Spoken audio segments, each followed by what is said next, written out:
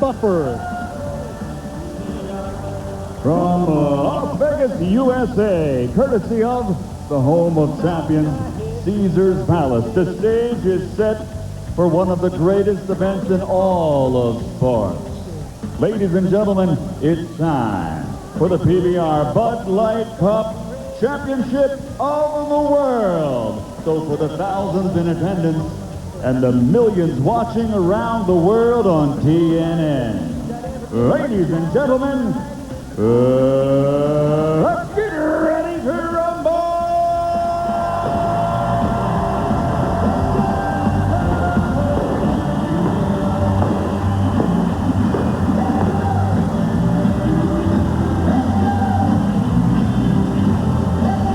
Boy, in Las Vegas, it doesn't get any better than that. We are ready to start round one of the PBR Bud Light Cup World Finals. Hello, everyone. I'm Dan Miller. I'm joined by four-time world champion bull rider Tuff Hedeman and eight-time world champion bull rider Donnie Gay. Let's get right to it, guys. Let's talk about the race for the world championship, Donnie, as we take a look at the points leaderboard. Well, you can look. Number 1 and number 2, Chris Shivers and Ty Murray. I think they've got those 2 spots maybe locked up. But Taylor Porter, Ross Coleman, and Adriano Moraes, they'll have something to say about 3 through 5. They'll be doing that moving on up. Okay, if you watched the preview show last night, you know that Donnie and Tuff picked their guys that they thought would win this event. Tuff, let's start with you. Adriano Moraes was your pick. Talk about his first round draw. Well, he's got a bull of Dan Russell's called Tinkerbell. He's a bull. He should ride. He's not going to get a high score, but Adriano has what it takes to win this event. He has his health and he has confidence, and it's going to be a great ride. Okay, Donnie, you picked Chris Shivers. I picked Chris because I think he's riding well. He's going to be the champion of the world, and he's got a really good bull, Mighty Joe Young of the Logan Williams Rodeo Company, and I'm going to tell you what, he can ride this bull. The bull's been ridden one time, but I think Chris can start out with a 90.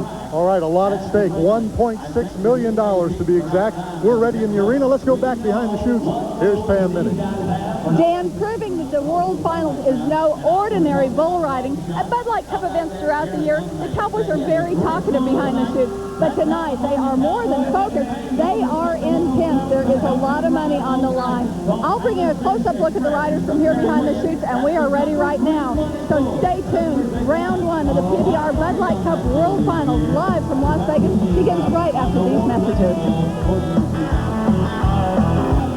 The PBR Bud Light Cup World Finals is brought to you by Bud Light, for the great taste that won't fill you up and never lets you down. By Dodge and nearly 3,000 dealers who invite you to come see what's different. By the more than 2,800 AutoZone stores across America. AutoZone, the best parts in auto parts. And by Resolve, gets rid of carpet stains easily. Sooner or later, you'll need Resolve. We're about to resolve a lot of things here, gentlemen. Let's get started with round 1 of the PBR World Finals. First man is getting set to go. KJ Fletcher. He is on Black Cat Moon. This is a great draw for KJ. This bull's going to take 1 or 2 jumps. He likes to go the right, but he can go the left. If he's riding 5-6 seconds, he will result to. You know, if he does, I think that'll help KJ, because he likes bulls going away from his hand rather than into it, but this bull gets it on pretty fast, but he's going to scoot out. He doesn't kick a lot going to the spin. Let's see how we get going. A lot of times,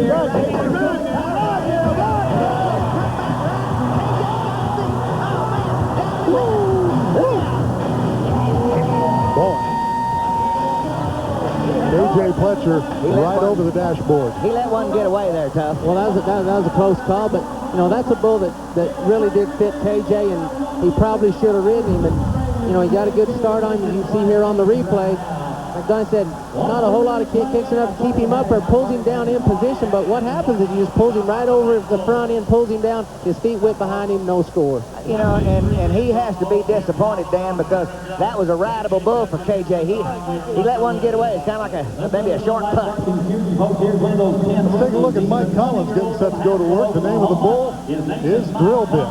Well, this is another really good bull, but the book is he's bucked off Troy Dunn, he's bucked off Norman Curry. Right here, around to the left, in the gate, he's got some speed that's going to be away from his hand, so he's going to have to pay attention and really, he just can't be late on this bull.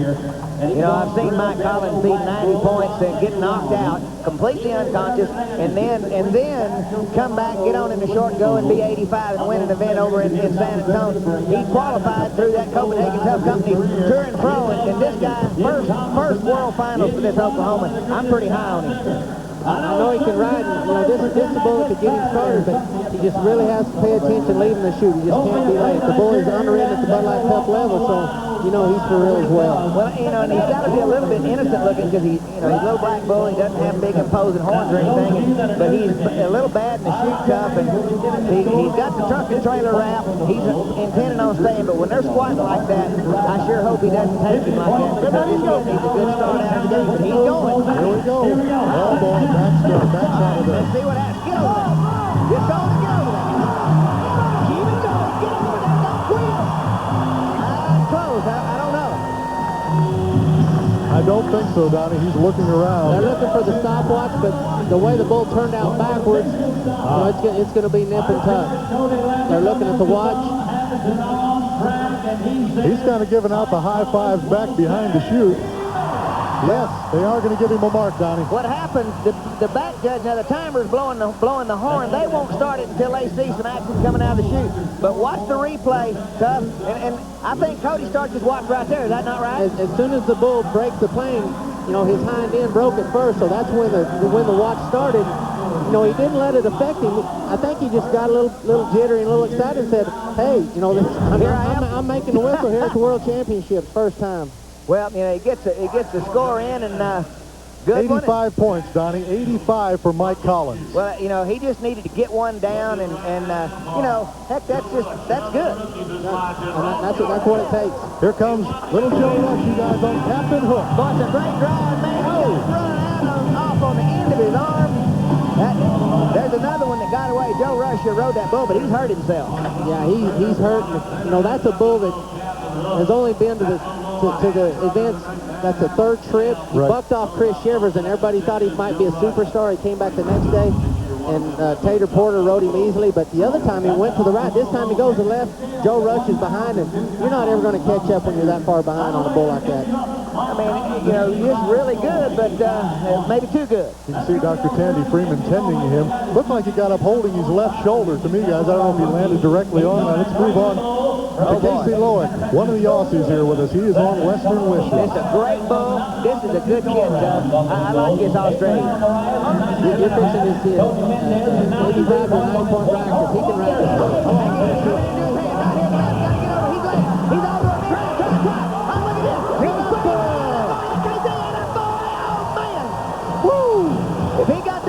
If he got the watch, I think he made it. That's another close call, and you know what you got to admire about Casey Loic, he was behind from the word go, and he just does not get off and does not give up. He's going to get a score, and it's going to be a good one. Well, you know, watch this bull when he turns back, tell how far he runs off his rope, and then check the effort. There's no way that he is supposed to ride that bull, being in the shape that he was at the turn back, but you know, the Australians, they've got hearts like lines, and he gets away, and he's going to be pretty happy with this. 87 points, takes the lead. All right. Well, did you see that bull kicking at him as he went out of there? Casey Loic picks up 87 points, as Tuff mentioned, and moves into the lead. Mike Collins, remember, with 85 points. All right, man, I about bucked myself off my chair. I was back off of my rope, too. We're just getting started here, folks. The PBR has some of the greatest fans in the world and some of the greatest merchandise in the world at PBRnow.com. You're going to find jackets, shirts, caps, and some new items like the Ring of Fire coffee table book. Also, collectible plush bulls. Listen to this, Donnie, the PBR 2 video game. Stop by PBRnow.com or phone 800-732-1PBR for more information. We're just getting started. We'll be back. We are back and ready to buck some more bulls here at Thomas and Mack. Let's get right to it, Donnie.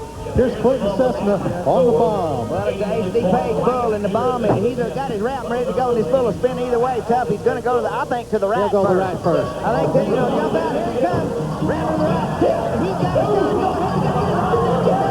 Oh, baby. Just right on the angle, baby. There you go. I tell you what, Clinton Cessna, from the last couple of Bud Cup tours that were like up there in Canada, this guy's getting his confidence. He's starting to feel comfortable in this group of guys, Tuff. Well, it was either do or die for Clinton Cessna, and he really stepped up at Calgary, made a great bull ride. And, you know, he wasn't intimidated at all. He had a great draw of HD Page. You can see the bomb. Here he is right back on the replay. Around the right away from his hand. And I tell you what, that's just letting go with his feet and digging and scratching. Looked like his upper body was a little high, but he kept getting the job done, and he's going to get a big score, 87.5. You know, I liked it even better than that. It might have been because they kept thinking maybe he's going to get into his hand, but he did that with his feet. That was a super good ride. Super ride.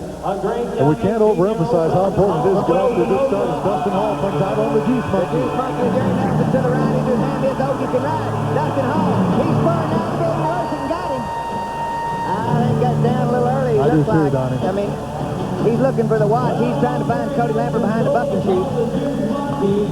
Cody Lambert says no. He just comes up just a little bit short, but you got to admire the way Dustin went at this bull. This bull always goes to the left 90% of the time.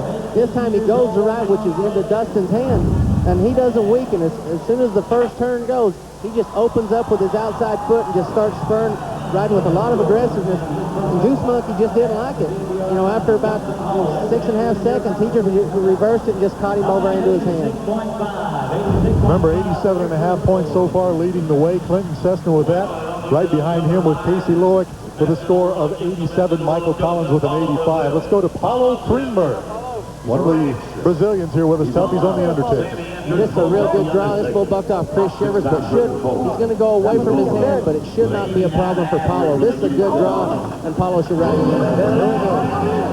Overrode him, and that's just one that, you know, there's how many $1 million up this week, Tuff? I mean, you know, that's all that was. He just jumped down in there too quick. The fact of the matter is, the bull was just pretty sluggish, a little bit nice, compared to the rest of these bulls. And he come here ready to ride. And as soon as the bull turned, he was pumped up, dropped over the inside of the spin, and the bull just didn't have enough momentum to keep him up there in the middle. You think you could just go ahead and move on some of these bulls, but not all of them. It's a jump at a time. For a lot of these guys, the first time to the World Finals, the jitters and the nerves have got to be tremendous. Let's get ready to head down to Chad Wareham. Sutherland, Nebraska bull rider. Got a bull called Fold Out. All right, Gurlitz, Rodeo Doc. Randy Ray and Kevin Gurlitz up there in Canada.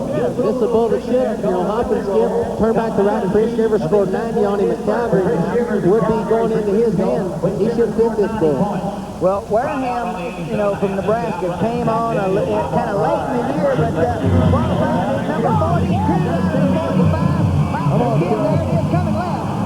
And he looked like he just got off. Well, I think he was planning on what the book was, and they said, 3 or 4 jumps around the right. I talked to him earlier in the week. His wrist is bothering him pretty bad. He's grabbing a little bit, but, that's a bull that was just straight away, and he started to the right. You can watch back here on the replay.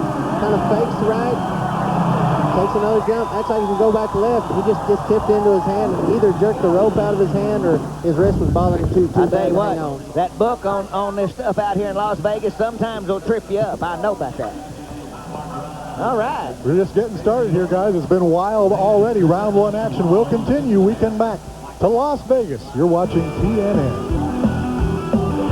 Vegas, Nevada, Thomas and Mack Center, round 1, PBR Bud Light Cup World Finals. Donnie Gay, what do you have for us over there? Well, I want to take a look at a ride we saw earlier, Dustin Hall on the Juice Monkey, and show you just how critical it is to keep your head and your free hand in position. Now, if we could get our guys to roll this thing and watch him, he's going to jump out. This kid, like Tuff says, really got aggressive. He gets there with his feet, starts going now. Get ready to freeze this right here. Now, I want you to watch his head right here, and then the free hand is sit down here, watch it come way up. Now go ahead and roll that on. Watch it come up when this bull reverses the spin. There it comes up and in. The bull has him bucked off before he ever actually makes that left turn. Good call, Donnie. He's got a brand new toy, a telestrator for everyone here, huh? I was going to circle that bull's horns, but they were down, and I couldn't draw down. I half thought you were going to sign your name after it looked so good. We're starting. Hey, let's go to Danny Varnador, shall we? Waycross, Georgia. The bull tough is called Windmill. Yeah, this is a good bumper Gaylord bull. This should turn back to the left, right in the gate, be real fast. Should fit Danny. Danny's been roughed up a little bit late in the year. He hasn't been to a cup in a few months. This is a bull that should get him off to a good start. He rode extremely well here last year. Didn't let the first year. This is the second year. He knows what it's all about. Well, and he broke his arm riding on one of those bulls. I think it was on Merlin, and he made such a good ride. But and I think it just took him a while maybe to get his confidence up. trying to get things going, and this bull's giving him fits in the buck and shoot. And as you look at, you watch how he pulled his rope. Donnie and I had mentioned it, last year. Looks like he pulled his rope just a little bit down on the side, but it doesn't seem to affect him. Guys, let's take a look, if we can, at our leaderboard so far while Danny re-pulls his rope there. 87.5 points. That's what's leading the way with Clinton Cessna. We know that Casey Loic is right behind him. Well, Casey rode that good spinning bull, that one-horn spinning bull of Dylan Page's and Western Wishes, 87 points to be in second place, and the Collins boy got that marking of 85, and that's going to be extremely important. Just making the whistle, even if you kind of mess up, tighten up, or clamp up, get a score in round one. That's big. And that's the key, because tomorrow night, they bring the heat. They bring the bad boys. All right, Bonador moving up. I think he's going to be able to take a shot if he can get there. He needs to get that chance. Supposed to go to the left. He's wanting to go right. Round to the right. Now he gets the man. I mean, that's that hand down on the side. That didn't do it all, but it contributed, I think. Don't you, Tom? Well, I think it has a big effect, just like you said, Donnie. Anytime your hand is that far away from the center of their back, you just have to move much harder and be a lot more aggressive than you would have if it's in the center. Watch how far he has to lean over when the bull. In other words, you can't lift on your rope. You just have to lean. He leans, his arm is completely straight, and it just calculated. And on a bull that is that strong and bucking that hard away from your hand, it's just hard to get there.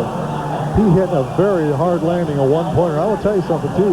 This arena is tough. It's hard out there. Leslie Doyle is tough as well. Here he comes on Hammer Time, Donnie. Hammer Time's a good draw. Come on, Leslie. He's in his hand. Get out of there. He's in trouble. He's got a chance. Oh, no! Right on the whistle. That's going to be another Cody Lambert foul. Looks like we're going to get the thumbs up. 8.41, and Leslie Doyle is tickled to death. I know where a guy could get a good steak tonight, because he'd buy it.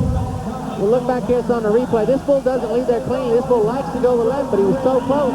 He goes to the right, which probably helped Leslie. Leslie just lets it all hang out like he does each and every time. The bull reverse, it does go back to left, right at the end, but the whistle came at a good time.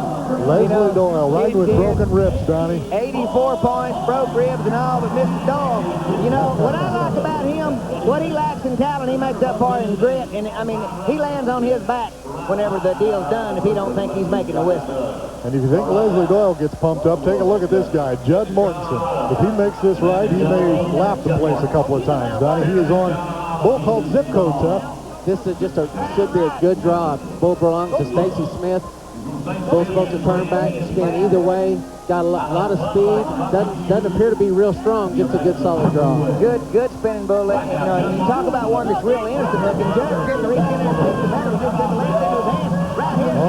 He's solid. That's as solid as you don't. Oh my gosh! Oh, Prosperity got him. Oh no! Prosperity got him. I think maybe he made the whistle. Do you? Yeah. I don't think so. It's you see the look? No score. 7.49, and Watch him when he throws his leg up there, Tough. Wow. Is that Prosperity or what? that's just a ride that there's no way that the bull's supposed to buck him off. He's right in the middle, and all of a sudden he just raises up. See right back here on the replay. That's just a good, nice bull. He's real even, has a lot of timing. Here he's going to start to spur. Thinks he's going to get him extra points, but the problem with spurring, you got to stay forward, and there's nothing wrong with it, but you got to pay attention and do it right. Boy, sometimes risk is not worth the reward. Guys, let's head over to Pam Minnick. She's standing by with an injury update. Pam? Dan, I just checked with Dr. Freeman about little Joe Rush. He said his initial evaluation on the spot is that he's got a shoulder separation. He said Joe Rush is shaken up. He'll check him out in full later. Thank you very much, Pam. Joe Rush. Off and injured already. You're looking at Gilbert Carrillo on a bull called Fandango. This is a nice bull. Belongs to Dylan and H.D. Page. This bull, now, he's on the Bud Light Cup tour. He's only been out twice, but they didn't ride him, bucked off both guys. So the bull's 100%, but Page says that this bull is real rideable, but you got to get around the corner. Darryl Mills, the world champion bull rider, judging this thing, and the one good thing about judging is you're enjoying every minute of it. Cody Snyder, another world champion back in 1983. I remember those. Oh, that was a good year. Where was I? Lane 14, South Texas Bull Rider. He's got a couple of kids that we'll be seeing on the tour pretty soon, Justin and Clayton. Talking with Jimmy Anderson a little bit. Gilbert Creel getting ready to go to work. There's the man with the thumb. Cody Lambert has the watch back behind the chutes. All right, Gilbert Carrillo. Let's talk a little bit about these Carrillos, Donnie. At the end of the year, this delay for the Carrillos to come out is nothing new. They take a long time in the chute. They always have. Toward the end of the year, these guys started riding better, started getting things back together. Well, I think both of them just, decided that, hey, we got a legitimate chance of being dropped from the tour if we don't start riding. Yep. And they proceeded to do that. They've always been able to ride bulls that fit them and turn back to the right end of their riding hand. But if they ever turned left, they were in trouble. They were able to do that. Take a look at the bullfighters we have with us. Also the best in the world, Rob Smits. 5-time champ of the world. This guy's broken his neck twice. 2 times. I mean, not just a little break. And there's old hornhead Jimmy Anderson. Isn't he pretty? I wondered what you were going to say. Well, you kept, couldn't hardly get it spit out. He was going to say, older than dirt, I believe. Yeah. Or, older than me, one of those. Yeah, well, he is. By a day or two. Flint Rasmussen, the man from Montana, keeping folks entertained here. And I'll tell you what, at these World Finals, it's a tough job. A lot of time, and Flint Rasmussen does a great job. Well, Gilbert looks like he's getting ready, Donnie. This little bull doesn't stand real good in the chute. But Gilbert's got to get going. But I'm going to tell you something. You want to get it right. Tough and I've chronicled it a lot of times. And there's nothing he can do about this. I mean, the bull's not standing. But when you take time in there unnecessarily, I think it works to the bull's advantage. Oh, I never did like taking a lot of time in the chute. There's just only so much you can do. A bull that, he weighs 1,800 pounds. He's pretty much going to do what he's going to do, and you just have to try to, adjust to what he's doing. You're not going to be able to do a lot about it. But this particular bull will fit Gilbert. I mean, he's around the right jumps high, and if he doesn't jump out of and go back to left, this could be a potential go-around. Yeah, and at the end of the year, Calgary and out there at Laughlin, these guys begun, as you've seen, pulling that rope and taking the wrap. Jerome Davis, taking it in. Champ of the world and champion in and out of the arena. And now a stock contract. Yeah, and sounds just like the stock contract. It didn't take him long to get to this. Yeah, he's just good. He goes to the left, he'll jump out there and spin to the right, buck y'all. They always buck harder when you own them. Well, yeah, that's true. Gilbert says, let's get it on. Here we go.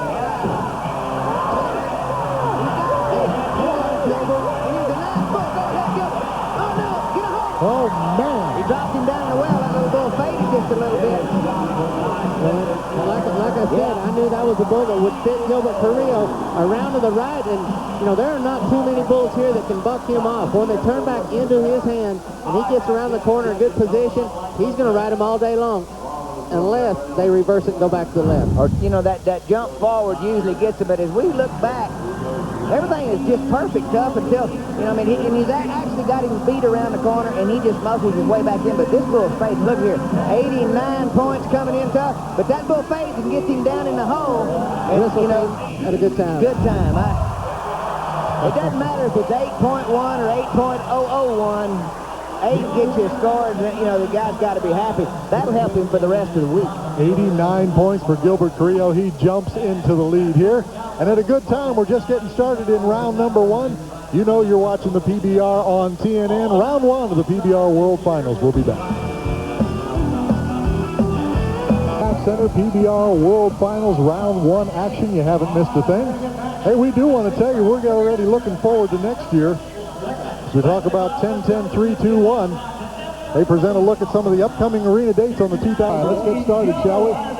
Wiley Peterson. He is on Smokin' Joe. David Bailey, Smokin' Joe, looks left, gonna go to the right. Big hop, skip down left. Go ahead now, Wiley, out of boy. Joe, no. He just let his feet come out of him. He let that left foot get kicked back. Had a good bull ride going. Wiley Coyote, I like this guy, but he tries to ride now. This is a talented kid right here, Wiley Peterson. He came on, late in the season. He won Laughlin by riding Cash, a great bull on Kish. You can see right here, back on the replay, this bull is a handful. He fakes left, fakes right, and pulls him down. When he goes back to left, looks like he's in good shape. And then all of a sudden, he just pulls him down. His his left foot, his inside foot, come behind him, bucks him off. That's too bad. Well, howdy. Let's head over to Pam Minnick. She's standing by with our current leader. Thanks, Dan. Gilbert, Fandango gave you some trouble in the chute. Did that distract you at all? No, Pam, it's just that my elbow's a little sore, and it kind of makes my arm a little tired, but here at this type of event, at the finals, riding for a lot of money and all the great bulls here and all the fans, you don't have time to get tired or have time to even think. You're just ready to rock and roll. All right, Dan? Thank you, Pam. Gilbert Carrillo is pumped up. He's the man in the lead with 89.5 points. And let's get set to move to Bart Jackson. He's on a bull called Skeeter. This is a real good Dan Russell bull. Bull can be rank or it can be just good. He can go 1 or 2 and turn back, or he might go 3 or 4 and turn back. Can go either way, but just a good solid draw. I like this bull when he goes to the left. He moves a little bit, but Bart Jackson needs to get started. He's walking on the right, into his hand that left. Here we go. All right, bull's lost right here. Oh, yeah. That is a real off trip. I bet he gets an option for a re-ride. You know, it'd be hard to take one, you know, but you'd almost have to, unless he's in the high 70s. Well, the type of bulls that they have in this go-round, you know, even the re-rides, you know, you're going to be able to be competitive and be in the mid-80s. You know, this is a bull that usually right here, I figured he's to be 80-something. he finds a spot, turns back, and stays. He acts a little bit lost. You know, Bart, you know, riding good, riding aggressive, and doing all that he can do, but, you know, the fact is the bull just wasn't much. All right, 77.5 is the option for a re-ride. That's the score that comes in, and Now, Donnie, with that score, you're going to take that off the board. Here it comes. Dusty, go back. Okay, this is really prime time, bull. Now he got him going down the well. Oh, man. Western Hauler prime time, and that is a nice little bull. Well, that's a bull that comes in here. You know, he's been out 4 times, ridden twice. They have an average score of 88.5. Dusty knew he had a good draw. He was excited about having him. Starts a great ride. You know, we'll look back here on the replay. You know, the bull. Joe Merrick, you know, really doesn't have a lot of bulls, but the ones he brings to town, they buck. Just around the left, man, that looks good. Around the left and back to right. Looks like Dusty's in good shape. Just gets off on the inside. The bull just drifts just a hair. He's off on the inside, just doesn't get out. You know, Dusty rides with his feet floating, and that cost him on that, and he needed to reach home and get a wrench down there. Loosen up. Okay, let's go to Adam Carrillo. He is getting set on a bull called Party Hound. Donnie. All right, Party Hound's a good bull. This is a rematch. You know, the bull, he's been on him 3. This will be his 3rd time. He rode him once and he's bucked off on him. Buck him off once. He'll go both ways, but I like him going to the right. But this little bull, he gets it on. He's going to start to the right and probably go back to left if he's right. If he rides him. 5-1's the bull's record. Here we go. Start to the right. Now he's going to come out of it. Get right over there. Reach forward. That boy, Adam. That boy. Reach forward. Do it again. One more time. All right. That was as good a ride as Adams made this year, simply because he had to loosen up, not panic, not choke down, reach forward and ride one going away from his hand. Now, you talk about a confidence boost. Well, that's big. That's going to help him a great deal because, you know, the bull's real strong. We watch him leaving the chute.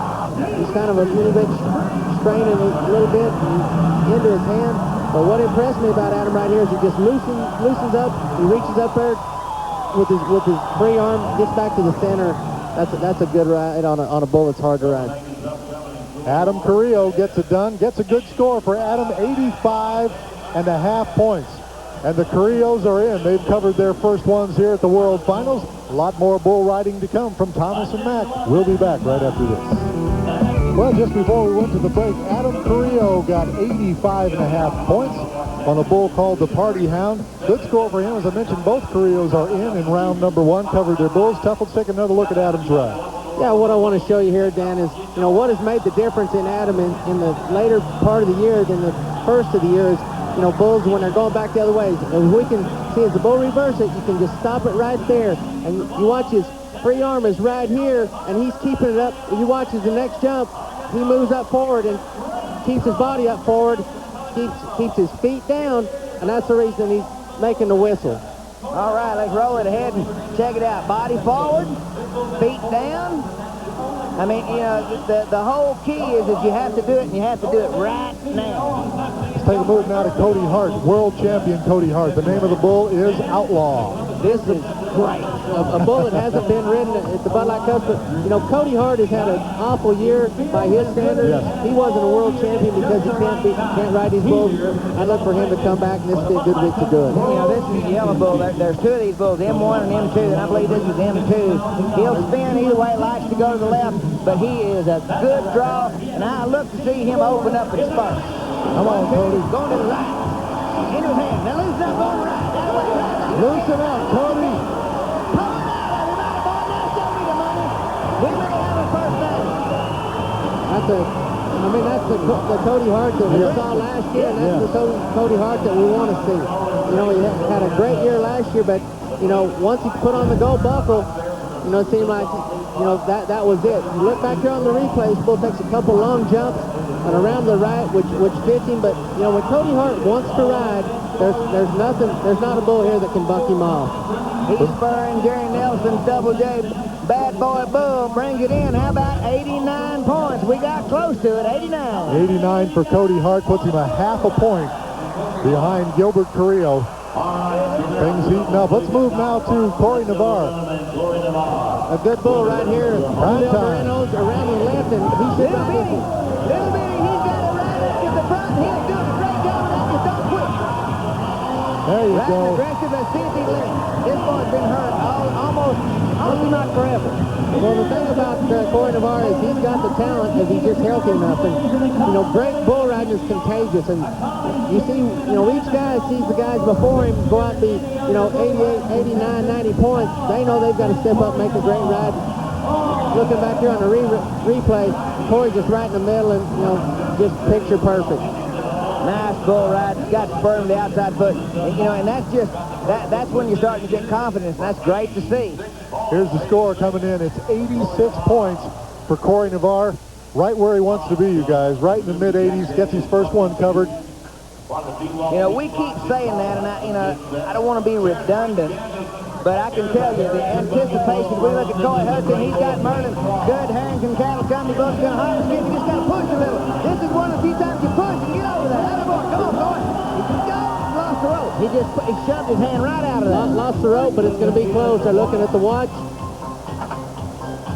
Boy, it was very close. You can tell as we look at Coy Hudson by his reaction what it's going to be, because it was very, very close. Well, you know, we're getting a couple of different conflicts, but I think it's no score. But let's see if he touches him. Boom. That didn't look like he touched him. That looked like he went right down the side to me. But got a judge right behind him. He loses that bull rope. Doesn't really make any difference. It's good effort, but no score. No score. You're right, Good effort Donnie. on a good little bull of Harrington's come from Jimmy Carruthers, and, you know, that's the way it goes. Let's move to B.J. Cramps. Boy, he has taken his lumps this year. Crooked Creek, Alberta bull rider. He's on a bull called Smooth.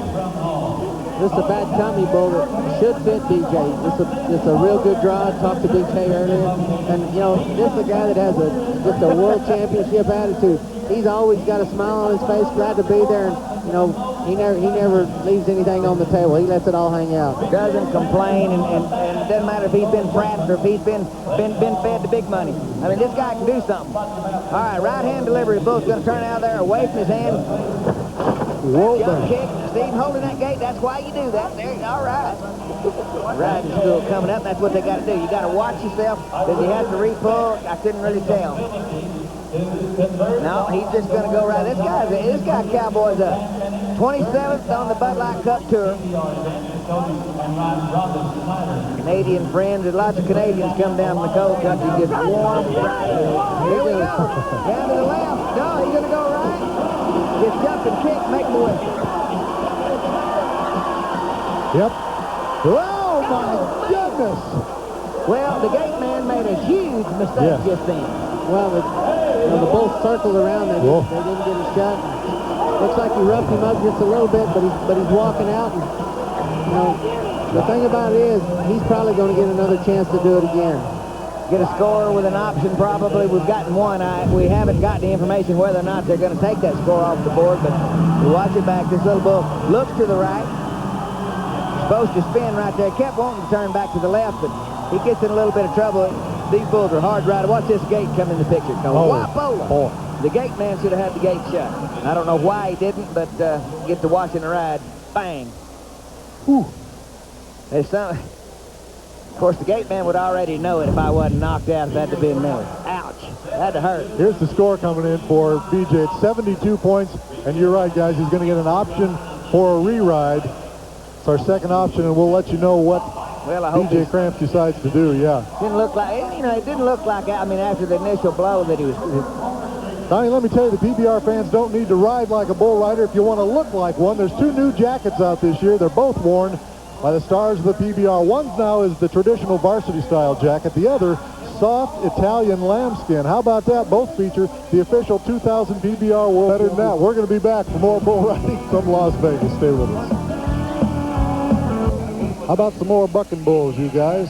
89.5 points so far, holding on to first place. Ednei Caminhas, one of the Brazilians with us. A bull called Indian Outlaw. Well, this is a bull that's been out 6 times. He's unridden. Belongs to Ron Wiseman. This is a bull that looks like that they should ride every time, but they haven't ridden him yet. He's going to take a couple jumps, maybe a fake to the left and then back to the right. He looks like he gets a little bit stronger as he goes. But this will be into Ednei's riding hand, which should fit him. Well, you know, this guy takes real deep holds with his feet. He's got that face mask on for a reason, because he got whacked upside the head, because he gets on the end of his arm sometimes, and if he does that this week, his face will look like a waffle. You know, he gets that mask. All right, let's just see. Come on, head now. He's going to try a little hurry. Round to the right. Hurry. That combo. Oh, look out, look out. Yep, got just a little bit greedy. Almost bit off more than he could chew right. That bull's going, well, okay, he rode me. And you can tell the bull, he's been around a little bit, and it didn't hurt his feelings. He said, I'm just going to go back to the pen. But, you know, this bull here, he takes a couple big, long jumps. Doesn't really have the snap and the speed that a lot of those other bulls have. He's going to get a pretty good score. He's 85. Good ride. You know, he's not going to win much in the go-round, but he'll be ready to come back tomorrow night. All right, 85 for Ednei Caminhas and Pistol Pete Hessman. Daniel, he's on the pit. Yes, sir. Come on, Pistol Pete. Okay, he's lined her up. Oh, baby. Okay, now we're going to get booed here in a minute. Yep. This bull got real flat, and it was a nice ride. Big, good-looking Brindle bull. And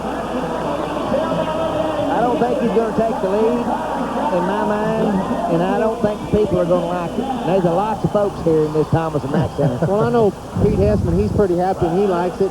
He probably knows he's not going to get a huge score, but, you know, this bull really starts good. And you see here, watch his back end, it just kind of flattens out. That's going to cost him some points, but that's not Pete's fault. Pete just makes a good, solid ride. Good ride.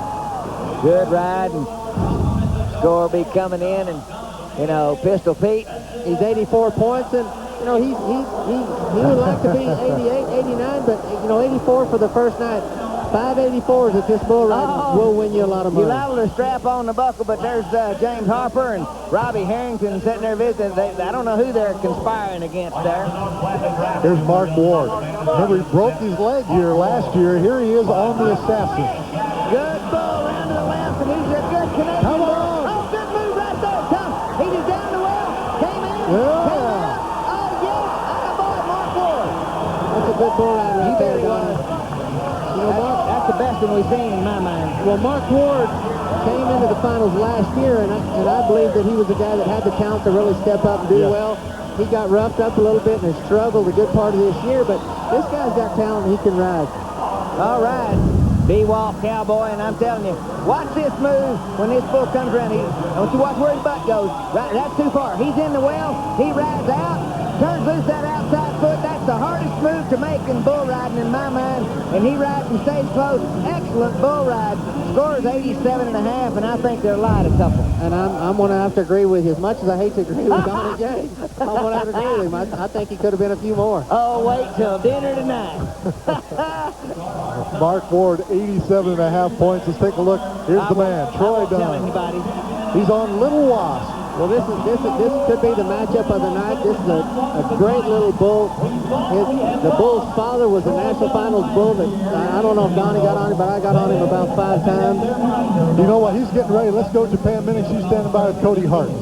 Thanks, Dan. Cody, it's been about since the first round at Las Vegas last year before you made a ride that you liked as much as this one. Oh, I know. It seems like it's been a long time coming, but this ride felt like it put me back where I was supposed to be. And I'd just like to thank my sponsor. I picked up a new one, Martindale Feed Mill, Double H boots, and Little Giant. Without them, I wouldn't be here. All right, Dan?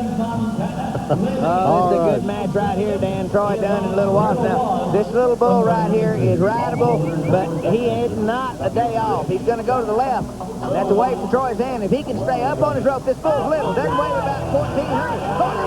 Right there. He could reverse it. He's got to keep riding it. The other way. Great ride. Troy Dunn.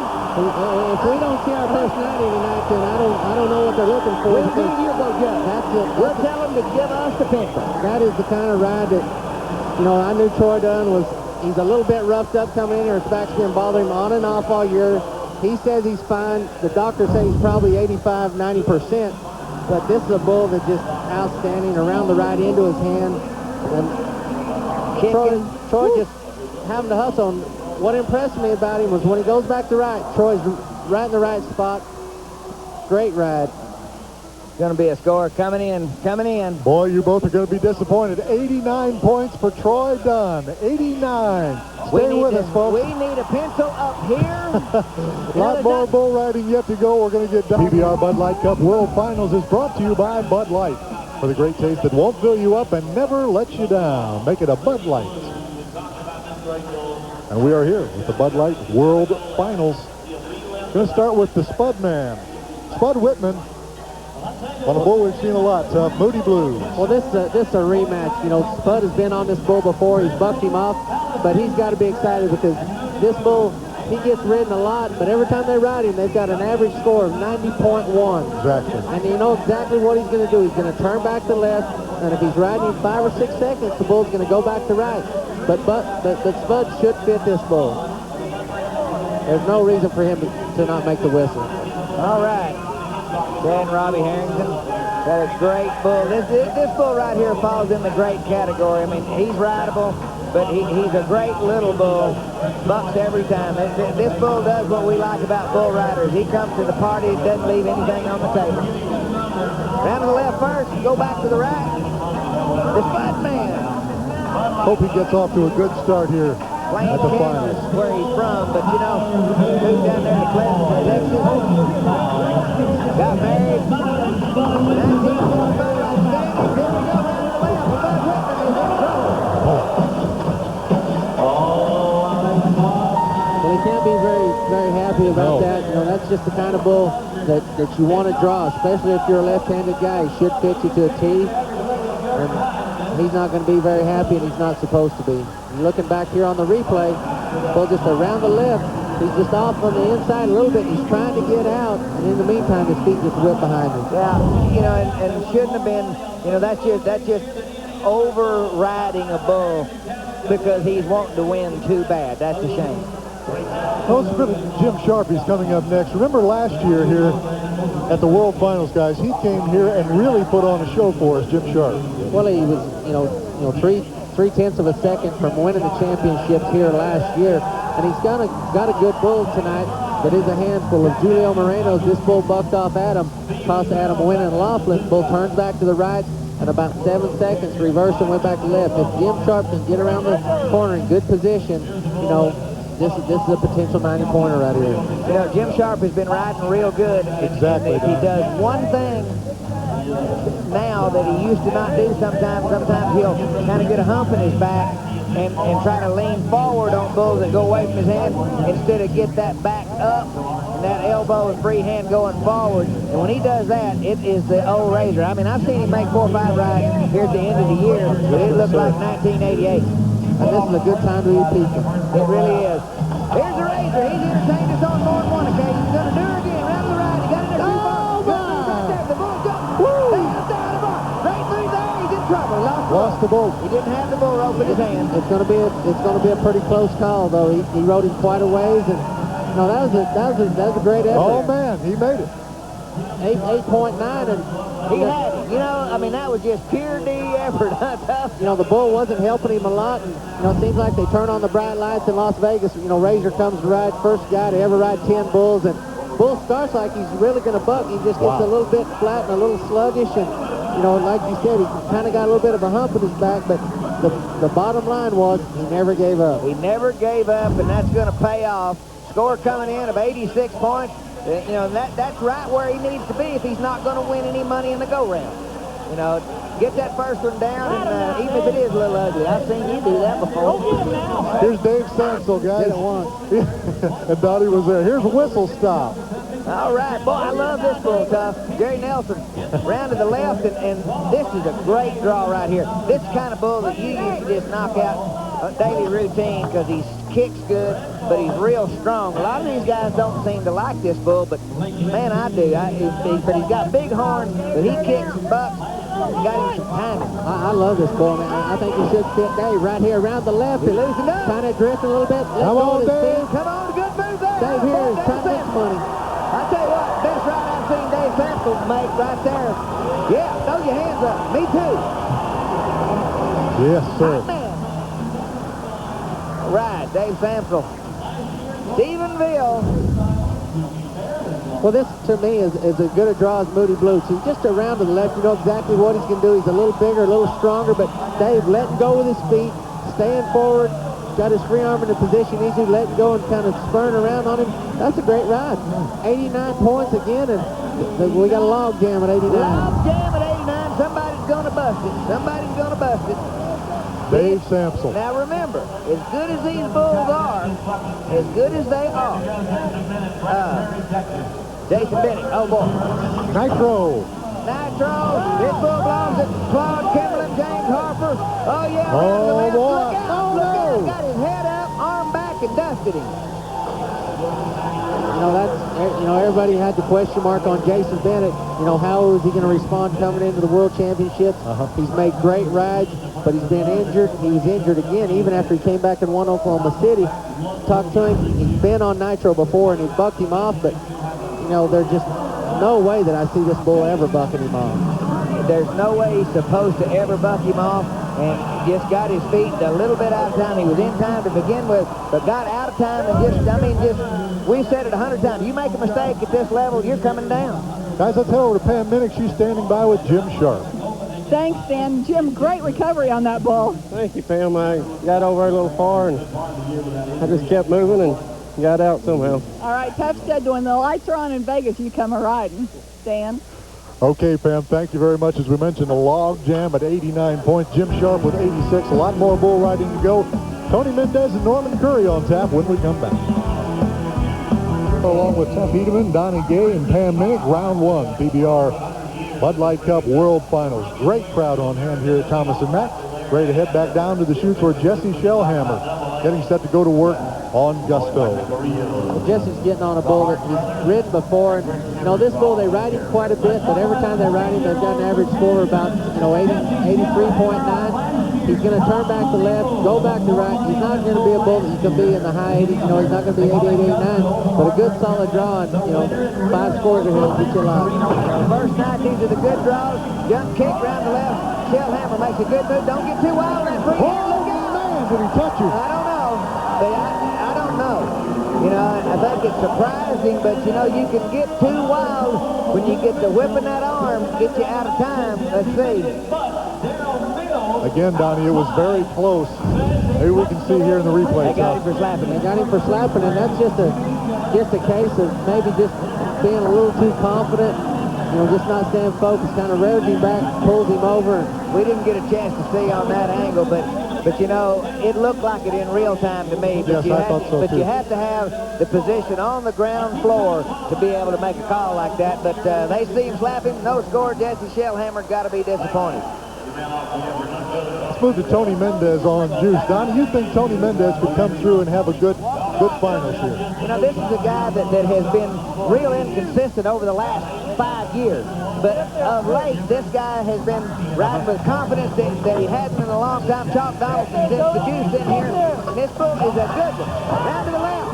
Now the other way. Oh, his head up and slammed dunk. It sure did. Pile driving. And Donnie, this was a bull that you and I had talked about earlier, and that, you know, I felt like the bull would probably be out tomorrow night, you know, out with Rampage. Didn't fit with this group of bulls.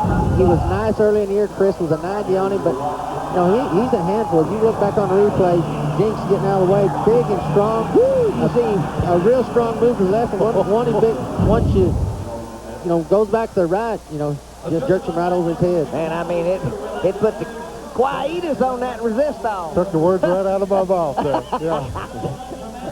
Quietus, yeah, it was coming. Let's go to Norman Curry. We promised you he was coming up. Here he is on Boomer Bob. You like this bull, Tough?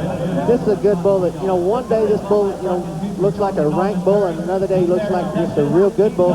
Norman's been on the bull twice. He's bucked him off both times. One time he rode him 7 seconds.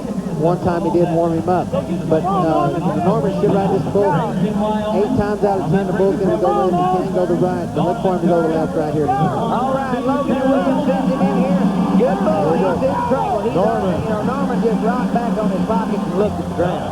You know, that's kind of uncharacteristic, but there was no way he was getting around the corner. Well, it looked to me like he just left the chute just a little bit behind. See him talking to Terry Williams there, and back on the replay, you know, he's bucked off before he ever started. You know, you can see his upper body just leaned back. Bull's going away from him, no chance. Well, I didn't think that was going to happen. Norman Curry down here in round number 1. Now let's go to Aaron Seamus. Everybody remembers what happened to Aaron here at the finals last year. He's on a bull called the Happy Hooker. Donnie, belongs to your golfing buddy, Gary Hempstead. Yeah, you know, and Gary Matter of fact, who won today? Gary did. Oh, I'm sorry. Thanks. And, you know, but this bull is a good draw, but this bull goes to the left, and Aaron don't like lefties that well. Donnie, let's jump in here and go to Pam Minnick. She's standing by with Dave Sampson. Dave, a great ride on Whistle Stop. You were pretty excited when you came out of the arena. You bet, Pam. It's the biggest bull ride of the year. I got family and friends here, and they're all been behind me. The sponsors, everybody's been pulling for me, and I'm just proud to do great in front of them and the millions around the world. Dan? Okay, you can see Aaron Seamus getting ready on the Happy Hooker. Round to the left, and Aaron, he needs to get it going. Get over there. Oh, no! Let his feet go. Look out. He's knocked out. He's not all the way back. He knocked fire from him now. Oh. See Julio Moreno trying to get a rope on him. Aaron got up out of the way, but that's a bull that you just can't stand around and wait on. He'll run over you just like he did Aaron. Well, he jumped out of there, and he came around to the left, and it looked like he got in too far, but his feet came out. You know, Aaron, you know, he's always had a weakness. The bull's going into his hand. He leans over and tries to fudge a little bit, and as he did, his body went forward. Oh, so he got lucky. behind him, and he dodged the bullet. So lucky right there. That bull took a swipe at him on the ground. That would have looked like one of those guys in that World Series game and swinging a bat at you. Woo! Very close, Aaron Seamus. We're going to take a pause in the action in Las Vegas. You won't miss a thing. Stay with us here on TNN. Mission time, and that gives Donnie Gay a chance to show us something on the telestrator. Donnie, what do you have for us now? Well, I want to take a look at Tony Mendez on the juice. Now, I want to get ready to stop it right here. Freeze it right there. I want you to see where his free hand is right here. Now, look at this arm, what he's holding on with. That's straight, and his head is okay right now. But when we start this back, watch his head and his free hand come out. Look at that. Wow. There's a yard dart right down on top. You cannot get your head up loose side of these bulls here, especially when they're ranked like the juice. You're correct. You know, you get raised up, your arms straight, and there we got the CEO of the PBR, Mr. Randy Bernard. You know, he's got to be happy. Great crowd on hand here. My, how this event has grown here in Las Vegas. Remember, this is just round 1. As I mentioned, intermission time underway here. Hey, some folks in here now. You know, every year during the PBR Tour, we see some really great rides, but the wrecks are spectacular, too. Since we're taking a break from the action here, take a look at some of the best of those wrecks, Donnie. All right, Dan, we're going to start with Owen Washburn on the punk of Dan Russell's. And he turns back into his hand. And you'd think he'd just ride this bull easily, but pulled down, hit hard. Roach Hedeman gets walked like a footlog now. And Frank Newsom has to rescue them all. Here's Chris Race, Donnie. This was on Twilight Zone. This bull belongs to Gary Hempstead. And look at the horns on this. And yahoo, buckaroo. Got to look out there. Nick Buckley, Donnie, on Jumpin' Jack. He's under Jumpin' Jack. We got Trick riding. He's getting stomped, twirled, run around. This looks like a wrestling match. Let's go to Robbie Condra next. This was on Dr. Jekyll. All right, now Dr. Jekyll, he's going to jump out of there. Had a little trouble getting out of the shooting and gets into the wall. Condra thinks he's going to save himself on the fence, but he gets 2 feet on him. Here's Jesse Shellhammer on Julio. All right, he gets jerked down, hung up. Look out, he's a hood ornament. Oh, man. Looked like on an old Cadillac. Cody Hart on Good as Gold. Now watch this. Now, Cody Hart, he's the champ of the world. That bull didn't know that. He couldn't read. Oh, no. Joe Rush, Donnie's next. This was on Rocky. Harrington Cattle Company bull, and I mean jumped out, jerked him down. I don't know where this bull is. Wow, he's a bad boy. Let's take a look at Norman Curry on Locomotive Breath. Well, you thought they were going to get all the money. Well, Norm Curry did too, but you know what? He got a ride to the medical ward, got a broke jaw, and lost about 10 pounds. Here's Cody Hart again. This was on Freckles. Jerry Nelson, Double J, that's why they call them the bad boys. You talk about a double gainer. Coy Hudson, the bull, is Slam Jam. Slam-a-jam, oh, the Harrington Cattle Company, Slam Jam, walks all over, does the Blue Danube, right? Oh, man, that looked like that hurt. Here's Owen Washburn, Palace Station Express. Well, I thought he'd ride him, no, but he's going down for that big drink of water. Down in the well, look out, the lights are on, ain't nobody home. Here's Barry Gullo, Donnie. This was on the Boogeyman. Oh, Boogeyman's got him right where he wants him. Look at this. Oh, man, Barry Gullo, he's having to take a nap. This got bad, but he did get up. He got up and he was fine. Spectacular wrecks, and there's a lot more where that came from as Miss Tracy Hedeman looks on here. If you'd like to order Don Gay's wreck tape and they survived 4 here in time here during round 1 of the PBR World Finals, everybody kind of catching their breath. Everyone wound so tight here before we got started with round number 1. We've got a passel of guys sitting with 89 points. We're going to divide all that up for you just as soon as we can. It's time for our Dodge finalist profile. Our subject this week is the man. That makes sense here in round 1. It's Chris Shivers, age 21 years of age, Jonesville, Louisiana. We asked him the toughest bull that he's ever been on.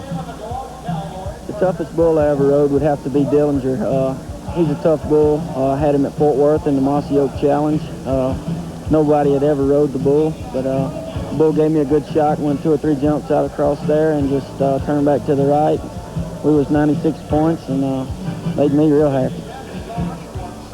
Made him happy, and it was good watching, I'll tell you. 96 points, Chris Shivers. Tell you what, it lightened up them Mossy Oak people a little bit, about 15,000. Exactly right. We're going to be back to Las Vegas. World Finals, TNN.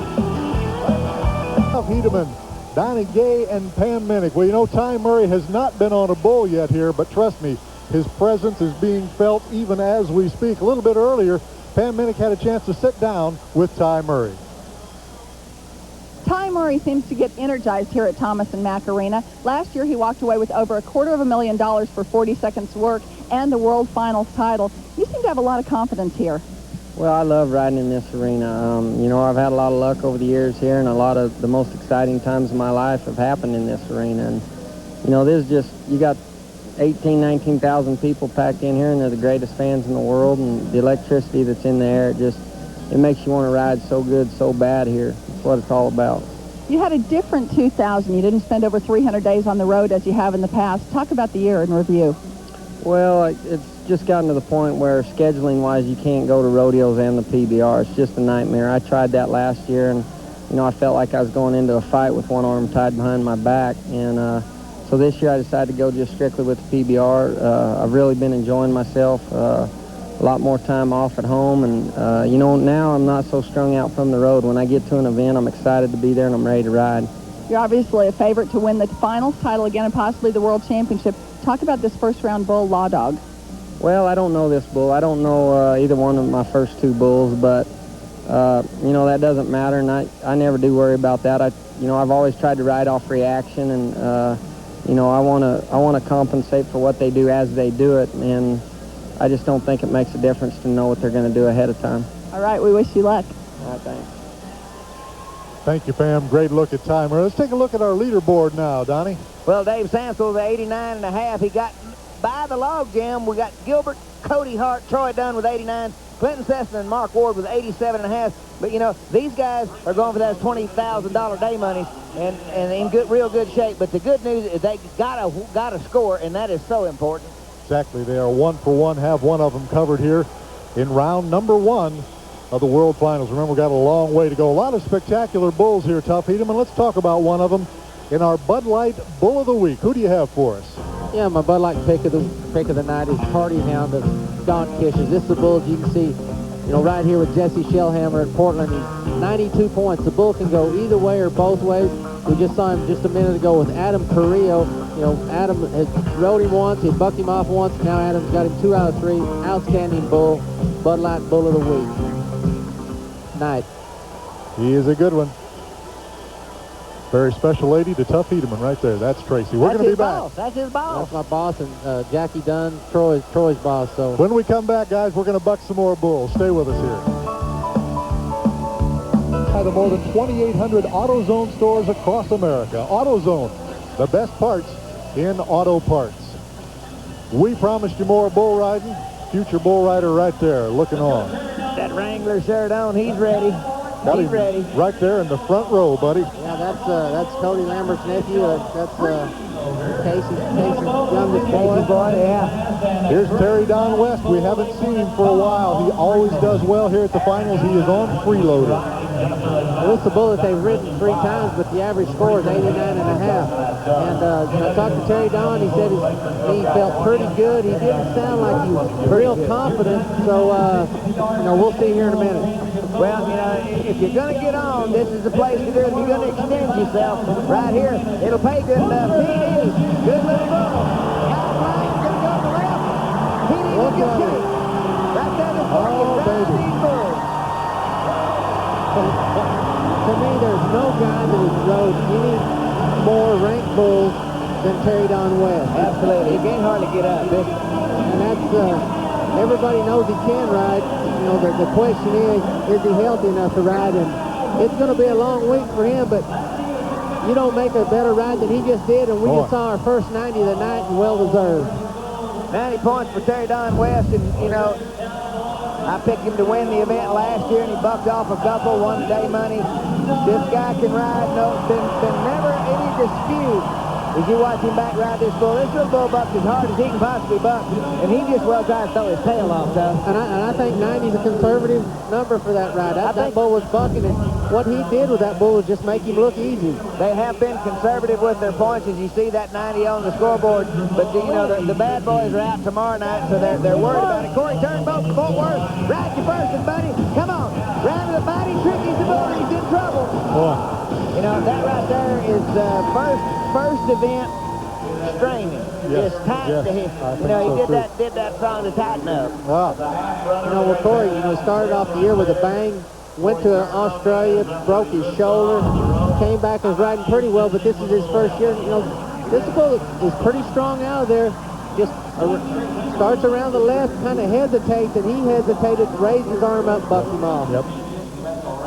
Boy, he looked so tense coming out of there that time. Corey Turnbow. You know, look for him to loosen up. That, you know, he's going to be going after day money. Guys, let's head over to Pam Minnick. She's with Terry Don. Thanks, Dan. Terry Don, a great ride on freeloader. I know you've been riding with a meniscus tear. How did that affect you? Well, you know, through the middle of the ride, they're shooting some pain through me, you know. You know, it's not, like I said, I'm about 80% now. I found that out. I thought it was about 90. You know, the killer pin's out tomorrow, and I got to get it ready for that pin tomorrow. Congratulations. Dan? Oh, thank you, Pam, very much. Well, sounds like he's looking forward to it, don't he? Oh, man. I tell you. Here's Jared Nunemaker, Donnie. He is on Palace Station Express. This is the pick of the litter right here, Nunemaker. We talked about him tough enough. We almost want to pick him, but step on the rope. Don't you weaken. You better get him forward. His head's up. He's busting him off, and I'll tell you what. Oh, my. He's looking up for the thumb. Did he make it? I don't think so. That doesn't look real happy. No. Well, the look on his face says it all. And, you know, as we looked at the draw, Donnie, we knew that Jaron had a bull that looked like he just said, here, that's the bull I want, because he's just going to take a couple jumps around the left. They ride this bull a lot. you know, progressively, the bull just kind of keeps working him to the outside, gets his upper body, you know, lean back just a little further, he jump, and just you get behind on, even on that bull, he's going to throw you off. And boy, this is one of the guys that you guys really thought had a chance here to do well. Donnie, let's take a look down here and see if we can see exactly what happened with Jaron Nunemaker. As we're looking at Cody Custer, he's getting ready to go.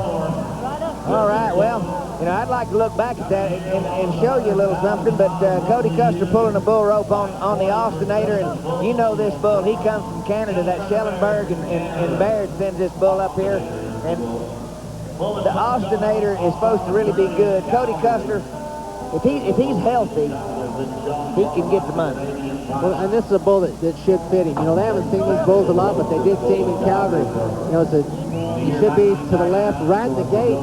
Should pull Cody right down into position. You know, if he can keep his feet down, you know, he's always, his upper body's always in pretty good position. As long as he can just keep his feet down and keep moving, he should ride this bull. You know, and being aggressive. Cody is such a nice guy. Sometimes I think that gets in the way.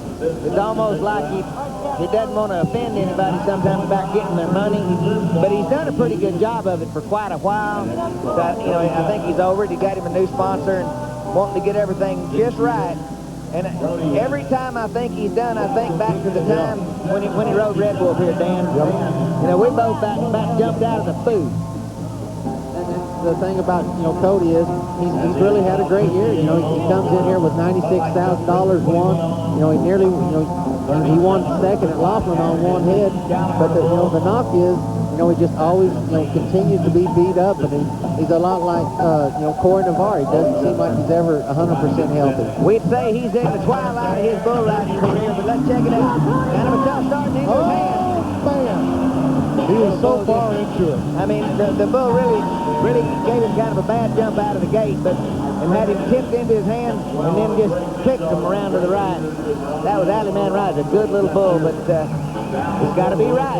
A good little bull, and he just didn't get a real clean shot at him, and kind of gave him a nasty jump as he left the chute.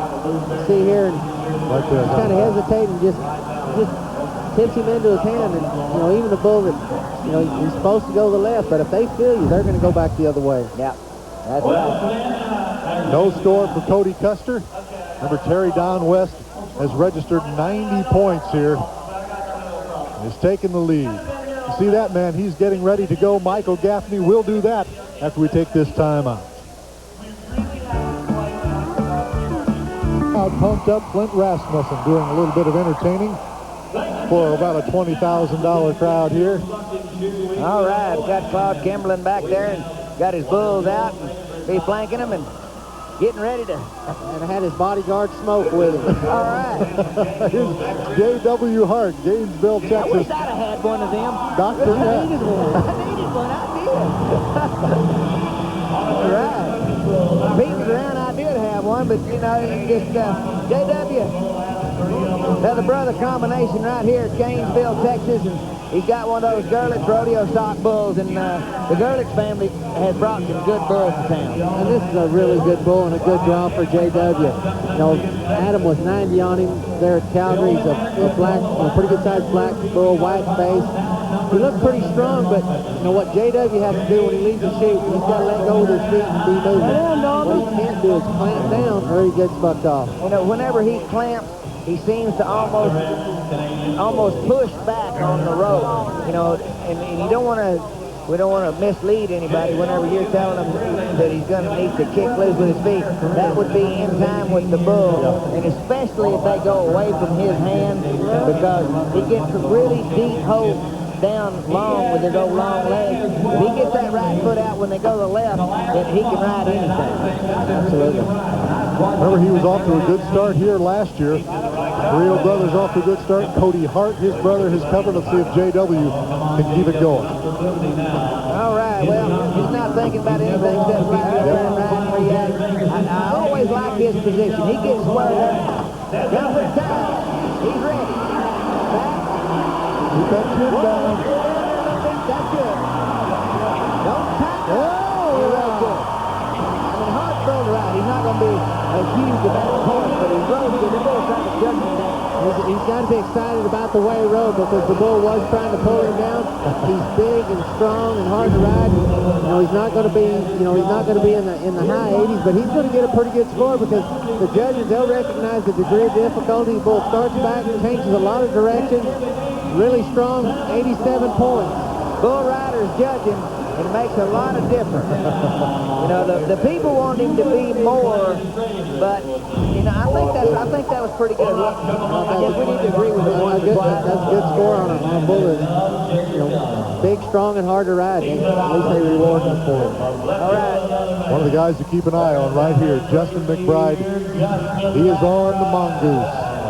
Mongoose. This bull, I really like this bull.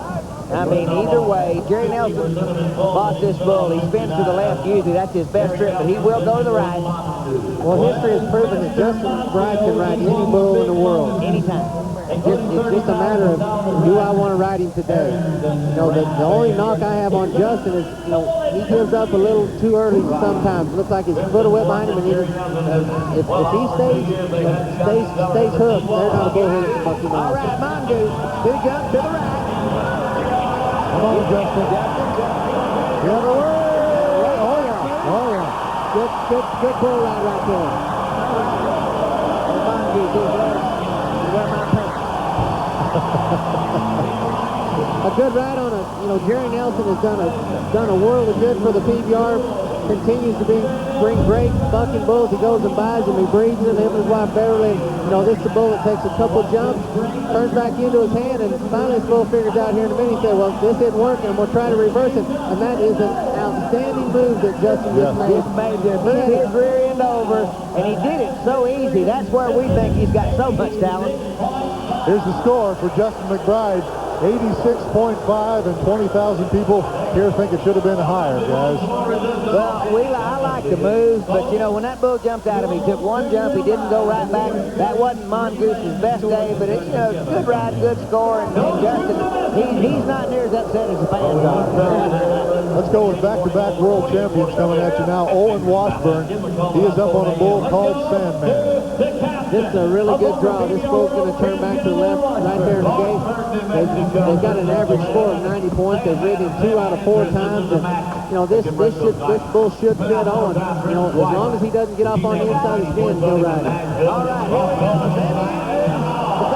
Get that right foot going, Owen. Get the right foot down. It's a little high. There you go. Go ahead. Be aggressive with it. Oh, with it out of boy. That's a good bull ride. Yeah, buddy. Nice job, Joe Baumgartner. Bull had kind of a free shot at him right there, and Baumgartner gets right there. And Owen's pretty happy, and rightfully so. That was a good bull ride on a bull that, Owen was happy about having him. And, this bull just turns back.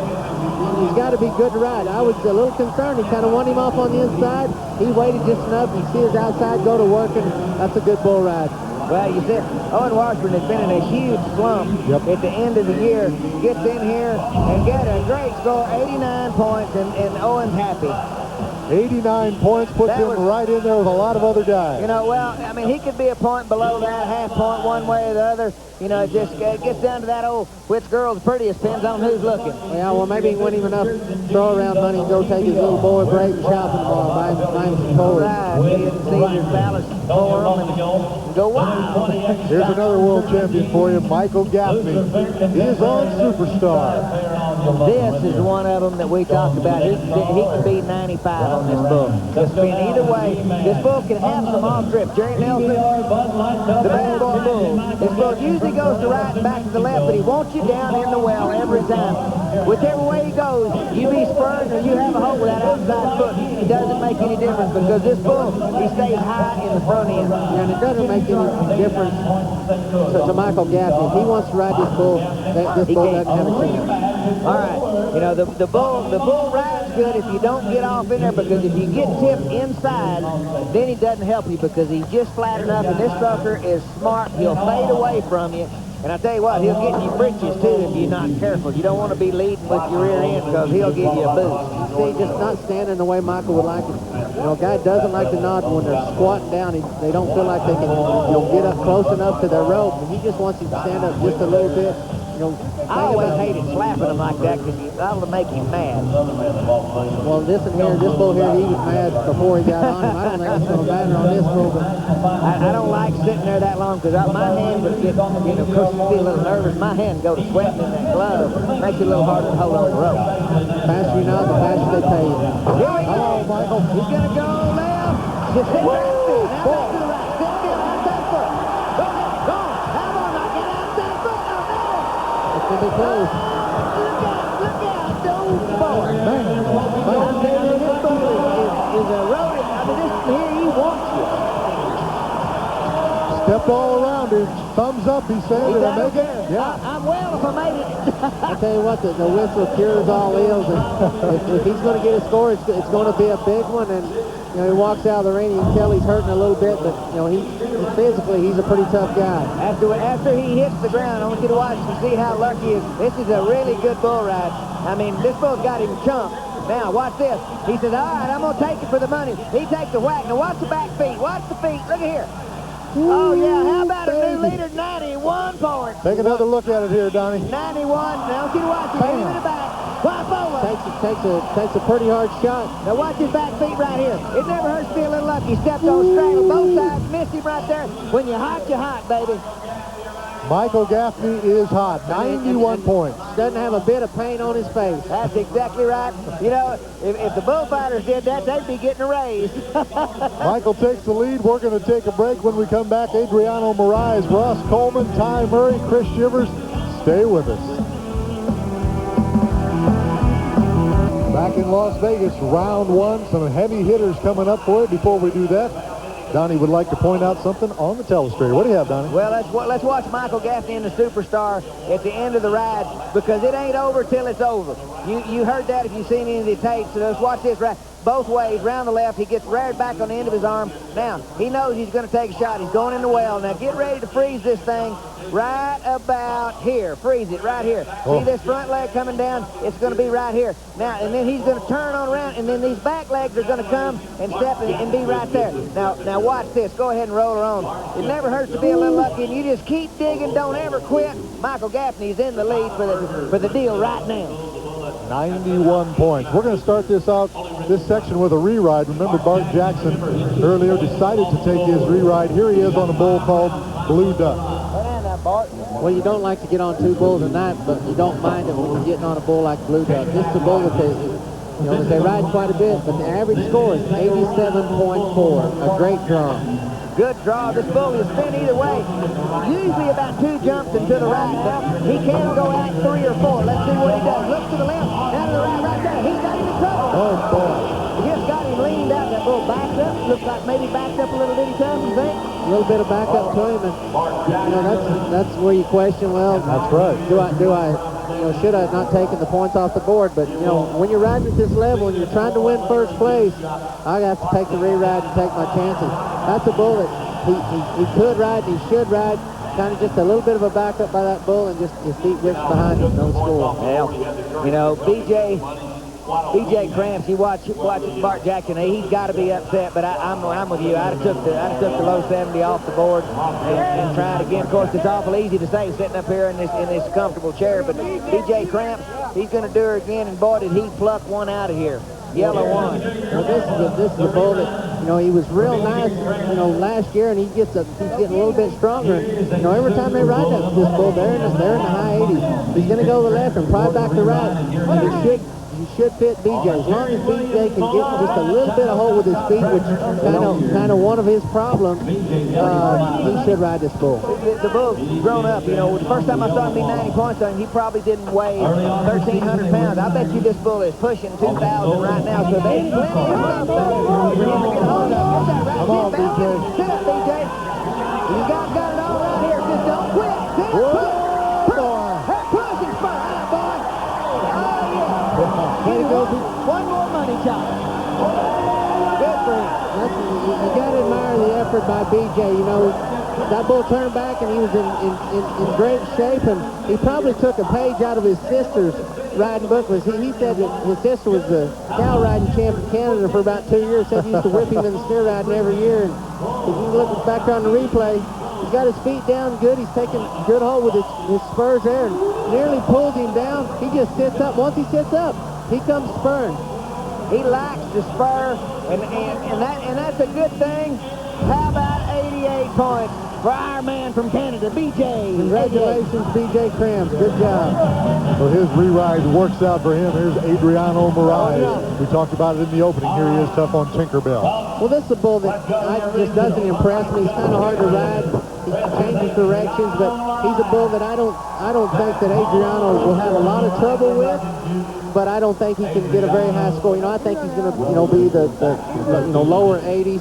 He's going to turn back both ways. But, if you get a little bit behind, this bull bucked off Ty Murray. He's not a day off. He's just not my kind of bull. But I don't think it matters to Adriano as long as he kicks and bucks just a little bit. He kicks, and the bull usually does. You just never know. He tried to waddle him off a little bit, round the right. That looks pretty good. Don't override him. He's just on the spur. The little bull's just absolutely overmatched. But now he's got to get off. It's all important. He's up, out of there, no problem. And he's a bull that who just hasn't looked very impressive. He bucked a few guys off. He bucked Ty off, and just not a bull that just doesn't look like watch him wallow out of the chute. Watch his back, kind of skip and slings his head a little bit. And if a guy gets too aggressive, you could get over there and then have to wait on him, and he could buck you off. And I think that's what he did. Ty, but this right here, he's 83 points. That's a nice score. That's just what you said on the preview show. And you had him nailed right there. 83 for Adriano, and when Adriano's riding, my guy's still yet to go. I just don't think that, I didn't base my pick on what he drew because I knew he was a bull I didn't think he could score higher on. Guys, let's head over to Pam with Michael Gaffney. Thanks, Dan. Michael, a great ride and a kind of auspicious getaway. I tell you what, Pam, I was at the outside really bad when he switched it and went back to the right, and I just made kind of a desperate move, and it worked out. But I tell you what, in this game, you got to give it all you got and just ride 5. Hang around. You're in the leaderboard right now. Dan? Auspicious was a good word. I thought it looked kind of scary. Well, it is scary whenever 88 points is sitting in 8th place. 8th place. Here's Ross Coleman, Molalla, Oregon, and he is on the gray cat. Worst thing about this is Ross Coleman, I don't think, has ever seen gray cat.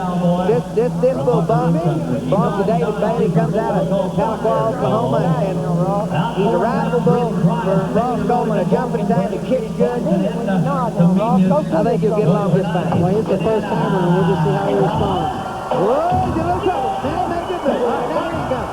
Chin spin right there. Oh, no, Ross. Yep. Look out, look out.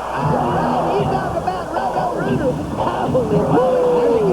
I tell you what. Oh, my goodness, that's why you wear a Wrangler. Look at that. Didn't even have a ball. Yeah, they make them tough. Well, no secret, Ross is one of our favorites, just based on his heart, determination, and his will just to show up every time. He had a chance to get off that bull, tipped him into his hand. The bull just changing directions, and Ross, he tries to get a little bit aggressive, and then it cost him making a whistle. Watch this. You talk about get you a wedgie. Oh, my goodness. Yeah, isn't bull riding fun? It's the industrial variety. Here's the score for Ross Coleman, 85 points. Michael Gaffney, Jerome Davis. They got to work on that getaway a little bit there. Yeah. 85, and he's tickled. He's loving. I mean, like got knocked into road jeans. And he's laughing about it. Here's the man from Florida, Tater Porter. Talk about your ups and downs during one season. Tater Porter has been there. And this bull is up and down. He jumps real high, straight up, straight down. Adam was 90 points on him at Reno, Nevada, and this is a good draw right here. Well, if he got a lift on his rope, don't get off of your rope. Don't get off of your rope. He's got a hold. He's looking pretty good. Got a hold. He's staying up, but don't quit. Don't bend. Got a bar. Taylor. All right, our cameraman gets got blocked. Taylor Porter. I looked out the window. Taylor Porter. Yes, sir. He made a good ride. All right. About having equipment failure, this bull just wanted to bump. He bumped pretty good. Yeah, he did. The bull usually goes to the right, but he takes 3 long jumps, and then around the leg, see him kind of leaping up in the air. Not a whole lot of kick. Kind of wanting to get him slid back, but that's a great effort by Tater Porter. On the bull, it's hard to ride. You know, and we talked about him not listening on it and getting a little bit kind of sloppy at the end. 87 points for Tater, you know, and a good ride. Boy, they are covering and in the 80s, and we have 2 more guys. There's one, Ty Murray. You can feel the electricity in the place. Stephenville, Texas. He is on the Law Dog. Well, this is a bull that Ty doesn't know a lot about, but as we mentioned earlier, he doesn't care. He gets on and reacts to whatever they do. I mean, he could get on Red Wolf one night and not even remember what he got on. But somebody has to remind him how many points he was. I mean, he doesn't pay a lot of attention to that. He does make the stop off at the pay window, but this bull, they rode him one time out of 6 tries. This bull bucked. Mark Reed's bull, and they scored 87 on him, but this bull is a handful. Ty Murray's a handful, too. Right there to the right, he did hand moving ahead. He's out of space off the road. He's going to have to work hard. Look out. Oh, he tried all the way to the ground. Woo. You know, in talking to Cody Lambert earlier, this is a bull that he said was borderline whether to go out in this go-around or go tomorrow night with the Ranker Bulls. Said he could have went either way, but you know, that's a bull that really bucked him. What I always admire most about Ty Murray is he always shows up and he always gives all he has. But you can see right here, he just gets behind, and when you get behind on a bull like that, you know, that's a 23-point bull, and you get behind that bull, you're just not going to be able to catch up. He tried to spur. He tried everything he could do. He even took a shot in the chest trying to hang to get the whistle. Didn't get it. 0. No score, but there, you know, 4 more. He's after the dough. Let's move to number 1, Chris Shivers. He's on Mighty Joe Young. We talked about him at the top of the show, Donnie. Well, Chris Shivers has got a good bull. Logan and Williams bought this bull, and I really kind of thought he was kind of common at the first of the year, but nobody rode him. And then nobody rode him. And Tough thinks it's just a free pass, but you know, his mouth's got to be dry. So Tough said the hardest part about Mighty Joe Young for a left-handed bull rider is drawing. Well, the thing about it is this is a great little bull, and I guess when you look at him, he's small. He doesn't have any horns. He reminds me of Locomotive Breath, but maybe just a notch below that. But this bull's going to buck. He's going to get around there to the left, and Chris is going to be a lot of points. Only thing he's got to be careful of is he doesn't want to wait too long. But be careful that this bull doesn't jump out at him and fool you, because he's only been ridden one time, and we've not seen him since he got rode. You're correct. He can spit the bit. That's the only way this bull can buck Chris Shivers off is if in fact he jumps out of it and just moves away from it. If he bucks like he's been, I agree with you, and I think he'll be close tonight. You never know. You never know how a bull's going to respond after being ridden. You hear me hedging a little bit, because I said maybe he could be 90 or nearly 90, because I thought there'd been a couple that had been 90 that weren't, so maybe I don't know what I'm talking about. Round the left, right in the gate. Here we go. Oh, no! Get off! You better get off! Oh, my goodness! Too aggressive.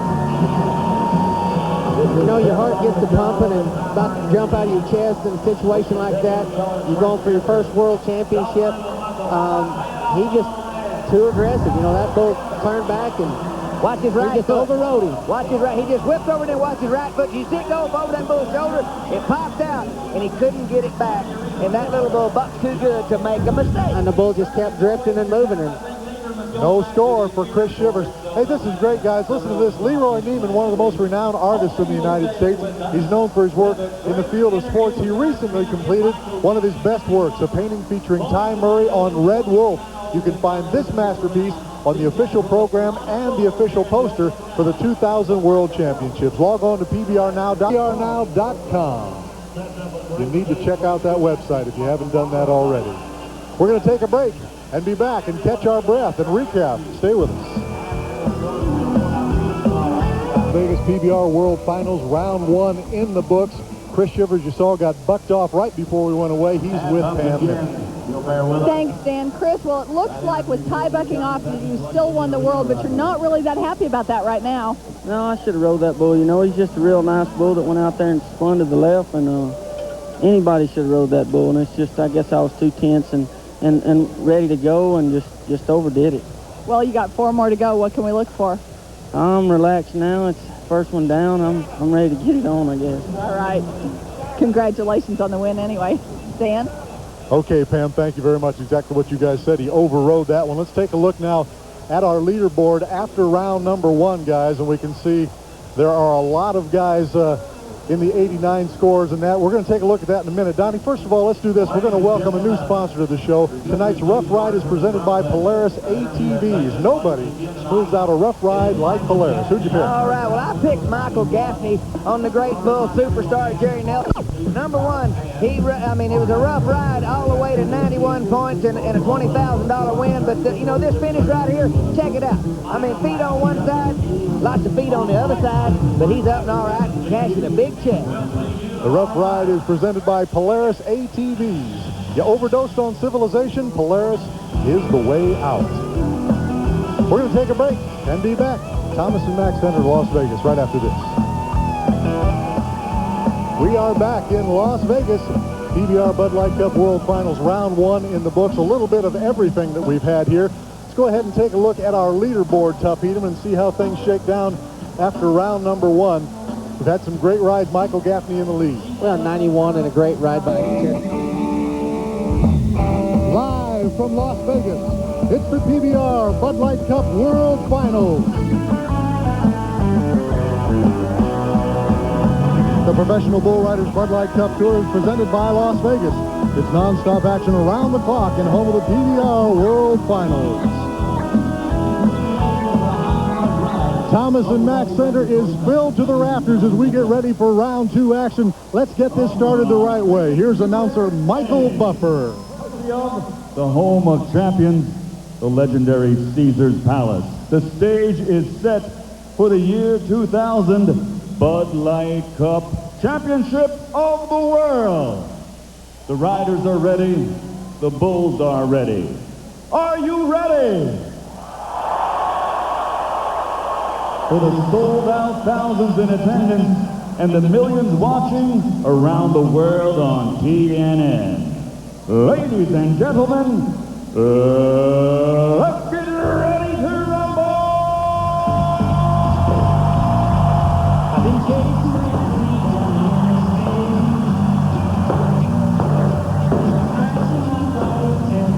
Well, if you're in Las Vegas, that's the way to start a sporting event. That's for sure. We're ready for round 2 at Thomas and Mack. Hello, I'm Dan Miller along with Tuff Edelman and Donnie Gay. We're going to start this evening off by congratulating Chris Shivers, Donnie. Well, we need to congratulate Chris Shivers. After last night's first go-around, nobody can catch him. Chris Shivers is the 2000 World Champion Bull Rider. He did a good job. That's mission number 1 accomplished. Now all he's got to do is get ready to roll and ride good the rest of this week. Okay, let's talk about round 1. A lot of guys made the whistle last night, Tuff. Well, 24 guys made the whistle, and it's going to be twice as good tonight.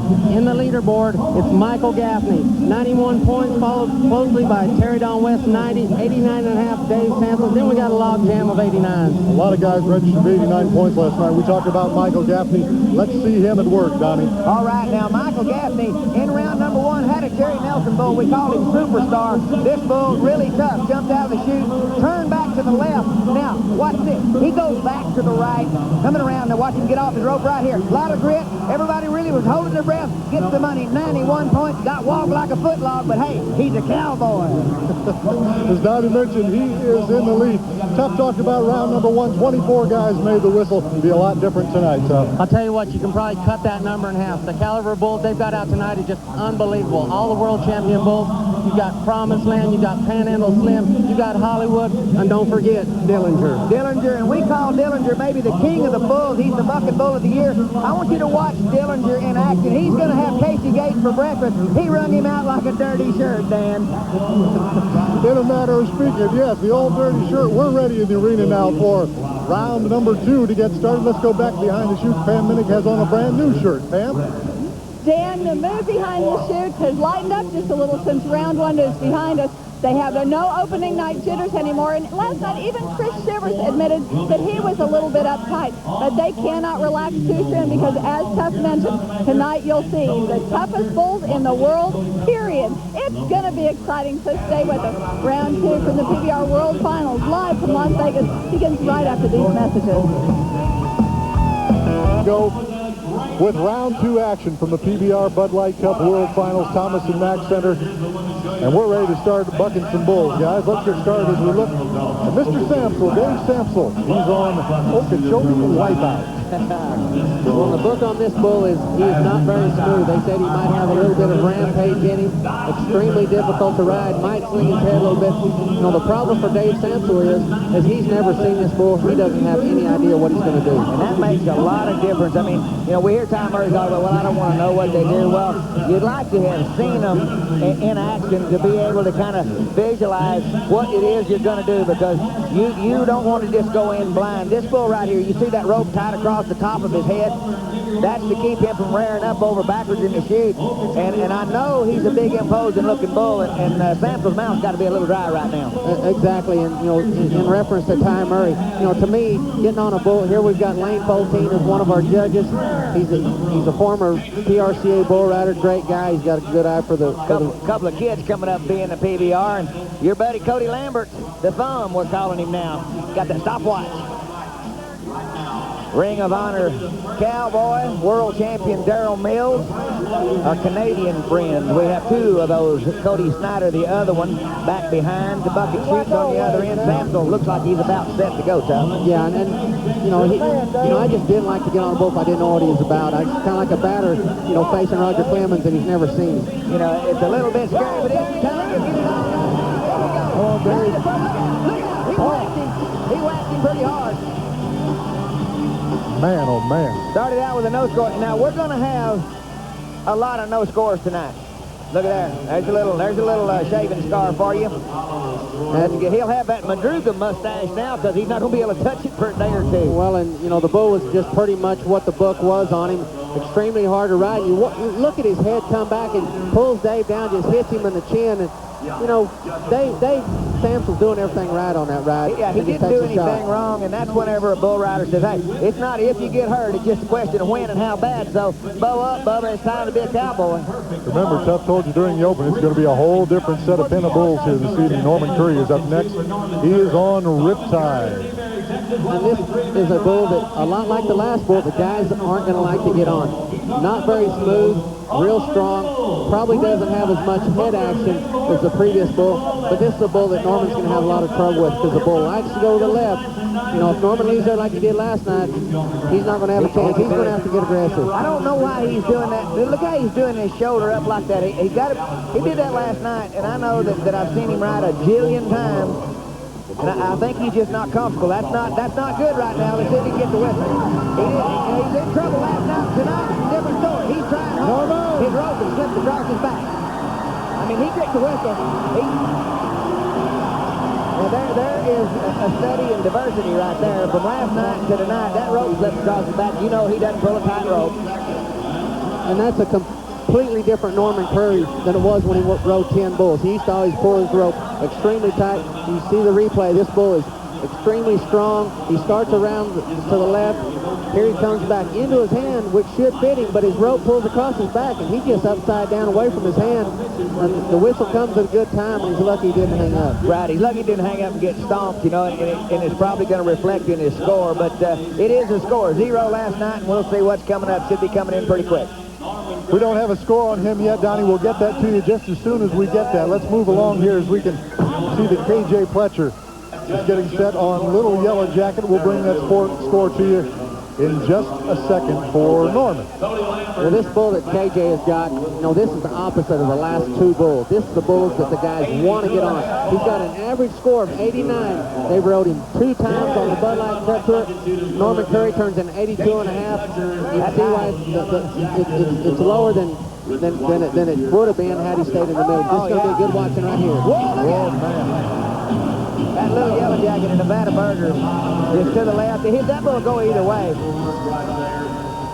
KJ, he's just behind right there. He got beat out of there, exactly right. Yeah. He was behind the first, from the get-go. No score. Looking back on the replay, this bull likes to go to the right, and I believe KJ might have been thinking right, but that bull, he didn't think nothing but left, just beats him around the corner and no contest. No contest at all, but we do have a score, that 82 and a half. Now, you know, to me, you know, if I were judging, he would have been lower than that. just simply because the last 3 seconds he was just along for the ride. He wasn't riding the bull. I'd have docked him a little more than that. But then on the other hand, I'd have hated to got on Riptide, you know, just, he's a bad bull. And you got to give him an E for effort. We're looking at Jim Sharp. He got 86.5 last night, remember? Stephenville, Texas. He is on King Kong. Dale Hall's bull tough, and I saw this bull just a couple of weeks ago to the left. Now, this bull's had a history of being a little off and on, but he's a big black muley. But, buddy, he's strong. And when I saw him, he went to the left about as good as any bull I've seen. And Jim Sharp can ride him going that way about as good as anybody's ever been on a bull. And this should be the first ride. You know, I've been on this bull a couple years ago at Worcester, lucky enough to be 90 on him, and he rides good for a big, strong bull, but he can go either direction. The only knock on him is at 6 or 7 seconds, he can get a little bit weak. The problem is you got to ride him that far. You got to get there that far. You know, it's a question of the heart of this bull. We'll see. Bad start. Going to the rider, waving his hand. Now the bull goes down, but Jim looks like he tried him a little too far, but I don't know. That's going to be it's a borderline call. He didn't get a very good shot at the bull fell down. He's talking to him. He's talking to him, yeah. And, you know, it looked like he might have had a chance, but he was still sitting back. He's going to get the option of a re-ride. And as a judge, what he's looking at, did Jim Sharp have an opportunity to be competitive? Did he have a chance to ride that bull? The bull slipped, and he felt like he did. Folks, I want to tell you the PBR has the greatest fans in the world and some of the greatest merchandise in the world at PBRnow.com. Listen to what you'll find. Jackets, shirts, caps. Just getting started. Round 2 action from Thomas and Max. Stay with us. You're watching the PBR on TNN. We're back in Las Vegas as we take a look at our leaderboard top. Michael Gaffney, 91 points. Well, it comes in with 91 from last night. You know, Terry Don right behind him with a 90. Dave Sample, 89.5. He's already come down, and then a whole slew of 89. Remember, 82.5 points, Donnie. Norman Curry got that on Riptide. Jim Sharp going to get a re-ride, but Adam Carrillo is going to start off this section for us. He's on a bull called Ransom, Donnie. Well, Ransom is a bull that the Harrington Cattle Company purchased and not too long ago, tough, but he's a good bull. Well, he came out of Kentucky. The bull had never been anywhere. These guys don't much about him, but he looks like he's probably going to take 2 or 3 jumps around the left. He's going to be a handful, but the way Harrington's been riding of late, even to the left, he can ride this bull. If he rides this bull, he's going to get, he got a chance to get back in the groove. Let's see. Got him to get out there. Don't worry, don't take no tracks. Man. Now this little bull, he looks good, but I'm not sure he rides all that good. This bull was kicking and walking and fixing to come. Got him rocking and just put him down, tough. Well, it just looks like a bull that's real strong. And whenever they leave the chute and they're going away from your hand, when they're that strong, their front end is hitting the ground real hard. It's hard to keep your upper body down. And watch, he gets raised up, gets his free hand whipped way behind his head, and just no chance whatsoever. Adam comes down there. You're looking at Clinton Cessna, Donnie, Blueberry Wine. Oh, Blueberry Wine to the Harrington Cattle Company bull, and this is Marcus Harrington's favorite bull right here. Blueberry Wine purchased from the Harper Timberland group, and this bull spins to the left. He's a generation removed from the famous bull Strawberry Wine. I think Strawberry might have had the same mother or something like that, but this is a born to buck kind of a bull. Watch him spin. The only problem about this bull is he's little bitty. Here he comes. I mean, it's rock and roll time here in Clinton Cessna. He'd have liked to have been there for the 8-second ride on that one, but no chance. Well, that bull goes to the left sometimes the right. I think that bull just tries to feel you. The bull's real smart, electric, and just not a whole lot to him. Beats Clinton right out of the box. Clinton made an outstanding ride last night. Comes down off of Blueberry Wine. Remember, we promised you world-class bulls in this round number 2. It's going to be tough to make the whistle here. We've got Ed Caminhas coming up. You talk about your bulls. Donnie talked about him at the opening. That's Dillinger right there you're looking at. And not only Donnie's favorite, but I think probably my favorite as well. I think this bull just, got that athletic ability. We need to mark that down. Mark that down. That's 2 times. We agree twice. This has been 20 years now. This bull just got the athletic ability of, a bull that is as big as he is shouldn't be able to do the things that he does. And, Ed Knight, he's got his hands full. But I'll tell you what, if this bull goes to the right into his hand, he's got a chance to ride him. If he goes to the left, I give him absolutely no chance. It'll be like Casey Gates. He going to the right with Casey, as you saw on that piece in the open of the show. If he jumps out and just turns right back to the right, Ed and I does have a chance, I agree. But boy, this bull, it can be ranked. You saw on the graphic, this is the first time for Ed and I to be at the World Finals. And boy, round 2, we got a dandy in there for him. Well, I don't know that I'd put him in the dandy. Dandy wouldn't be the right word. Dandy's not the right word. Come on, Ed, now to the right. Into his hand. Come on, he's got a seat. Come on, Ed. Oh, baby. He quit. He quit. Oh, no. He lost the ball. It's up to the back judge. Back judge. It's going to be close. Wow. And that's a, you know, the bull is going to fit him. If he goes into his hand, the way Ed and I ride, he's got it. I mean, that fit I'll tell you what, I think it's a great ride, but I'll say one thing. I wish that they hadn't have turned that bull out and featured him and then run him right back in. This bull right here, I'm going to tell you what, one can't buck much harder than that right there.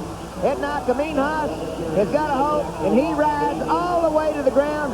Hats off, show me the money time. Well, it doesn't get any better than that. And you can go to bull riding, you can see him on TV, and you're not going to see any better bull ride than that right there. Great 94.5 points, and I don't know that that's enough. Gal, that makes 3. Donnie, you need to talk about, too, what you said when they ran him out earlier when we got started this evening. They put Dillinger out into the arena here at Thomas and Mack. Well, they did that. They introduced 4 or 5 bulls, you know, of the top bulls, and that really doesn't hurt them, but I know that it's just a little bit different. And at this level, any kind of little mistake or little glitch can affect you. And that one goes for the bulls, too. So That's a good excuse, but that's all it is. And that is a great ride. Doesn't make any difference. The great bulls keep coming. Here's Chad Wareham on Rampage. All right, this is the race. Look out. You talk about getting blowed out of there now. Mr. Wareham probably hasn't been on nothing like that in southern Nebraska. Well, I'll tell you what, you know, Rampage is a bull that, you know, not only the guys just don't like, I don't like. They switch deliveries on him. He's a better bull, but he's still just not very smooth. He kind of, the good thing about him, when he tries to pull you down, he's always changing direction. You know, the bull had a good trip then. Chad Wareham just not anywhere close. Well, Ed Kaminhas, the new leader, 94.5 points. We'll be back. More bull riding action from Las Vegas. Well, fans from all over the world have come here to Thomas and Mack for the Bud Light Cup World Finals. We're in round 2 action. A couple of young ladies enjoying the action here at Thomas and Mack Center. Donnie and Tuff have been rewriting this Dillinger deal. Donnie, let's take another look at it. All right, well, we've been talking about Dillinger and Edna Kaminhas. Now I want you to watch right here in the body position and the leg position, and I want to get ready to stop it right about here. You know, now see this right here, the body position, and his arm right here, he just has to keep rocking and rolling, going this way, and his feet right here have got to stay on both sides. If they don't stay, we can go ahead and finish it. Now watch, it stays, and all the pressure on his hand, watch the rope pop up right here. He has the position, and then boom, you see the tip, but he held on to the tail all the way, and he gets 94.5. Great ride from Ed Kaminhas. I'm still excited over that one. Here's little Joe Rush. We weren't sure he'd make the performance tonight, but he said, I'm here, I'm going. He is on trick or treat. Yeah, and he's probably a little overmatched. If he's not 100% healthy, he probably doesn't have, little or no chance on this bull. Trick or treat, he's been around for a number of years, but he's still one of the toughest bulls to get back in this field. I stopped Joe Rush just before he came down the ramp. Here we go. He said, I feel okay. I'm going to try. Come on, Joe. Oh, man. Oh, get up. Get up. He's got Rob. He's got Rob. Get up. Woo. Man. The gate man there did a wonderful job. He smoked over both of them, but he was fixing to get him again. The gate man got that out gate. Looked like took a shot in his face. He may have done that coming down with watching back up. That was a great effort by Joe Rush. This bull, really hard to ride, moving forward, gets him a little bit back, pulls him down, hits him, and insult to injury, just runs over him and Rob. And, trick or treat really isn't that mean a bull. Looking back here on the replay, but all trick or treat is looking for is the out gate. He's wanting to go back to the 10. Wow. Good job by the bullfighters. Excellent job. Sprung another leak, but that's the bull riding. Joe Rush, he's had 2 outs, and not on the memorable kind that you want to remember. You could see the folks from the Justin Healers tending to him. Really, after all that action, A cut on the mouth, he's lucky to get away with that, guys. You're right. Let's move on, shall we? We got B.J. Cramps. He is on a bull called In-Law. 2 times B.J. Cramps qualified for the World Finals. Won the 99 Worcester Open. Well, B.J. had it going good early in the year, then just went into a terrible slump. Of course, he lost, his good friend in the summertime, and he's just now really coming back, and he made a good ride last night, 88.5 on the yellow one when he got the option of a re-ride. So everybody pulls B.J. Cramps because he is just a delight to be around. Great guy. Getting on a bull of H.G. Page's that you give this bull another year and he settles down. This is a potential bull of the year. This bull bucks and, there's just no telling what he's going to do. Real fast, turns back either way. He might go 6 seconds before he turns, but once he turns, he's just an He is getting on. B.J. Cramps, he's a little bit, oh, look out. Whips him over. He's a little small. If you can see the bull, see how small his front, how narrow his front end is. Yeah. He's wanting to play chase now. But Rob Smith, 5-time champion of the world bullfighter, and he's just having a good time out there thinking, hey, this dude doesn't have any horns. Little bitty bull, a lot of action. Gets braver. When they don't have any horns, you're just a lot braver. But, that bull takes kind of a... Me too. Oh, yeah, B.J., he says, man, I got rocked back, and yeehaw. You watch this bull, he just kind of shoots forward, and he just gives him a big jump. Yes. B.J., is known for not getting a real deep, good hold with his spurs in his legs, and that's what cost him there. Well, so far, 94.5 points, Ed Nikaminhas. Covered Dillinger as you look at Coy Hudson. He's on Red Bull. Well, we got 94.5, 82.5. That's from one end of the spectrum to the other. Jim Shaw, of course, we'll get to see him again with that re-ride option. I'm sure he'll take it. Coy Hudson has got Red Bull. Tuck, you like this one? Yeah, this is a matchup that should fit for him. Ty was 90 on the bull. He's real strong. He's a little bit deceiving, I think. Oh, okay. wow. That's another one of those. That was just a little bit short of a bad car wreck. And that's a bull that, probably one of the better draws, but, he's real strong leaving the chute. And as soon as he just pulls him down, just hits Coy, slips. You see Rob Smith jump into that? I mean, that's what they do. The bottom line, your bullfighters, they get paid to offer their body to the bull to give the bull rider a chance to get away. We like them, don't we, Tuck? That's a job that I don't want. They face 45. As a bull rider, you face 1, maybe 2 a night. Here's Mike Collins. He's on a bull called Cash. Boy, it might be a busy night for the Justice Sports Clips. The dealers better get their Justice Sports shoes on, or it's going to be a track meet. Talk about Cash, Tuck. Well, this is a real good draw. I don't know that this bull's going to fit him because he turns back to the left, and on right-handed guys, they have a hard time getting around the corner on this bull. And the way that Mike Collins rides, he likes to kind of ride with more or less one hole. I don't give him much better than 60-40 bull in favor of the bull to ride with him. He takes big long jumps and has a tendency to stretch out right-hander and goes to the left. I don't like his chances, but I will say this kid shows up trying. Right now, Mike Collins, reach out forward, he's in a bad spot. Well, he was tipped into his hands so far, I think he just finally looked out because he was just fixing to get slammed underneath him and kind of went ahead and got out of there as good as he could, but he's hobbling a little. He's hobbling a little bit sore, but, nothing to compare to the, last few guys. Looking back here on the replay, this bull just pulls him over into his hand. He tries to inch his way over, back into his hand, and just, no chance on that bull. This bull was just fixing the buck. Did you see him gather himself and then do that other little hop? Wow. While Mike Collins makes his way out of the arena, we're going to take a pause in the action. A rough night getting started here at Thomas & Mack. We'll be back with more. Well, so far, 2 guys have made the whistle here in round number 2. We promise you more than that. We're just getting started. We do want to tell you 2-1. Let's get back to some more bull riding action. We head down to the chutes. And Danny Varnador, you can see him right there, getting set to go to work. All right, Mr. Mossy Oak, Danny Varnador getting on the real deal, Tough. I think this is a good draw for Danny. This bull is a little wild out through there, maybe just a couple real fast jumps, and then around to the left. And if he goes to left, he should fit Danny pretty well. If he goes to right, it's going to be an uphill battle. Well, he bucked off his bull last night, got a no score, but whether you got a score, and everybody knows that's extremely important, but the one thing that you got to do is see Jerome Davis there. He's got some bulls here in the finals and turned into a full-fledged stock contractor. Varnador is glad to get the first go-round behind him, 0 or not.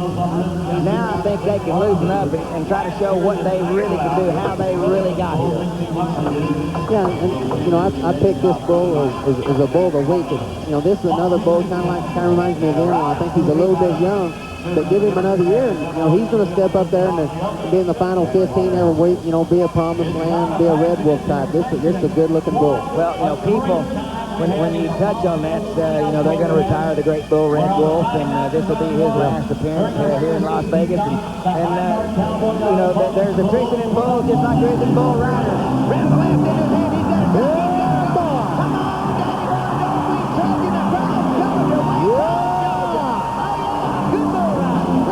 we've That's a great job by Danny Varnador. He takes a hit coming off, but you know, when you make that kind of bull ride, he can get hit real hard, and it's not going to affect him one bit.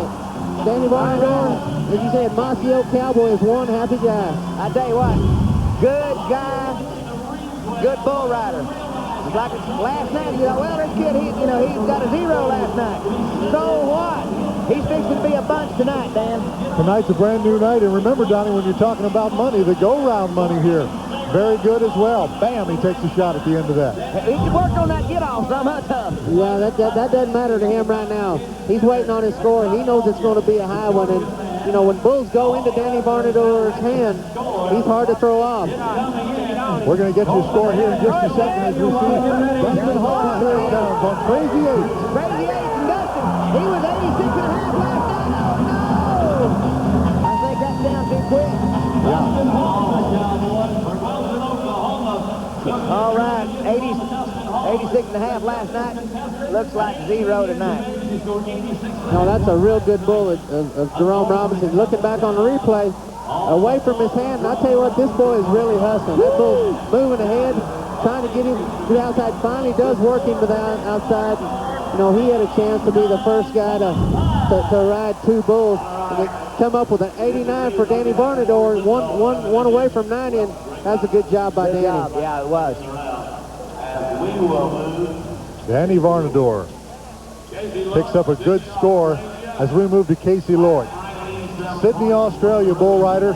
He's on Gold Coast, first time the PBR World Finals for Casey. Yeah, this is the first time for Gold Coast of David Bailey. You know, this bull hasn't been to the Bud Light Cup Series. He's supposed to be an outstanding animal, supposed to have a lot of gas, and should fit Casey. Casey saw this bull at the turn pro, the Copenhagen Tough Company outfit down there, and he saw this bull go in Tulsa, Oklahoma. He knows the deal, but you see the rope, there he is again, another one that fights to shoot a little bit. These guys need to get a good shot, but boy, he made a great effort ride last night. It wasn't a pretty ride, but a great effort ride. If they go left, he's got good chance. Let's see what he does. The Australian's going to try. Get that right foot down. Now here we go. Yeah. Little bull's going to spit the bit right here. Hit the fence. That was Jimmy. Rode him out his hard hat. His wing, everything. Wow. Boy. Well, it's an extremely physical night, and it's not going to do anything except get worse. And they both take pretty good shots. You know, There goes Jimmy. Jimmy's about to lose his wig. He's hanging on by a thread. But look back here on the replay. You know, there is nothing smooth about this bull. Out of line, hard to ride, and you know, you got to admire Casey for making the whistle, because this bull doesn't give him any chance. Jumps back into the chute, and just takes a big time shot. Jimmy Anderson was hiding. Boy. Casey Lloyd gets 84 points and a rewrite option. I tell him they can keep him in the pen. I'll tell you what, you look at the replay there, you know, Jimmy just unbelievable just to get up and walk away from that. He's tougher than Justin Bootleather, boys. 84, his total 171, and as the guys mentioned, the option for a rewrite. Tell Casey he doesn't have to take his rewrite here and keep that going. He might just say, well, okay, mate. Let's go to Judd Mortensen. He is on high ride.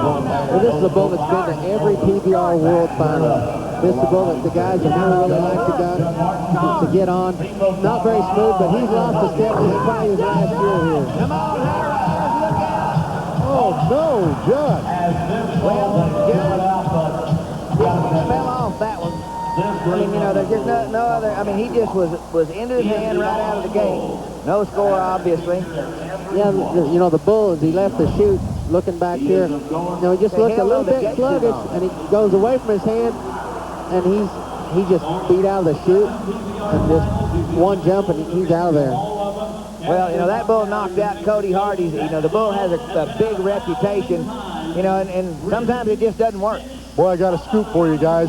PBR fans, now's your chance to own 3 of the rankest bulls on tour. Red Wolf, Dillinger, and Rampage. Of course, they're all 7 inches by 12 inches, but anyway, each plush collectible has his name. We're back round 2 action. Tuff Hedeman, I know you've got something special for us. What do you want us to take a look at here? Well, you know, we had the first kid, Dustin Hall, had the first chance to ride 2 bulls. You watch this bull, comes back left, and he just watch the bull jumping high in the air, rearing up with his front end. Bull just trying to stop it there. But you can see he was just working him to the outside, and the bull just kept rearing up straight up, works him to the outside, and just bucks him off. Just bucked him off, and, you know, no chance, but, you know, he was getting his old head up there. But, you know, he's got to be disappointed simply because he really had that bull rode. He just tightened up, you know, just got out of sync right at the whistle. Well, we're getting set for Cody Hart here. Jimmy Anderson just walked up to me and he said, "Bull never touched me." He said, yeah, but what he said, "Tell my mama I'm okay." Here's Cody Hart, a rematch. Tuff, he's on Zandy. Well, this Cody Hardy is the 3rd year in a row. Cody Hardy's drawn this bull on this night. He's been on him 5 times. He's rode him 4, and he likes his chances. He was pretty excited talking to him, you know, before go round number 1, that he was ready to ride. He did last night. He could be the first guy to ride 2 bulls. Okay, round to the right is the book. Doesn't have to, but it's probably going to. And here it comes. All right, he's had enough of Cody Hardy. The bulls also had Cody Hardy felt him 5 different times. That puts him down. But we got a man, you know, one guy has rode 2 bulls, and that's Casey Loic. And we're hoping he don't take a reride, aren't we? looking back here on the replay, you know, he's going to ride him all day if he goes to left, but you know, the thing about these bulls they're smart, and when you're riding one way, they're going to try to do something to get you off. He just changes directions and he can't catch up. I hope Pam doesn't try to talk to him right now. Well, Pam's going to talk to Danny Varnador, Donnie. Danny, you've only been on 4 bulls, 2 bulls in the last 4 months, and they were both here. You didn't do so well in round 1. What about this last bull? First off, I got to say hey to everybody back home and to my church family for their prayers. Thank Moss Dead Camouflage for helping me get back in here. Yeah, it's been a long summer waiting to see if I made the finals, and I was going to wait and make sure I was held up to make sure I made the finals and be strong when I got here. And I got a little rust on me, but hopefully I knocked it off tonight. And it works, but you got to work on your getaway, Dan. Okay, Pam, thank you very much. Let's go to Wiley Peterson. Here he comes, guys. Wiley Crowley got one going to right down in the well, and Spin Doctor. He come out of that flicking the whistle. Spin Doctor, I believe that's Sammy Andrews' bull, and boy, you know, he should have rode that bull. I mean, Wiley Peterson's a rookie, granted. Good guy, but you can't just jump off over him. I mean, he's forgotten about riding each jump, and I mean that can happen to you. This is just a real smart bull. Around to the right, he starts around real fast, you know, and every time he does, he drifts just enough, and you know, he drops, you know, 80-90% of the guys to the inside. Well, you know, I said we had one guy that's ridden 2. You know, I do stand corrected. Ed Nakaminhas, you know, he's ridden both his bulls. Of course, he's winning the second go-around with that outstanding, not enough, 94.5 points in round number 2. Guys, I've just been told that Casey Loic is going to turn down his reride. Well, there we go. I'm thinking that boy graduated. Yes, he did. Here's Pete Hessman coming out on Storm Tracker. This Jack Zidler over around to the left, and Pete Hessman just got right back on his pockets and got beat around the corner. Those goals for pistol. 83.5 last night. Right. And, you know, when we talked about, whenever we talked about these guys riding 24 ahead of them last night, this is what we meant. Because Pete Hessman was one of the 24. It's raining Cowboys, but you don't want to give up or get discouraged because you got 1-0 on your card. maybe for first place, that might not win you first if you got a 0 on there. But, man, they pay a lot of places, and it pays a lot of money. Yeah, and these bulls here, you know, they buck off 80% of the guys. And Paulo Krimber's got a bull of Freckles, and he bucks off a lot more than 80%. You know, this bull has been ridden 2 times. They were both on the weekend. He didn't like it, and he hadn't been ridden since. They haven't come close then. Jerry Nelson, bad boy, Freckles is a good bull. They're pulling that bull rope, and they're pulling it tight. Adriano Moraes is pulling that rope down. Adriano and everybody from Brazil holding their breath as that bull is too. But I'm gonna tell you, now the tough part, Freckles is gonna lay down in there because he don't like none of it. But whenever he comes out of that chute, if he can get out on him, he's gonna go to the left, and he better have his mixture just right, or he won't ride him. But I tell you, I watched this kid. He rode a couple of bulls that I didn't think he could get close to riding, and rode them easy. This boy, whenever he has everything like he likes it, he's got some of that Adriano in him. This boy can ride, and you know the key for him is just getting out of the chute. You know, this bull is just miserable to get out of. He does nothing to help you. Always tries to lay down and squat, and you know, Paulo's going to try to get him in a position where he's not, you know, but their chances are that he might not even get out on this bull. Yeah, if he tries 2 times, going into that 3rd time, the judges can actually force him to take a re-ride because, you know, they'll have to go at some point. Well, we've got to pause in the action. He's going to re-pull his rope here, guys. Well, maybe not. He said they got him up. He said he stood up. All right. He got the cowboy. Oh. Well, that's a yard dog in the 1st degree, but he didn't say open the gate. That's what he's saying. That's what he's saying. And, you know, I think they're going to give him a re-ride. You can see him mouthing re-ride, re-ride. He doesn't speak very much English, but he knows re-ride. He scooted up there, and I bet you he said move him over, and they thought he said open the gate. We'll have to ask about that, but I mean, he goes ahead and tries to get it on. Freckles, boy, that is a rank bull. But, you know, he got right up, and these guys aren't going to lie about it. He didn't nod, and he wasn't ready, Dan. They are going to give him an option for a re-ride. We'll sort all of this back. We'll sort all of it out. Then we'll come back. We got it going. Thomas and Mack Center, Las Vegas. Stay with us. We're back, Thomas and Mack Center. Let's take a look at the leaderboard, Donnie. Edney in the lead, 179.5. Edney Kaminhas, he had that 94.5, the great ride on the Bucking Bull of the Year. Dillinger, Casey Lawrence, the Australian. He did turn down the option of a re-ride, and the boy granulated from bull riding school. He's got a score on 2. Let's get ready to do some more bucking bulls, Donnie, shall we? As we head down to the chutes, we can see Corey Navarre. Here he comes. He is Toughen up. Toughen up, and Jerry Nelson is a rank bull right here. Whipped him down, he's hung in the bull rope. Oh, man. Gotta get loose. Toughen up. That is the bell cow of the Bad Boys Bull Riding Company. Jerry Nelson loves that bull, and, you know, I've disliked that bull since the first time I saw him, and that might have been right here when he was just a calf. Well, you know, I've been on this bull before, and he's just not very smooth at all. And, you know, the first time I did, he jerked me over his head just like he did him. He's just not smooth. He doesn't feel good. He can go either direction, and guys just don't like to get on him. He just bucked him off. The next bull out is my favorite bull of all of them going. His name is Diamond's Ghost. Bart Jackson is the man on his back. 2-time qualifier for the World Finals here. I love this bull. I mean, he's been to the on television on the Bud Light Cup Tour 4 times, and he's batting the 1,000. I mean, you know, the Yankees could use this. He is going to blow out of the chute. 2nd generation bull in the Born to Buck program. He's going to head to the right about 2 jumps and then go back to the left. This little bull will do everything to pull a knife on you to get you off his back, and he'll run you over if you're in the way. Well, I talked to Bart right before the event, and he said he was happy to have him. He said he knows a little about it. He said, but he's ready to ride. Oh, boy. I mean, look out. Ooh, look at that bull. Sometimes you can just tell one loves the buck. Now, you got the Bucking Bull of the Year, Dillinger. That's the same kind of bull. He's just a great little bull. And that's, you know, just what you said. You know, Red Wolf moving on. That's going to be one of his replacements. He doesn't get a good, clean start, but once he leaves there, you know, Bart has a good seat around the right. Looks like he's going to have a chance, but that's the mark of a smart bull. A guy in the middle, in control. He changed it in a hurry. Well, I love that bull. He's a good one.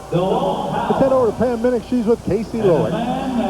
Well, Donnie said that he was glad to see that Casey had gone to school and didn't take his re-ride. You didn't get a good start on the bull, but you got a good score. Talk about it. Yeah, no, that's what I was keeping in the average, and and I just trying to stay healthy for the end of the week. Some pretty ranked bulls here by the end of the week, you know, got to stay healthy to get them done. 84 is a good score.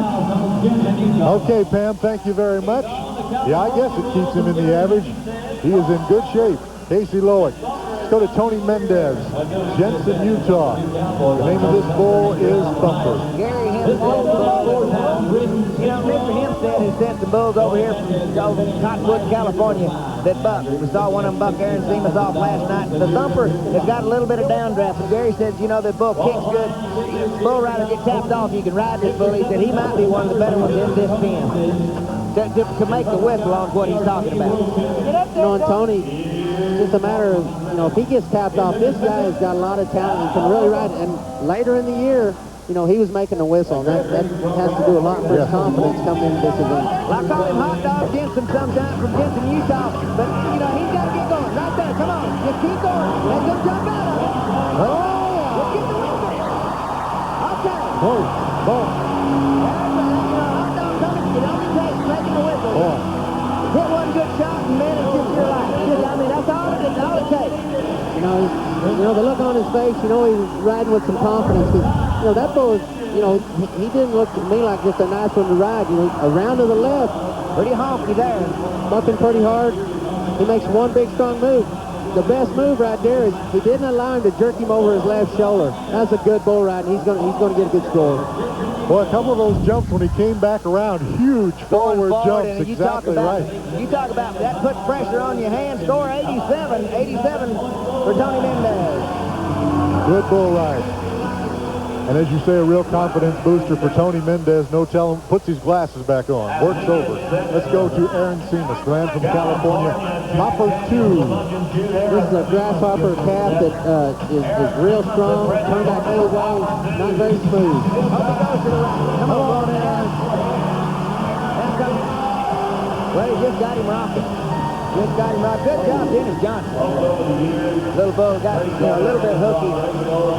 You know that Freddie Cordell bull? Right, it's a Freddie Cordell. It's a grasshopper calf. And, you know, all of those grasshopper calves, you know, real strong, hit the ground hard, not very smooth. You know, you can work real hard to make a good ride on them, and you just can't get quite as high a score. You see this bull just kind of straight away. You know, most of them just try to set him up one direction or another, and he starts one way and just goes back the other. Well, a lot of these bulls in this pen, you know, have got good records, but they might get demoted come Sunday. We're going to take a break. When we come back to Thomas and Mack, Troy Dunn on tap on Panhandle Slim. Stay with us. It's brought to you by Bud Light.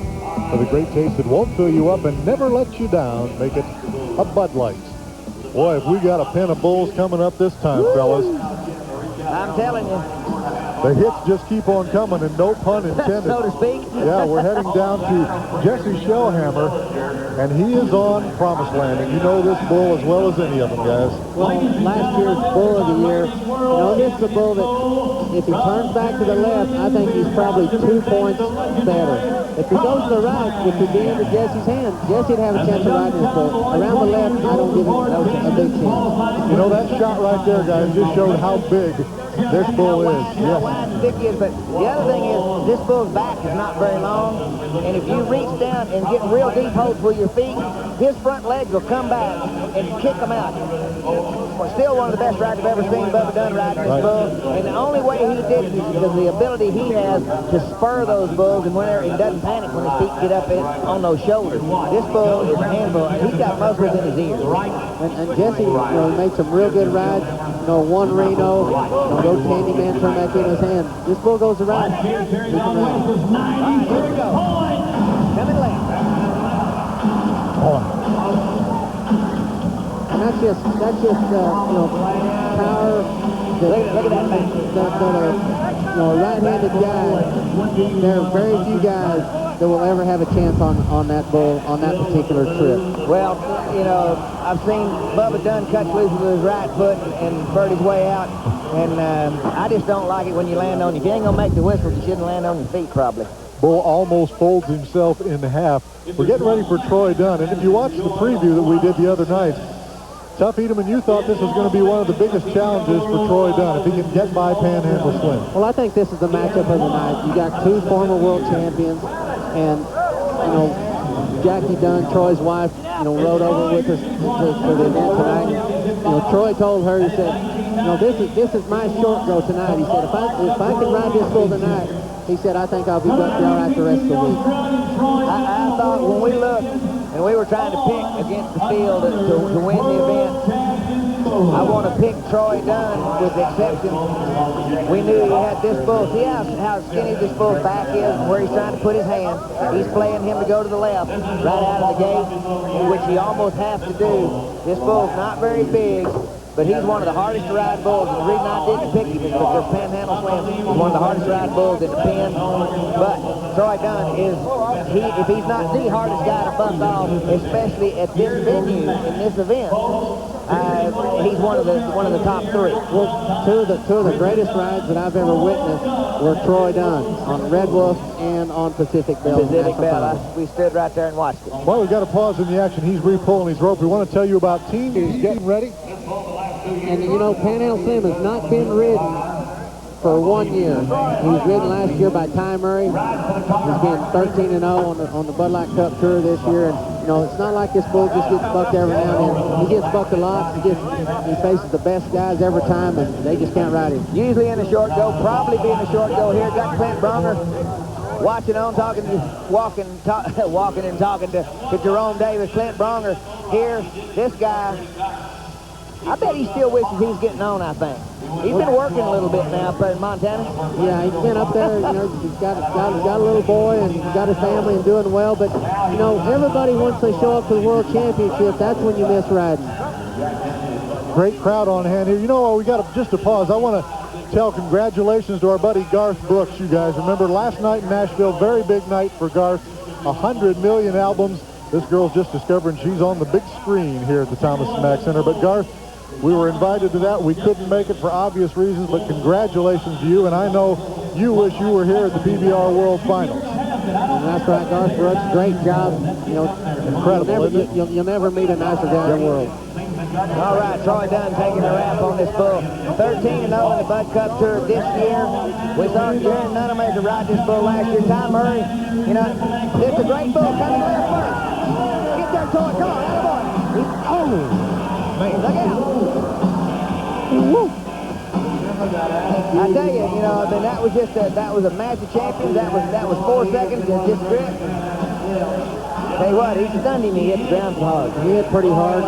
That's just he held on to that rope as long. That's how you buck off. I mean, that's a classic matchup. World champ against world champ. Looked like he's out there. Looked like he's back down in there and then out. Oh, he's right on his elbow. They run him up again and Troy's liable to ride him. That's just like a great title fight. Each of them just come out swinging.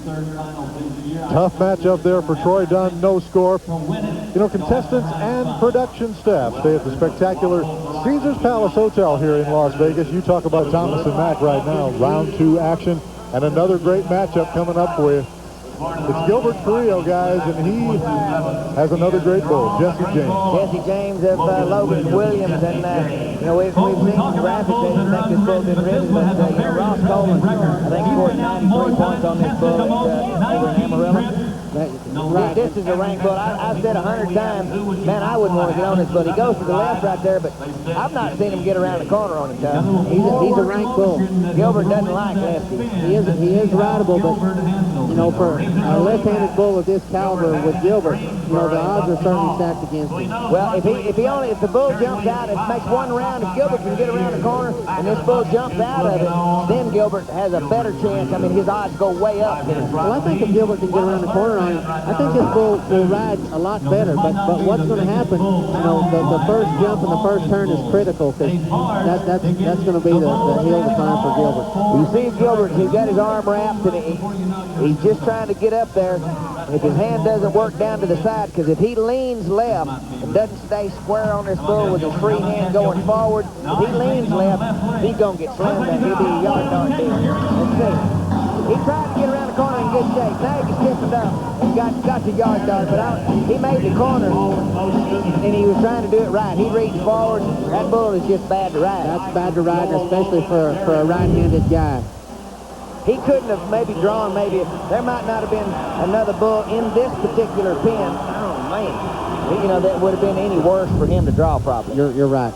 Guys, we're going to take a break in the action here at Thomas & Mack. We'll be back with more bull riding action on TNN.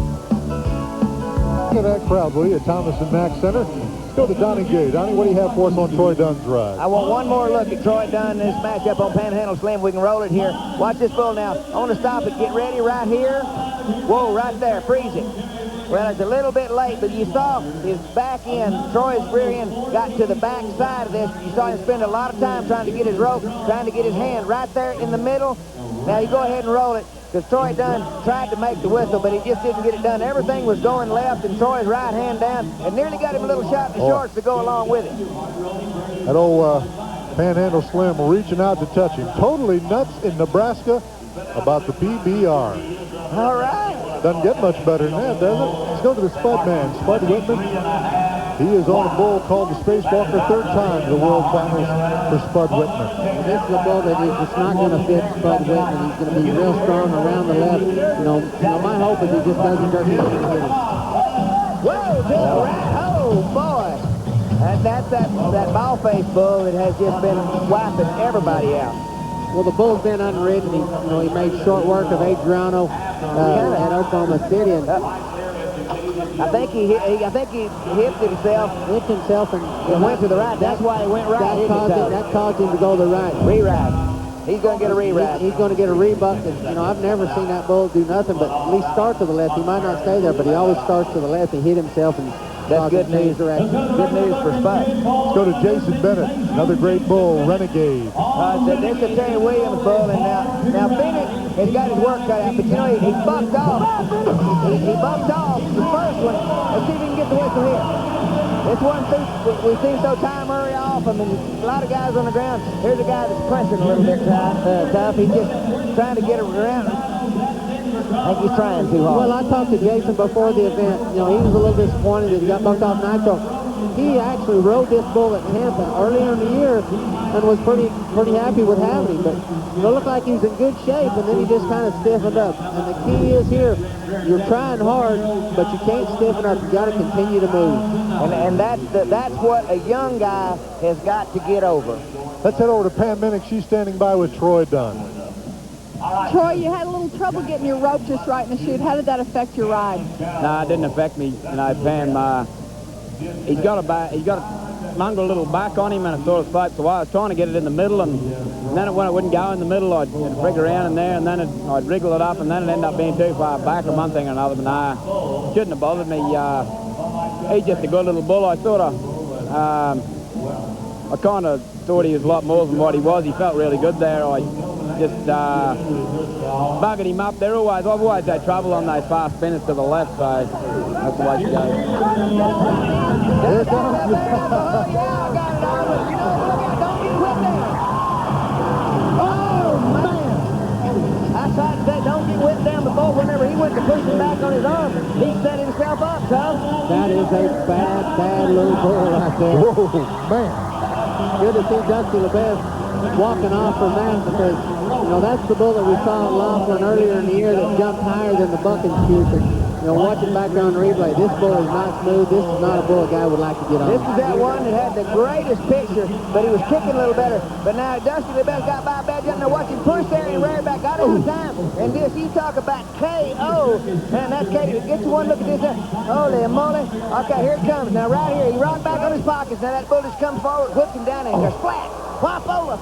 All right, now he's up, and all right, that's bull riding, and that's fun. Yeah, you watch the video, and he gets up and walks out, looks like nothing ever touched him, and that's good to see. Yeah. There might have been something wrong with my headset, Donnie. I thought you said that was fun. Maybe I just didn't hear you right. Here's Leslie Doyle. Talk about fun. Fun guy, good bull rider. The bull is Millennium. Well, Leslie made a good ride last night. He's been stiff all day throwing. He's pulled the handful right in the lane. Bearing down. Oh, man. That Millennium now, he got it on to the left. And that's a ranked bull that you're going to be seeing him in the final 15 here on Sunday afternoon. That bull just gets it on right there to the left. Great bull and great effort by Leslie. Watching back here, this bull around to the left, and Leslie's moving good, just kind of pulls him down, works him to the outside. Woo, man, you can't ever get behind on a bull like that. Man, I tell you what. I thought he was going to jump right up here in our lap after that. He wasn't ready to leave. Leslie Doyle makes his way out of the arena, and we get set to move to Mark Ward. Good shot of Mark there. He's on diamond cut jeans. Name of his bull, second time for Mark to be in the PBR World Finals. Had his problems last year here. Remember, broken leg? Well, you know, he erased that or any thought of that last night. You know, 87.5 points. He's not thinking about it. This is the guy that might be peaking at the right time, son. I think he'll ride this bull. You know, diamond cut. You know, this is a bull that, you know, he's going to turn back to the right. They used to call him Lisa's pet, a Scotty Lewis. You know, he's a really good bull, and Mark should ride him. That's the rodeo. Mark will take this bull and ride to the right. This bull came out of California. Mark Ward's got a seat. He's going to ride top yard. Hello. Yeah. Now we got three. He's got two on the road. Look out. Woo! Mark! Don't be leading with your rear end. Get out of there. Well, I mean, you got to feel good for Mark Ward. You know, he came in here last year, and he was one of the guys that I thought was ready to really step up to the next level, Yes, I ride remember. with some consistency and finish in the top 5. He breaks his leg. He struggled all year long, but if you look back here on the replay, this is a good bull that fits him, turns back into his hand. The bull kind of hangs up but just a little bit and just makes a good, solid bull ride. He's 87.5, puts him in at 175, and he's right there among them. That'll put him right in second or third place. Look at Jimmy Anderson. Now he gets off away from his hand and falls down. That was a little bit of a mistake, but you know he comes out of it in good shape. 87.5, 175 on 2, and a happy Nebraskan. That was a good job. The smile on his face says everything. It certainly does. Things are heating up at Thomas and Mack, and we'll be back with more bull riding. Stay with us. World Finals intermission time, and boy, everyone is catching their breath. We've seen some tremendous wrecks here tonight. Been that way all year long. We're going to take a look back at some of the worst of those wrecks. We'll take a look at Judd Mortensen on Blue Duck at Nevada Burgers. And, you know, in the bull riding, you just got to ride good all the time, especially in the PBR where the bulls are this good. But, you know, it ain't over until it's over. You got to do things all the way to the fence. Let's go to St. Louis. Adriano Moraes on Hopper 2. Freddie Cordell sent this little spotted bull over, and Adriano just riding him no problem, gets a little tipped into his hand, and gets up, but he just left 2 knots of target. Oh, boy, that's why you wear them Wranglers. In Cleveland, it was Sam Medlock on the Rugrats. Well, Sam Medlock is riding real good. You think, boy, he's got this bull just knocked out, no problem, going away from his hand, but you see him get a little stiff? Wow. Boom, he gets stepped on. I mean, it's to the medical ward, and it took a while to put him back together. Fine, let's take a look now at Jason Bennett. This was on Nile. Nile of the Double J Bad Boys jerked the rope out of Jason Bennett's hand, and he doesn't know which way's up and still doesn't. She talk about taking a shot to the chin. In Fort Worth, Bubba Dunn had his problems on Skeeter. Dan Russell sent this bull in, and he's going to the right end above his hand, and he's riding him, just hoeing it out of him, no problem. But he's got to get off. Oh, no. The bull is turned upside down. Bubba Dunn gets out of there, and I mean, Joe Bumgardner, he got undressed, walked all over. Jimmy Anderson had to save the day. In Odessa, Texas, Hopper 2 makes the tape again, this time with Steve Avery. Steve Avery, I mean, he can't get his legs in under him. He don't know which way's up. Here's Jaron Nunemaker on Hunter. You're about to see Jaron Nunemaker and Hunter and Byron Juma's bull. This is called marathon bull riding. Now, you know, we had the Olympics earlier. You talk about have to be in shape to do this. He's hung in the bull rope. He's hanging and dragging. I mean, he even got the barrel man out there. Everybody's chasing this bull thinking, what in the world has gone wrong?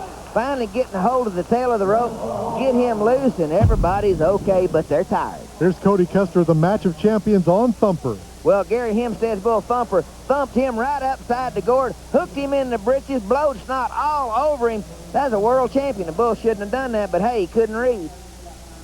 Boy, what a tape of wrecks put together for you. And as I say, we're going to be adding to that tonight here. If you'd like to order down, remember the great quarterback for the Rams, and he is a PBR fan, I want to tell you, enjoying the action here at the World Finals. It's time for our Dodge finalist profile for you. Ross Coleman is the guy that we're going to talk about. His second year on the PBR Bud Light Cup Tour, just 21 years of age. Let's find out how he became a bull rider.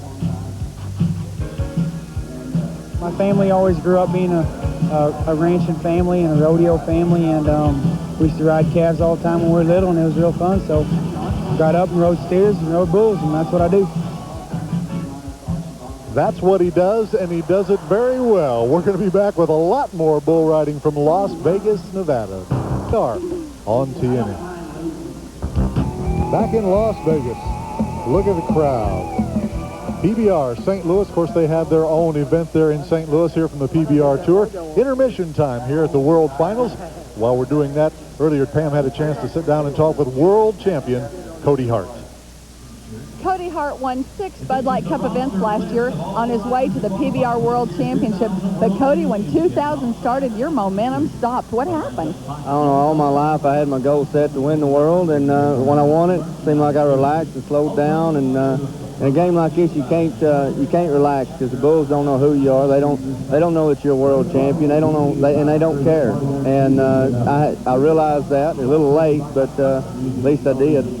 2000 hasn't been a total loss, though. You and your wife Shauna are building a beautiful log house, or have it built now, and you're expecting a baby. Oh, the baby is the pride of my life. I mean, log cabin's nice, and we got it built in time to welcome in the baby, and hopefully we'll be welcoming in about 3 weeks. What did that great ride in round 1 do for your confidence? I tell you what, it boosted my confidence a lot. I mean, coming in from Columbus, making a great ride out there, and then coming in here still gives you a little bit of jitters, you know, because I didn't know that I could do it. I knew that I could, I just if I would or not, and last night proved it, and the jitters are away and we're ready to go.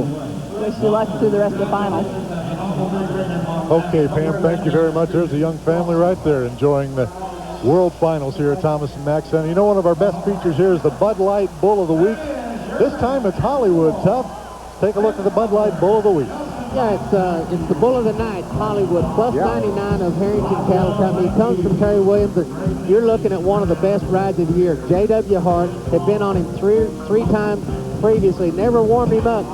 And this was like a career ride. And the thing about it is, J.W. Hart has got him again tonight, my Bud Light Bull of the Night. All right. That matchup will be coming up later on. The great bulls just keep coming at you here. Round 2 action, the PBR Bud Light Cup World Finals is going to continue right after this timeout. Stay with us. The PBR Bud Light Cup Finals is brought to you by the more than 2,800 AutoZone stores across America. AutoZone, the best parts in auto parts. Intermission time is over. She's on TV, and we're ready to do some bull bucking here in Las Vegas. Yeah, you've done good, buddy. All right, Corey Turnbow, Clayton's pet, great match. I've been waiting on this. Corey bucked off last night. This is the Jerry Nelson Bad Boy Bull. This bull came actually from one of our judges, Lane Foltine. He boxed this bull for Jerry Nelson. We called him Clayton out of one of Lane's sons. And this bull spins either way, kicks real high. Go to the right. Go ahead. Corey. Get over there. Oh, get out from under him now. Oh, hurt. Woo. Man, oh, man. That's a rank bull right there, but, you know, he's mad because I think maybe his hand come out of the rope or something, because he looked like he was in good shape coming around the corner, Duff.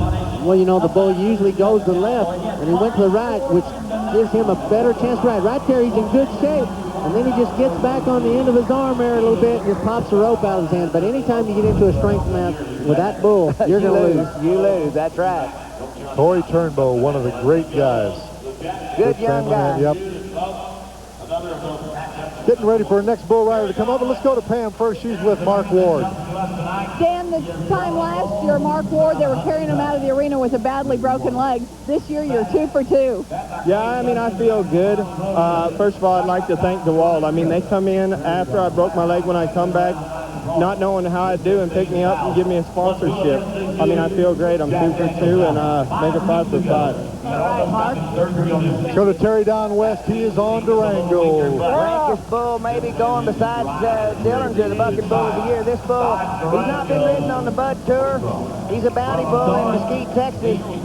47,000 is a bounty on him, not on him here. But Terry Don West got more than that riding because he was 90 last night. If he can ride this bull, he can beat 90 again. Well, if he's healthy enough and if he has the desire, Terry Don can ride this bull. And there's very few guys that can. And I would guess maybe only 1, 2, 3 guys could ride this bull here this week, but they got to be on top of it. Here we go. He didn't get close. That bull is really ranked. He got a lot of power. It comes around to the left. But, you know, when you say Terry Don can ride him, you won't get any disagreement out of me because he made a believer out of me. He's ridden probably more ranked bulls than anybody you and I know, and I guess that's including yours truly. Well, you know, you're looking back on the replay again, you know, he's not feeling good enough to put out the kind of effort that you have to on a bull like that. Rank bull. Boy, did you see that bull, Bob? Woo! He's really a rank bull. He's been ridden actually one time. And Tony Custer's the man that rode him at the National Finals rodeo. Looking at Jared Nunemaker, second time to the PBR World Finals. He was fourth in Bonanza, Oklahoma City. He is on the Red Wolf. Well, this is in my mind, the greatest bull of all time. You know, they've ridden him 5 times this year, but every time they're average of 90.6. Jaren's actually ridden the bull, and he should ride him again. He should ride him again. He bumped down last night off the one that we felt like that he would ride. So, you know, there's a little end on this ride. He's a little bit on the hot side. You know, this will be the last time you see Red Wolf bucking in the arena. They're going to retire him. He may be in the short go-round Sunday. But this is his last event. Come on now. Round to the right, he'll reverse it. Here he comes, back to the left. There, This Jared. bull reminds me, if you watch this ride, this bull reminds me, he's the Cal Ripken of bulls. There has never been a better bull than Red Wolf, and as you've seen there, that was a good bull ride, and the fans love it. Jaren loves it, and he's supposed to be happy about that. Yeah, really a nice ride. That the bull's lost a step, there's no question. But you know, this bull is bucking as good as any of the young ones that you've seen, but I mean, the Father Time gets us all. Better be a has-been than never was, and that is a great bull right there. And how about 89.5? That's not too shabby. 89.5, and you know, you just can't say enough about Red Wolf, but you know, that's probably the last time you'll ever see that bull. And the Harrington Cattle Company, they've come in and done a great job in the sport, and they'll take great care of him. You bet. He'll get to live a long time. And that grass is real deep. I was on their ranch just a couple of weeks ago. So to the next man up, J.W. Hart. Back to the mat, Tuppy. Well, I'll tell you what, if you know, J.W. can ride him because he proved that he could at Anaheim. He bucked him off. You know, he's bucked him off before, you know, 2 or 3 times. You know, this bull's a handful, and if he goes 2 jumps, 2 big long jumps and turns back to the rack, he is hard to get there on. Well, you know, this bull, you heard me, I've done the call on this bull a lot of times. I mean, this bull is probably, I think he should have been bucking bull of the year twice. That's just my opinion, but he'll jump out of there. When he jumps out of there and looks to the left and then takes that long leap forward and comes back right, he's as juicy to get the whistle on as any bull on 4 feet. There's not a bull any harder to ride. You know, I got on the bull, you know, right before, you know, he got on the Bud Light Cup tour, and you know, he just rocked hard, hits the ground hard. You know, I got around the corner in one direction, and if you're riding one way, he will reverse it. You know, I can remember the 94.5 point ride of Norman Curry at Fort Worth a couple years ago. And, you know, this is a great bull. He's kind of like Red Wolf, and you know, he's got some age on him. He's not near as old as Red Wolf, but he's got some age on him. But you know, he hasn't seemed to lose a step. No, and the way he bucks, he takes care of himself. J.W. Hart, he's getting everything just right. The hitman, J.W. Hart, has got his hands full right here. Remember, he was 87 on his first one. Would love to get this one covered. I just hate to see it when they sit there that long. I mean, got his hand in there and get up and go. Well, I just never did like to sit in the chute much. It just, you know, a couple inches one way or another, I don't think it matters. You want him to stand up a little bit better, you want to change his body position, nod, and he'll change it. They get that gate open, he'll come out. All right, now, all that bull needs is, he can see the gate go there. He can see the move, and that's what you want a bull to do. You don't want him to jump forward on you and then come, or I never did like it. I like him to, hey man, get my hand and rope, get out there, get it over with. Very good for him. There you go. Hey, look, left comes right. He has a seat. He's got a chance. He's on into his arm, and he's towed off. He just comes on back, gets all the way back on the end of his arm. You know, and frankly, the bull was in the ride hole. Well, the first jump, J.W., look here, he's in good position. Turns back, he's in good position right there, but he just allows himself to get his upper body back, his head up, and when you get like that, in that position on Hollywood, it's over. You're gone. It's over. That's right. J.W. Hart loses that rematch with Hollywood. We're going to take a break. Here at Thomas & Mack, the PBR Bud Light Cup World Finals continues after this timeout. Here at Thomas & Mack Center, we just saw J.W. Hart get bucked off a Hollywood Cup. Let's take another look at it. Well, as we look back here, he leaves the shoot in good shape. He turns back here and ready and freeze. You see right here, his upper body starts back. It's going back that way as the bull moves forward and turns.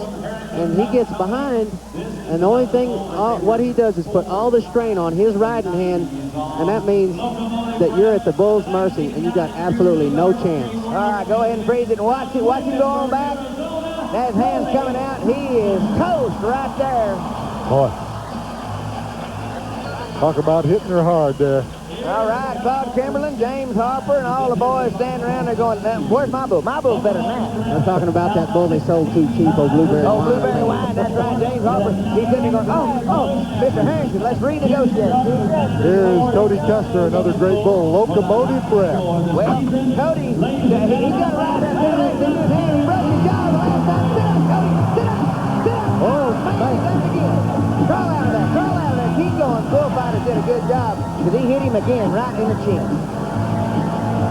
You know, did a good job on the bullfighters. You see the no score come up. And, that was another rematch, and that was a match I thought Cody Custer could win. He's in great position as we look at it right here. Around into his hand, he pulls him down. You know what he's got to do in that shape? He's got to stick his chest out, and he's got to stick his right foot down and get a hold of his spurs, keep him from whipping behind him. Got him another little shaving scar, but that ain't the first one, and probably not going to be the last one. You know, he's a good bull rider, but that's a good little bull. Really spun him around and tagged him with that second time. Cody Custer all right. And we get set to move to one of the young bull riders.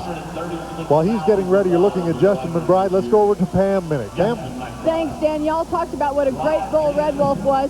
Terry's the guy that rode him. Talk about the ride. Oh, I'm just honored to have him. He's a great bull at Harrington Cattle Company. Being one of the last bull riders to ever gotten on him, I'm glad I made a marked ride. Great ride. Dan? And it was a great ride. 89.5 points worth, to be exact. I told you Justin McBride was getting set to ride. And he's on no slouch. He's on the sports machine, guys.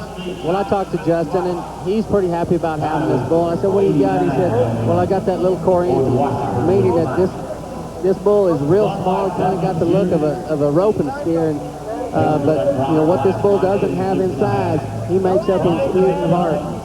The bull's probably going to go to the left. If Justin's able to get around the corner, he'll ride him.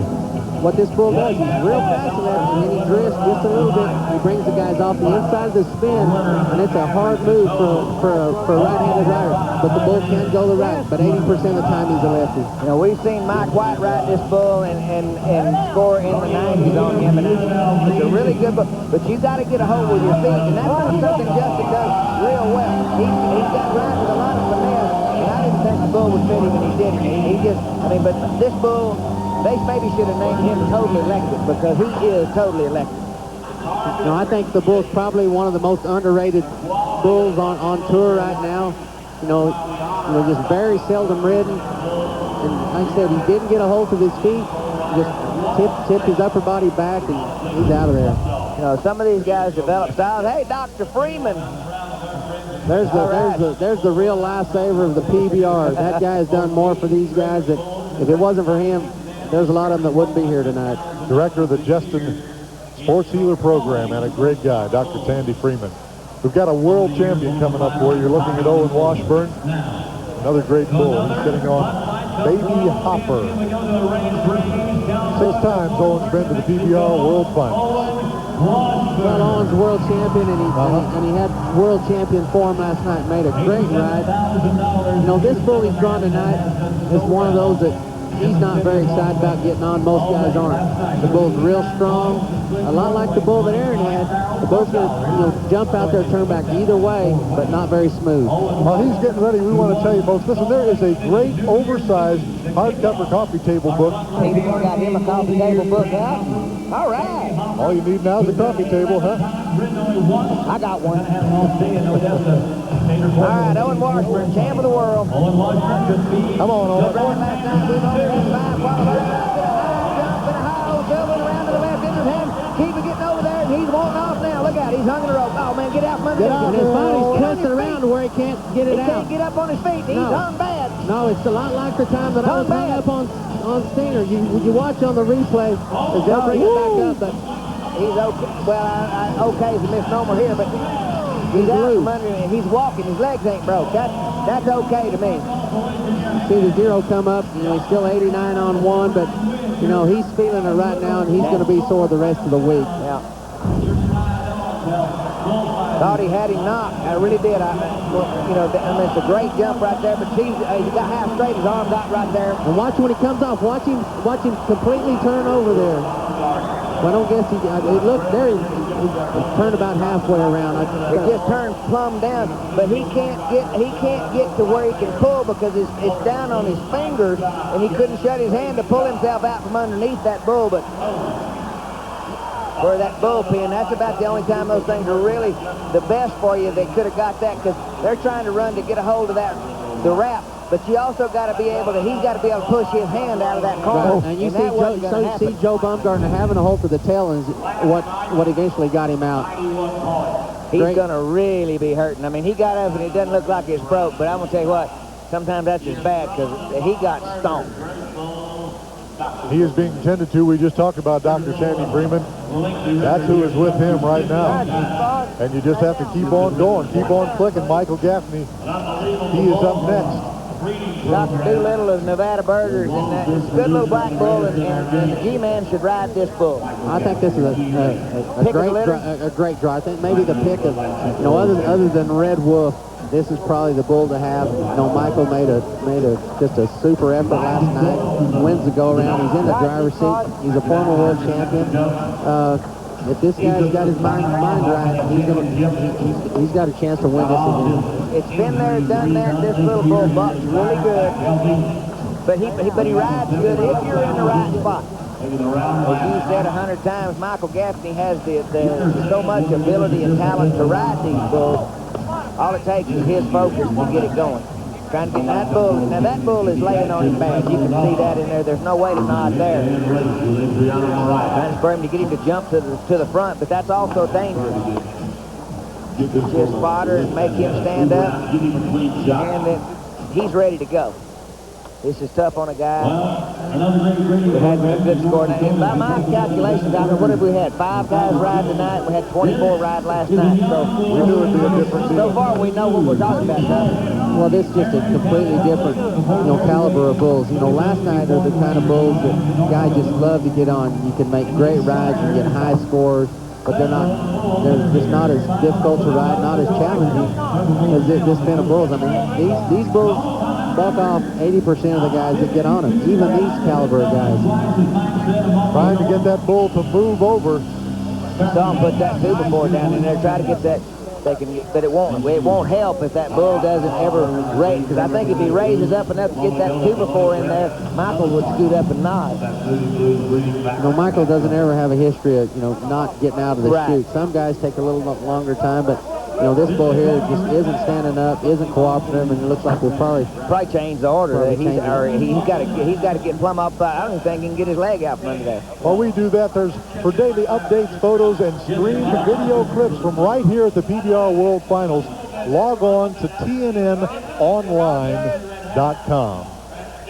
Great website, and you can keep up with the PBR World Finals day to day. All right, Cyberspace Cowboys. I know you'll probably log on tonight. Be right there. Be right there. Somebody's got to teach you how to turn it on first. Flint Rasmussen, the man from Montana, entertaining the 20,000 people here at Thomas and Mack Center, and Flint does a great job. You know, he was dancing out there and squirming around a while ago, and I thought, you know, I've seen, you know, dogs and horses like that, and we wormed them, and they got better. Joe Bumgarner, the bullfighters, you know, they're painted up and look funny, but their job, total serious. You've seen it 2 or 3 times. He's the one that got that rap loose Owen Washington a while ago. No better guy, you know, never has been a better guy than Joe Bumgarner. All right, Michael, let's do it. Boy, he got that shot right there. He's still not out of the woods, bullfighters. Man. Well, you can see how disgusted Michael is, and rightfully so. You know, that's a bull that, you know, just kind of, once you draw a bull like this in this pen, you're supposed to be able to ride him. Watch his left foot. Just whips behind him. And, you know, that bull is a little bit small. Michael's, you know, bigger than a lot of guys, but, you know, that's a bull that, you know, 9 times out of 10 Michael Gaffney rides. We're going to take a break here. When we come back, Adriano Moraes, Ty Murray, Chris Shivers, all of them coming up when we return. Well, only 7 guys have made the whistle so far in round 2 as we take a look at the leaderboard. Ed Nye Kaminhas on the top. Well, there's 3 of them that's ridden too, and that's real important. Ed Nye, Mark Ward, and Casey Lowick. You know, they've turned in 2 really good rides. Then you get back to the single digits now. Remember Terry Don West, he's got that 90 from last night, but he's hurting. Michael Gaffney, of course, he's not hurting except his pride right now. Remember, as I mentioned, 7 guys have made the whistle tonight. There's Roach Hedeman looking on. You know him. Alternate bullfighter from PBR World Finals. All right, we see that's the Razor. This is his re-ride bull. Old Bar, Jerry Nelson, and it's a really a good bull. This bull can go either way. His best trip is when he kicks, looks to the right, and goes back left. That is fit for the Razor. Here's the Razor. He's just going to go to the right in the gate. Got him straight, now come left. Go the other way, bull. He tipped and he just stuck there. Jim Sharp shouldn't have bucked off that bull. No, he just got stuck. He just tipped him over into there. You know, he just got a little bit stiff and just never made any kind of move to square up and get back in the middle. I think he thought he could either hold on, well, see his free hand, it's just back a little bit. He's beat around the corner there, and he sits there and clamps, makes one decent move, nearly gets the center, and just never gets back to the middle. That was on Jim. That had a chance. I almost thought the bull was going to come back around and jump underneath him there. I think if he hadn't been into his hand so far, the bull would have come on back to the left. You're right. Let's go to the next man here. Remember, this is Paulo Creamber. He is on 9-0. Another Nelson bull, and this one is Brendel Muley. 13-1 is his record. Been written 1 time. Joe Rush rode him to win the New York event. And I tell you, you know, this bull is hard to ride because he's moving forward all the time, going to the left. And he's away from Paulo's hands. I mean, the odds are in the bull's favor, but you know, I still believe this is a talented kid. And deep hole, this bull's not very big. I think Paulo can ride him, but you remember they had Freckles buck him off, but he didn't call for him. He did call for this one. 9-0 coming left, whipping back. He's trying hard. You talk about slammer, damn bull. Oh, man, that hurt me. You know, and that bull, you know, bucked real hard, and he looked a lot like Freckles did, the bull he originally got on, but just gets him raised up, and he hit hard. Oh, man, I'm telling you what, youth is a wonderful thing, because if it's been over 30 years that day, they had to bring a stretcher. Well, and you get this sometimes when you hang on and try, but, you know, this will be a good hurt, because he hung on, and I'm talking about he just slams him into the ground, just hit right on his shoulder. You see Dave Lammers and, you know, the Justin Sports Medicine people, and they're going to be busy tonight, and they're going to be busy for the rest of the weekend. Rest of the week, yeah. Looks like Dusty LeBeth getting set to go. His re-ride. He's on Smoke Ring. Well, he's, you know, you can find out how hard the guy is right now. Dusty LeBeth's got a neat little bull called Smoke Ring, and, you know, here we go. Jumping stick, he got a good move, he got too far that way, got on the end of his arm. Boy, you know, he had a free pass and didn't take advantage of it. That's a great little bull that, you know, he's the kind of bull that should fit Dusty. You know, the bull's not very big, Dusty's not very big. If we watch it back here on the replay, the bull gets a good clean shot around to the left, You know, he doesn't get a real good hold with his feet, but he just goes too far, and that bull feels him. That's a smart little bull. Reverse it back into his hand and just throws him to the outside. No score. I wasn't for sure why he got the re-ride on that primetime bull, but it's been a little bit of a rough night for him. Well, it was, and here we're coming up with Spud Whitman on Slick Willie, and this is a handful. Now, Spud got the re-ride. He had the black ball-faced bull that hipped himself, and it made that bull, it turned that bull all the way around to the right. And the judges knew that, when they slam into a gate like that, that's a no-chance deal for a bull rider. Right, and when you're talking about re-rides in the PBR, it's not the traditional re-ride. They're a lot more liberal. They ask themselves, did this guy have a chance to ride this bull? And if a bull slips, if the bull slips, or if they feel like he didn't have a chance, they don't hesitate. They give the benefit to the guy, and that's different from years past, back in the kind of the rodeo way of thinking. Old dinosaur days. But I remember them days. I truly believe you get this caliber of bull, everybody should get the best chance to be competitive. Well, and it's a good news, bad news story. When we did, finagle a re-ride out, we usually could make it pay, but Dusty LeBeth, it ain't no sense that it's gonna help you much. It might sore you up even more. Exactly. Back in the early days, it was easier to get blood out of a rock than a re-ride. That's right. All right, here we go. We've got Spud Whitman. Moved back to Kansas, and he needs to get the whistle. He needs to ride. This bull here is electric. Here we go. Come on, Spud, man. Don't freeze, just ride. He's freezing, he's trying to out, being a long, tall, skinny guy. He's just clamping. Well, that's a little young bull of Terry Williams, and I think that might be the worst trip that I've ever seen that bull have. He doesn't really have a pattern. You never know what he's going to do. All you know, he's going to buck hard. You see him jumping real high. He acts like he's a little bit lost, but he gets over there by the chutes and he says, hey, I'm fixing to turn back to right, and just leaves Spud behind. He just rocked back. His head pops up in there. Free hand goes way high, and then a right turn. And, it's almost like, the left-end guy on a tricycle just round to the right and point, and you're down. Well, we had 4 re-rides, guys, and they all ended up the same way with no score. I promised you Adriano Moraes, and here he is. He's on a bull whiskey. We do want to tell you, I talked to Adriano last night. He said he was having flu symptoms and just not feeling very good at all. We saw Jubal was a little sick a little early. He wasn't feeling very good. Because I went up and said, buddy, you look terrible. He said, thanks a lot. You missed your calling as a doctor. He's a doctor, and, he can do just whatever he wants. If you don't believe him, all you can do is ask. Yeah. And I'm staying at Caesar's Palace. No lack of confidence. Adriano Moraes is getting ready. He is set on whiskey.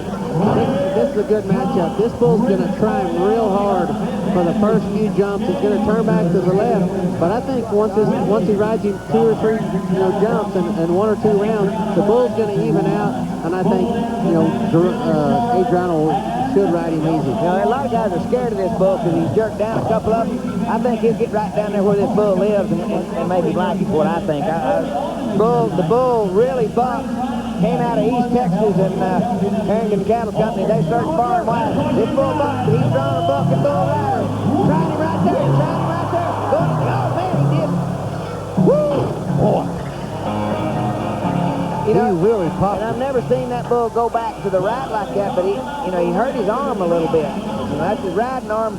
And that's with that wrist when he went home early in the year. He come up, got well. I hope he just didn't re-aggravate that thing because it's hurt, Donnie. Did you see him pointing to it? It's hurt. Well, let's just watch. He's trying to. The bull's trying him right there. But something that looked bad there. Right, and then when he got off, you knew something was wrong with him. Yeah. Boy. He's holding it. It looked like it kind of wrenched him, and that could be up in the elbow, because it whipped him down. Like to see the other side of the arena angle if we had one to see if we could see it. But Ross Coleman, the next man up, and this is that David Bailey bull I was telling you about, Tough Breakout. This is really a good bull. And this is really a good kid. Yeah, and, we talked about it over and over. This is the kid that, I don't know that he has as much talent as a Chris Shivers or a Ty Murray, but I can guarantee you he's got the heart. And he wants to be here, and he loves to ride bulls. where he was 85 points in round number 1. That's all it takes. Not ever going to ride them all, but you should never leave the hotel thinking that you might not. Good look at his grip. He's playing Shoulders that way down. If you don't think you can do something, it's pretty near cinch. You ain't going to. You know, that was the forerunner to positive thinking. All right, Ross Coleman, the gray cat. Should go to the left. Oh, yeah. He's got a seat, going to ride him. No, there, no, he can talk to you right now, Tough. He can talk to you. You're about to see the happiest guy in Las Vegas, Nevada. When he jumps up, you're going to get a look on his face, and that look is going to say it all. You're not going to have to, mention a word because Ross Coleman. You've been teaching him that hat tip. I think you do that level, yeah, no problem. And you called it, Donnie, a good draw. The bull just turns back to left, around and around, and, just perfect body control. And, when you're riding like that, it doesn't matter what the bull does. When you're in that kind of position with your body right in the middle, it doesn't matter what the bull does. You can make the whistle. Good score coming in, Jackie. 89 points for Ross Coleman, a total of 174. Well, we knew he wasn't going to win the round after Ed and I rode Dillinger. That was a foregone conclusion, but I'm still a little disappointed in the 94.5 for Ed and I. I think we're going to have a talking to him. And then there were three, you guys. Tater Porter, Ty Murray, and Chris Shivers. Let's go to Tater Porter. He is on lights out. I think it's that Canadian bull from the Girlish Rodeo Company that lights out. This bull is really supposed to be a good draw. Cody Snyder, he's one of the judges. He said, you'll like these Canadian bulls. Let's head over to Pam Minnick. She's with Ross Coleman. Ross, there's very few guys that have ridden 2 bulls, and you're one of them. Are you happy? I'm so happy, Pam. This is the finals, and all that matters is to ride all 5 of them, and I hope I do. That bull was awesome, and I had a great time. We wish you luck through the rest. Stan? I'll tell you what, the Colemans in Molalla, Oregon, they are turning backflips. They're probably bucking harder than that bull. Ross Coleman sitting right where he wants to be. As we mentioned, Tater Porter getting set to go on lights out. Tater had a funny year, you guys. He put back-to-back victories together, and then he just really went into a slump, for lack of a better word, Donnie. And it's not a slump physically, it's between your ears. That's where bull riding is. And he made a good ride last night. Well, this is the bull that Clinton Cessna rode up there at Calgary. This bull bucks a lot like the great Wolfman. Not real big, but he's real fast, a lot of action. The bull's going to start spinning fast, and then he's going to start drifting across the arena. And this is the bull that Tater should be able to ride, but the knock on Tater is he gets a little bit slid off his rope, and if you get too far off the rope on this bull, because there isn't a lot of size to it, you're in trouble. You're in trouble. And he seems to do that right along the 6-7 second mark. And last night, what I liked about his ride when he rode that Red Bull last night is he was solid through the whistle blowing. I think that's what it's going to take. He made a good bull ride last night, and it should carry over, because this is a good bull to draw, and he's having a little bit of trouble in the chute, but, if he can get out on this bull, he can be a lot of points. Well, Clinton Cessna, I remember him now at Calgary, he spun really fast, and Clinton and Tater have some similarities in the way they ride. They kind of bend their arm and back down, and I think they call it staying down on these bulls. But, Daniel, we got some bull riding going here now. We knew it was going to be rough tonight, and it's certainly done that. We know we have the best and the best here of bullfighters as well, Donnie Gay. Let's take a little closer look at the lifesavers. Rob Smith. All right. Look at him at work. This guy's been a world champion 5 times fighting bulls. Dennis Johnson's from Australia, and he's a typical Australian. When it comes down to it, if you got to take a lick, they'll take it. Joe Bumgardner, you love him, Tom. No, I think he's one of the best I've ever seen. When I was nodding, he was the guy that I wanted out there. And Jimmy Anderson, the oldest, slowest bullfighter of them all, he's probably the best I've ever seen when it comes to protecting a guy and saving a guy's life. When you're in a jam and you're in a fight and call Jimmy Anderson, you'll win. He got tagged here tonight earlier, but he's fine. So is Tater Porter. Looks like this time he's going to get out on him. Well, the bull just got to let him get position. I mean, it's a young There bull. we go. He's not. He's down in the big bend. Down to the right. He's back. This could be a better goal. He lost the right. I think he made it. It's going to be close. It's going to be real close. Looks like we're getting a... It's going to... I don't know. He's looking around. They're looking around. They're looking. Cody says 827. 827. That's good enough. Woo! That was a whale of a ride. And that was a good bull ride because, you know, it looked like, you know, he was going to be out of position The first time I thought right it at the out. turn back. Great move. Looking back here, the bull goes where he can. Looks like he's out. He lets go with his feet, gets right back to the middle, and then just stays right in the center. Bull jerks the rope out of his hand, but it's 8.2 seconds. He's going to get a big score, 91 and a half. Puts him in at 178 and a half, and, you know, Taylor Porter, he's making a run. Hey, you know, he could jump up there and get close to Ty Murray, but Ty Murray probably has something to say about that. Ty Murray is up next. Boy, did you see that Rob Smet step in there at the end of that on Taylor Porter? If Taylor Porter had to crawl under that gate, he'd have been the skinniest bull rider in it. I'd have been in trouble. Here's Ty Murray, Donnie, as you mentioned. The bull Rampage 2, Chuck. Well, this is a bull that, you know, you call him Rampage 2. I don't know the similarities, but he can be a bucker, 2 jumping around the rack. Should fit time.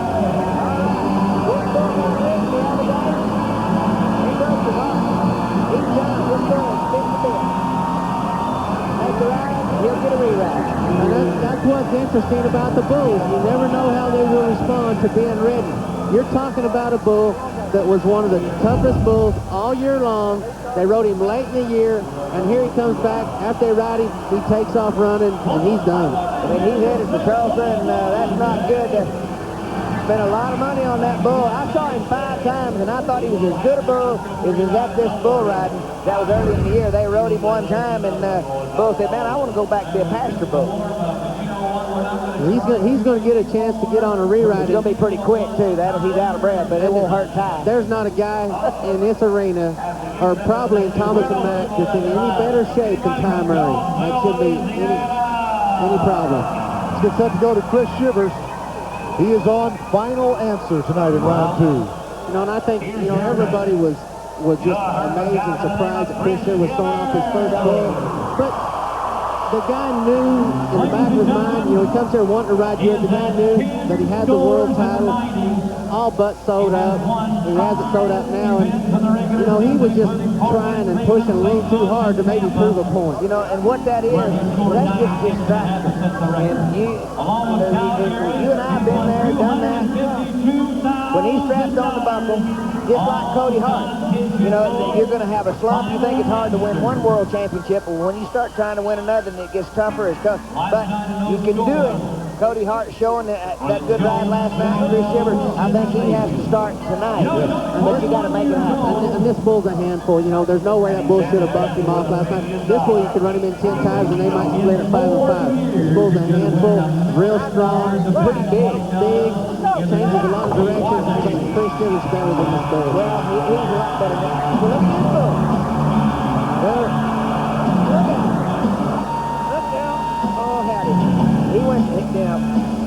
This bull did not have the trip he's supposed to have. When he turned back, Chris Shivers was going to pay that other back last night and jerk that foot out of him, and it just jerked him down. I think he might have hung the loop on the left side, but it just jerked him from off of him. And that's just a little, I mean, I think that's the frustration. The way this bull just like he's running up, but when he turns back, he's just going to get aggressive, and, you know, his foot hung in the rope, and it just jerked him down in there, and he's lucky he didn't get hurt right there. Bullfighters, I mean, they were coming as fast as they can, but another look at left foot. There you go, just loping out across. Looks like Ty's bull. You know, this bull's been ranked all year and just pulls him down right in the inside of the spin. Gives him a little shot. And whoa, little shot to show us. Here comes the bullfighters. You see both Rob and Jimmy in there. Boy, howdy. We're going to take a break and come back with Ty Murray's re-ride right after this timeout. Stay with us.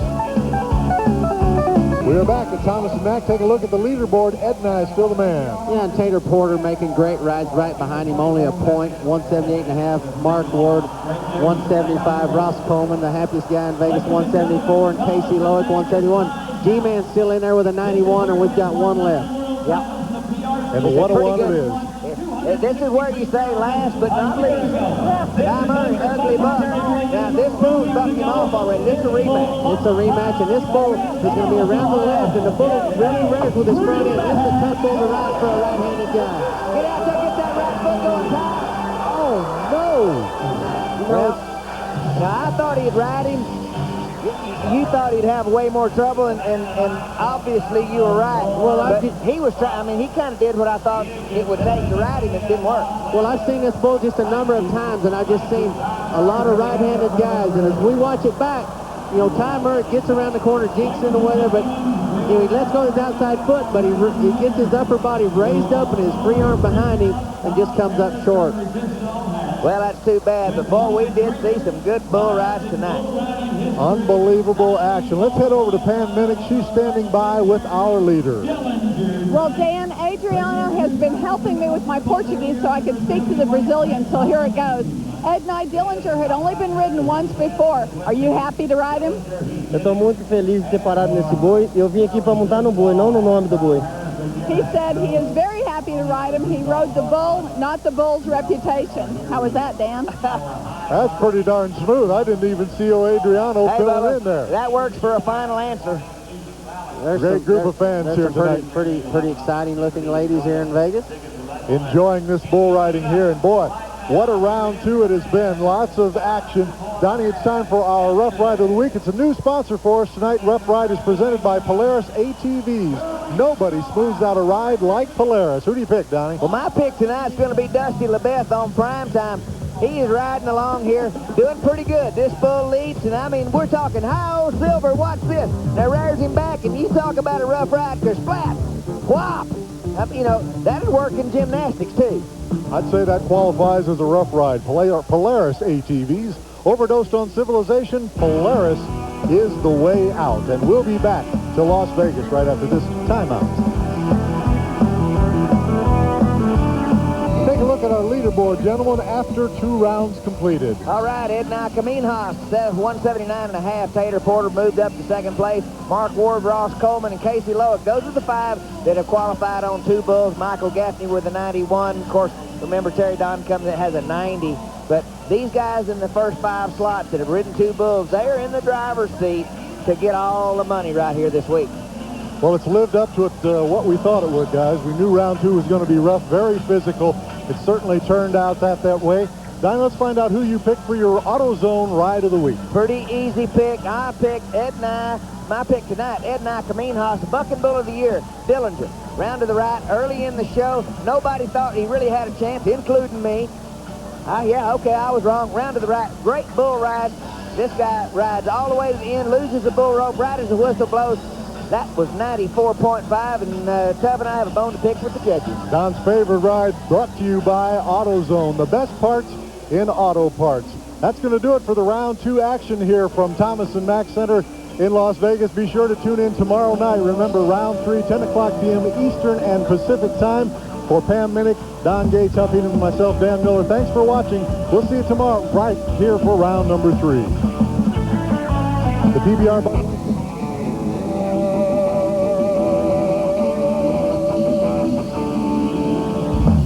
Live from Las Vegas, it's the PBR Bud Light Cup World Finals. The Professional Bull Riders Bud Light Cup Tour. Open up the volume here. Build the capacity. We're ready for round 3. Let's make it official. Here's announcer Michael Buffer. From Las Vegas, USA, courtesy of the home of champions, the legendary Caesars Palace. The stage is set for one of the great competitions in the world, the Bud Light Cup World Championship. The bulls are ready. The riders are ready. Are you ready? For the sold-out thousands in attendance and the millions watching around the world on TNN. Ladies and gentlemen, let's get ready to rumble!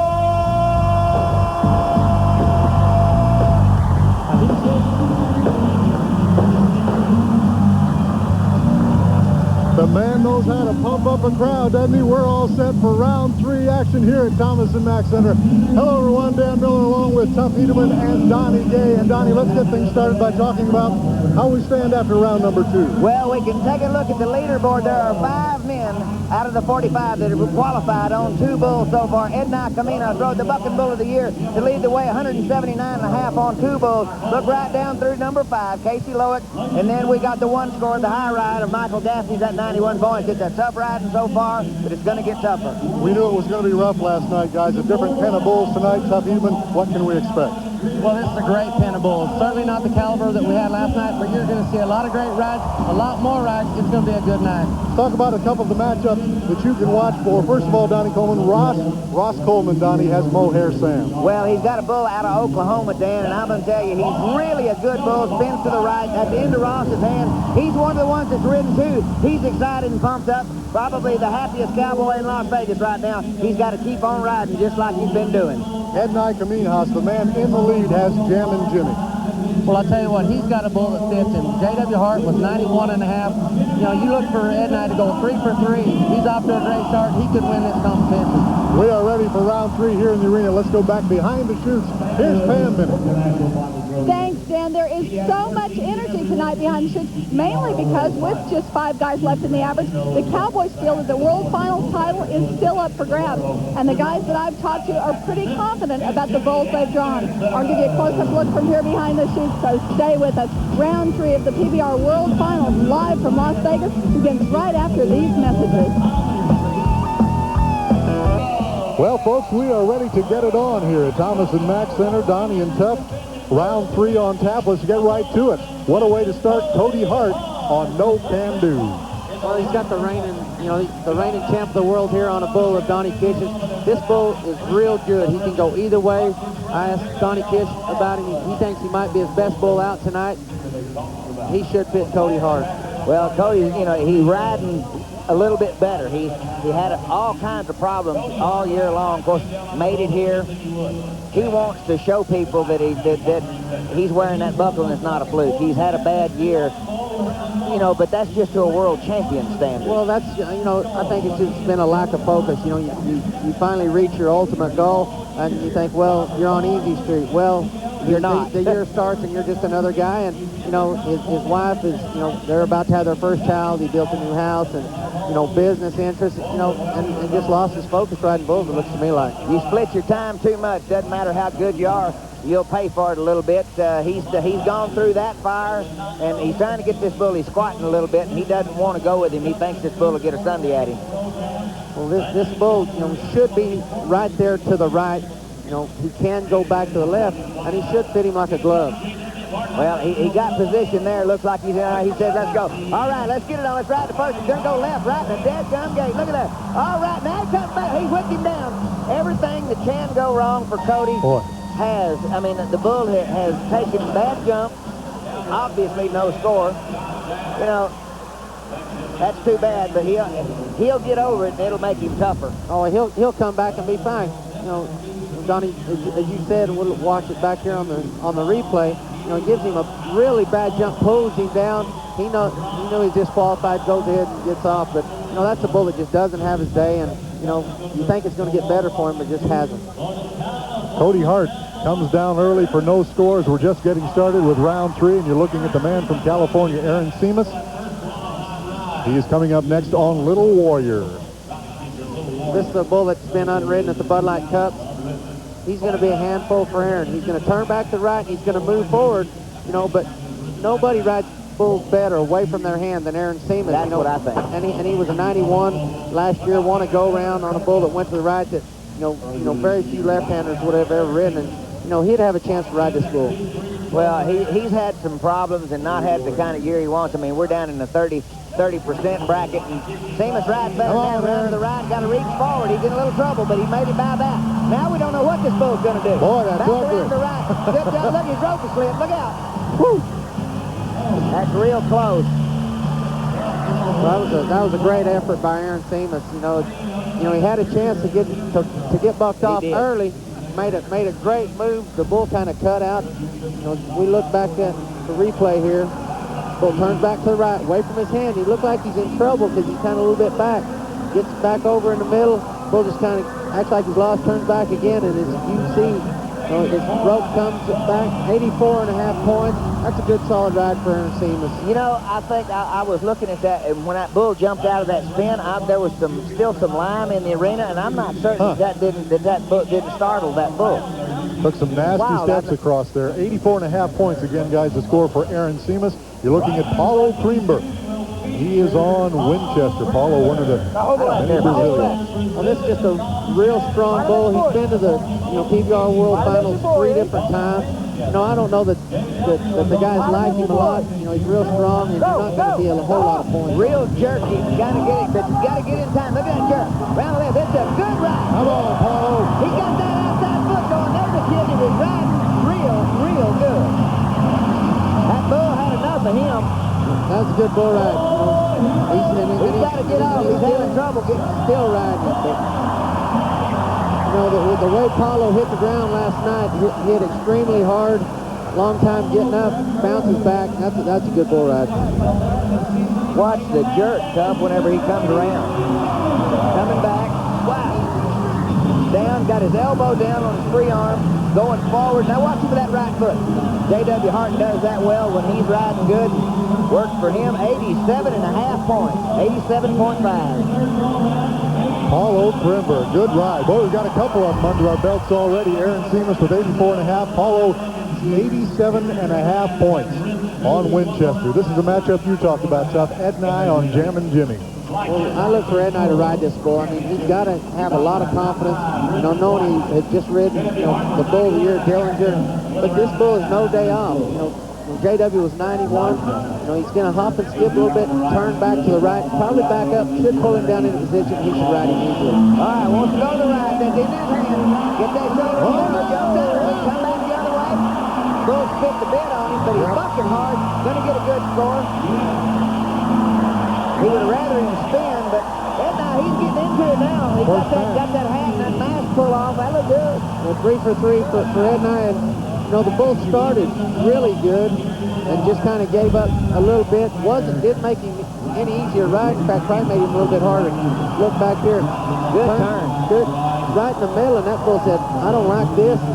That's a good job. See, being aggressive there with his inside foot, getting it back down. 84.5 points, 264. He's on the lead. First man, guys, to cover 3 of them. Tough, you thought he would do it. He gets it done. Ed and I, a total of 264 points.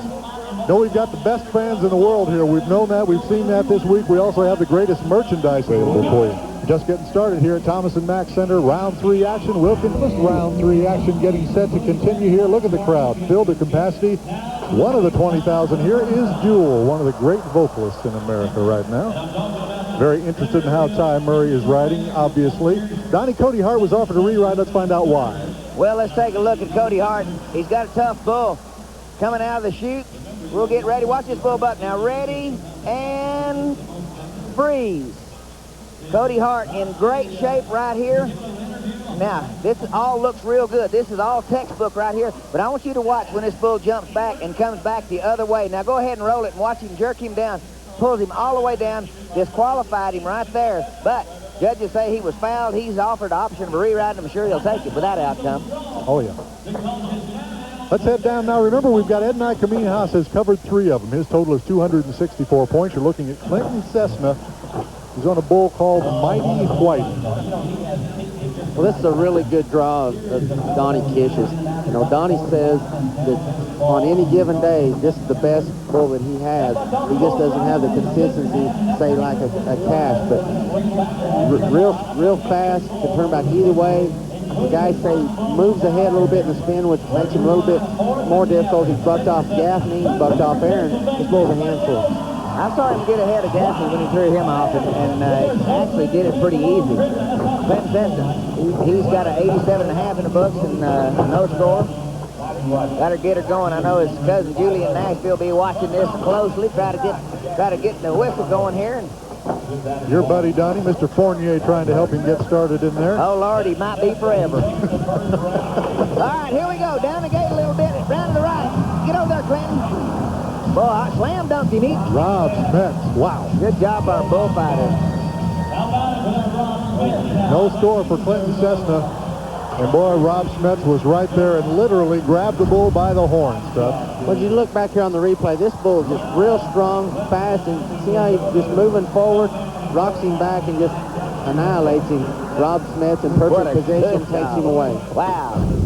I'm sure you watched last night, but Rob Smets really got knocked around here. We're ready for Dusty LeBeth on Much Mo Better.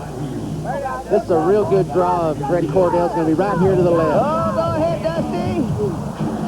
Well, man, that was kind of had her back because I couldn't really see much of his feet. Just looked like they just flew out and kind of ran up his neck, Tuff.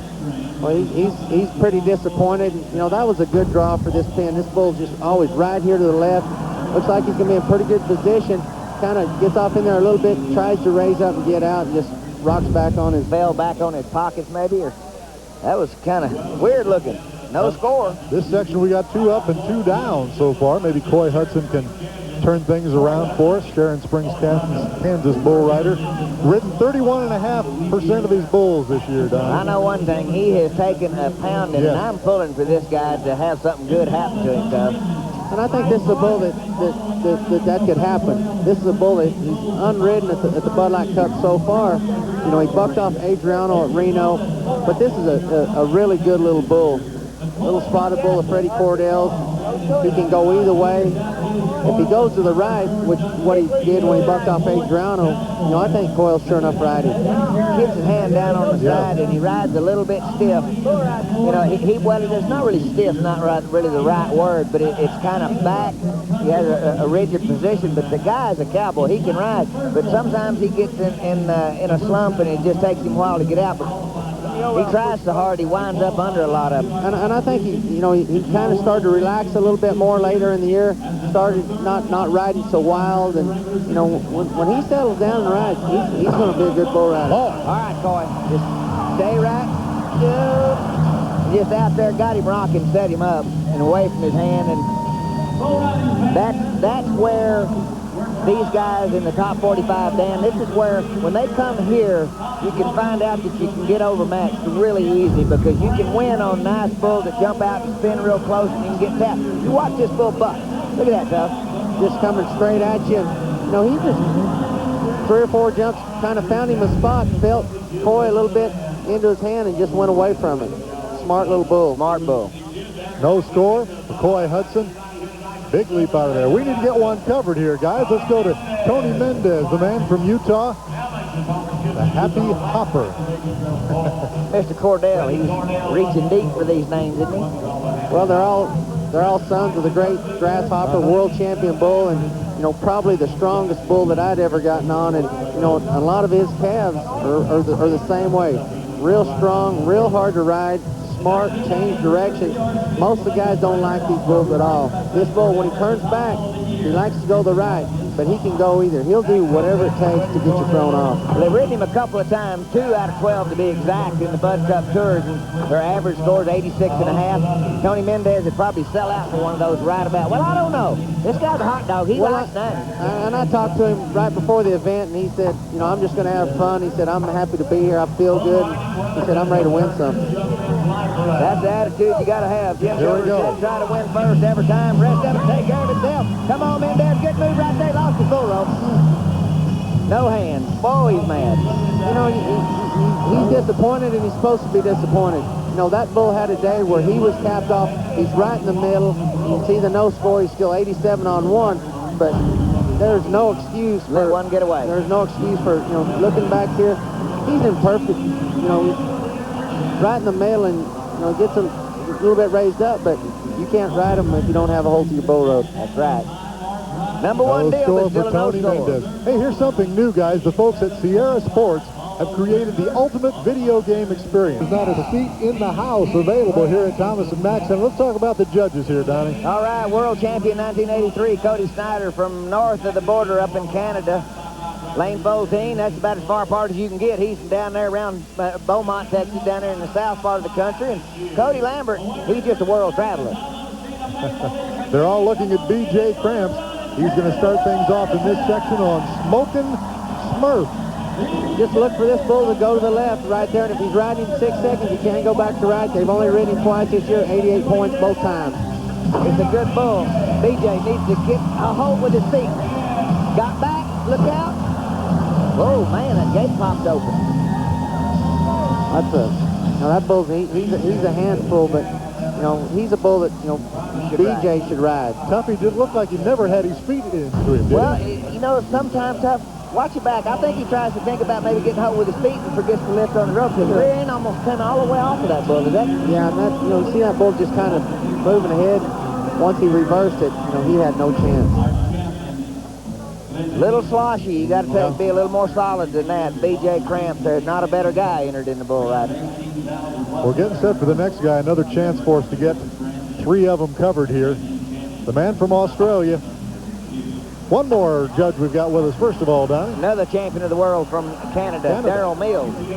Good bull rider. Good guy. Yeah, and the judges, you see again, Cody Lambert. You know, the judges are just like the bullfighters here. They're voted on by the guys. These are the guys that they feel, you know, see the rides the best.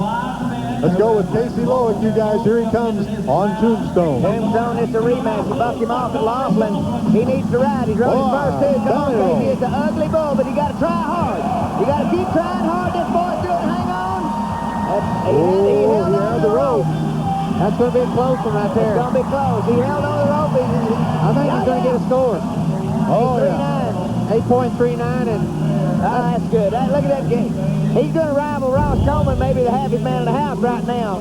You know, he's getting right up there amongst them, and, you know, this bull bucked him off in about 2 jumps. Talking to him right before the event, he said, you know, I'll be fine. And, you know, this bull just isn't very smooth. You see him not kicking a whole lot, kind of works him the outside. He hangs on to the bitter end. Bitter end, and that's what got him a mark, and it was kind of ugly. You kind of like that, didn't you? Well, I can relate to that ugly riding. 85.5 points. All right. You know, the look on his face says it all. He has a total of 256.5 now. Casey Lowick as we move to Dustin Hall. He's getting set on Hotspot. Here we go, Donnie. All right, Hotspot around to the right. This Oklahoma Cowboy. He's in trouble. He is trying to reach him. Oh, man. Get up and get out of there. I tell you what, this boy is going to be around if they don't wipe him out too quick, because he can ride tough, but he's just, you know, he's not been in the environment where every bull is maybe the best one he's been on all year. Or in his whole life. You know, this is a real good bull at Terry Williams. Hotspot always out there 2 jumps and around the right. That bull just gets faster, and once you get behind, he dodges a bullet right there. And see the bullfighters right there. Yeah, he's hurting him a little bit, but it could have been a lot worse. Woo! Folks from Justin Sports Medicine are tending to him. Boy, he dodged 2 bullets that time, Tuff. He stepped all around him. Let's head over to Pam Minnick. She is with Casey Lowick. Thanks, Dan. Casey, that was a rematch from Laughlin, wasn't it? Yeah, he bucked me off there at Laughlin, sort of flicked me around, hurt me a bit, so it's good to square up. A little close to the buzzer? Yeah, a little too close, but it'll work. Yes, Dan. Casey Lowick, his total now 256.5. You can recognize that shirt from a long way off. Danny Barnador, Waycross, Georgia, getting set on the Chunky Monkey. Yeah, Mr. Mossy Oak here. He's got a really good bull here of Eddie Rowden. You look for this bull to take about 2, maybe 3 jumps, and turn back to the left and be good. And Danny rides bulls into his hand very well. As we saw it last night, you know, we saw it last year. They go into his hand, they have a hard time bucking him off. Yeah, he was 89.5 on that bull that went to the left, and he's got to wait on the bull though. You don't want to get too excited. Get a hold. That bull's not having the kind of grip. He's going to go to the right. That a boy. You know, isn't it fun to watch a guy whenever they're really getting it? They understand what they're doing. Good ride. That was just good execution. That was a textbook ride. You know, Danny had been hurt. He come in the finals, hadn't been on anything. Looking back on the replay, he's expecting this bull to go left. He starts left, takes another jump, goes to right. But look at his upper body. Look how he just stays forward, gets a good hold with his legs and his feet.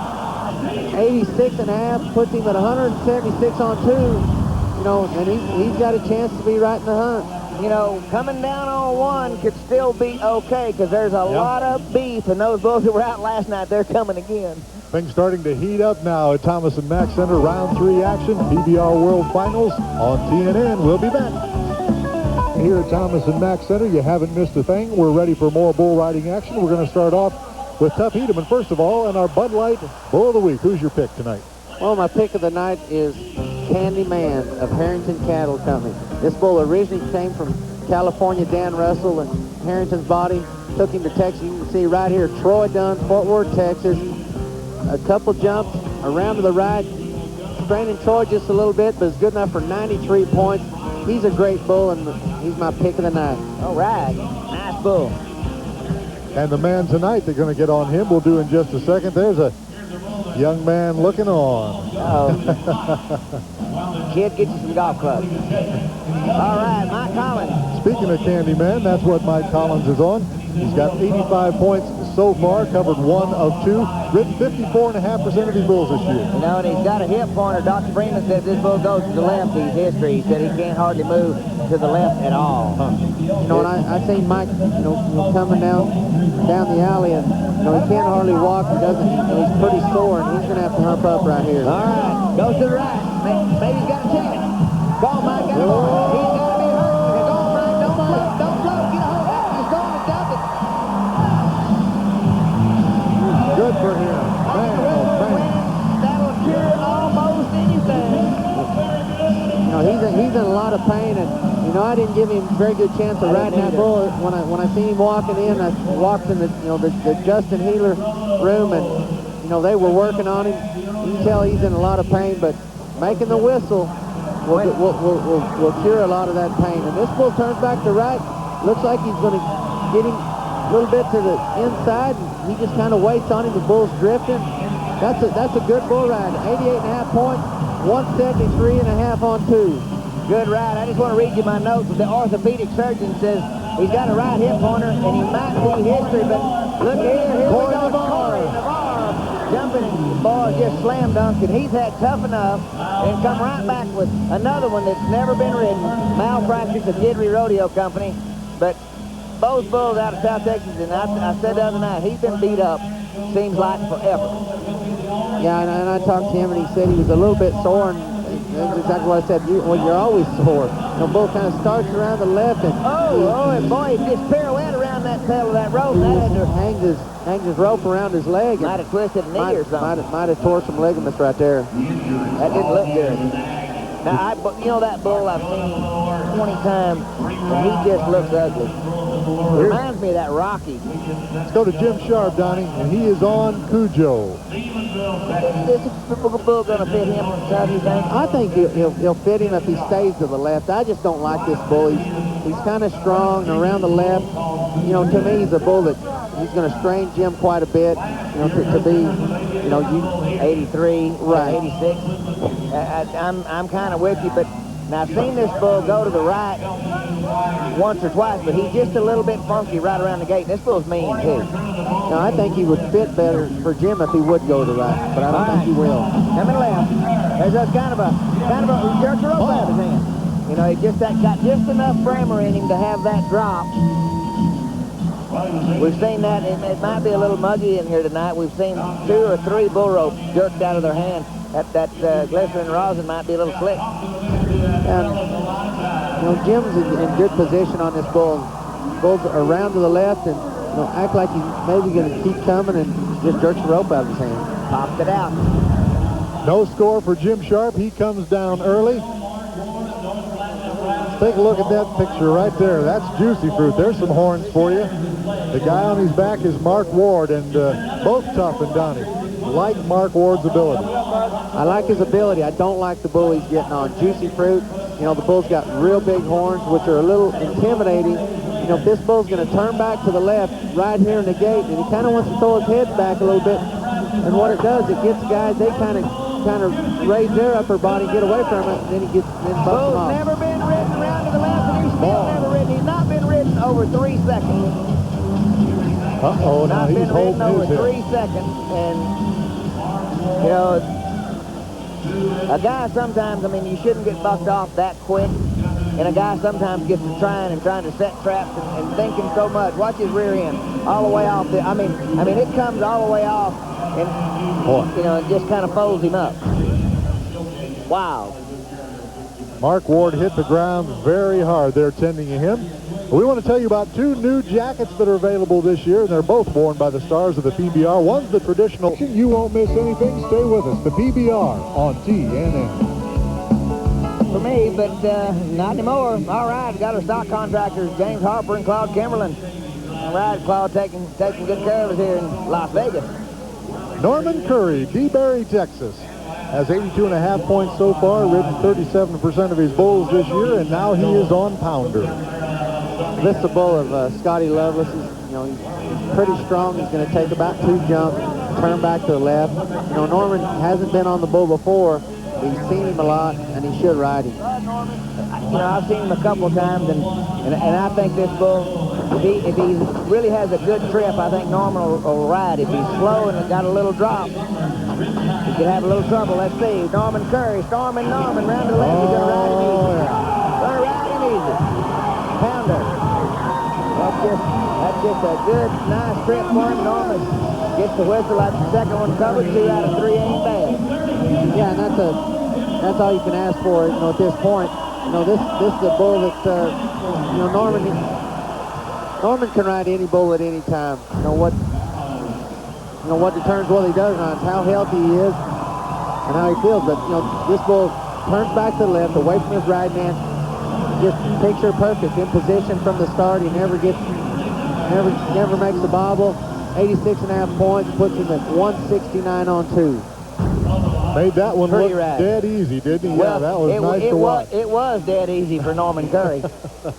Here's Wiley Peterson, and this guy really came to the PBR late in the season, got in, and really made a good showing for himself. We came in, he set him on fire at Laughlin by riding Cash of Donnie Kitchen. This is a good draw for him. Jerry Nelson, Bloody Mary. The bull can try turn back to right, go both ways. The only thing about this bull I don't like, he looks mean, and he is mean. Be careful. The bullfighters, they've got a deal set up for him because this bull knows where you're getting off. Round to the right first, we think. No, he's going left. Going to go left. Going Wiley Peterson. Don't you go in the hole. Don't go down there. No.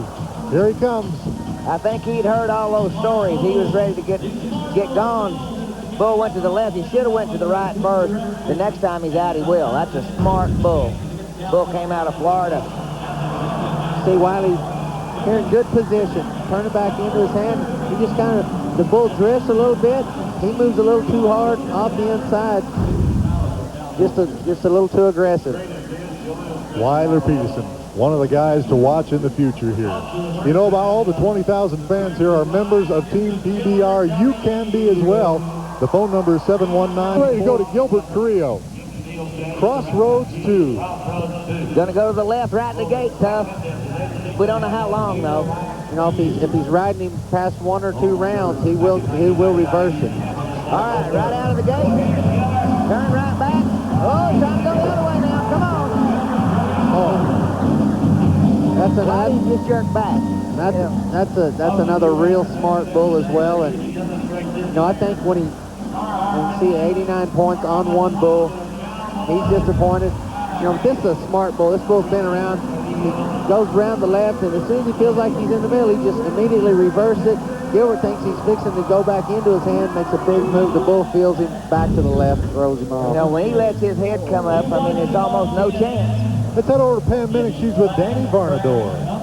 Thanks, Dan. Danny, I know this morning Dr. Freeman said you had a torn MCL. It didn't seem to bother you tonight on Chunky Monkey. Yeah, that adrenaline will do something to you. I hobbled around all day and was in and out of the sports medicine room all day, but they did a good job on me, fun for them, and good Lord, I don't know what I'd do. Good ride. Dan? Donnie, here's Leslie Doyle, and you think this is a good matchup on memory lap. I like this bull. I like this cowboy. He's going to go to the left, but I just want him to just sit up because this bull is really good, Tough.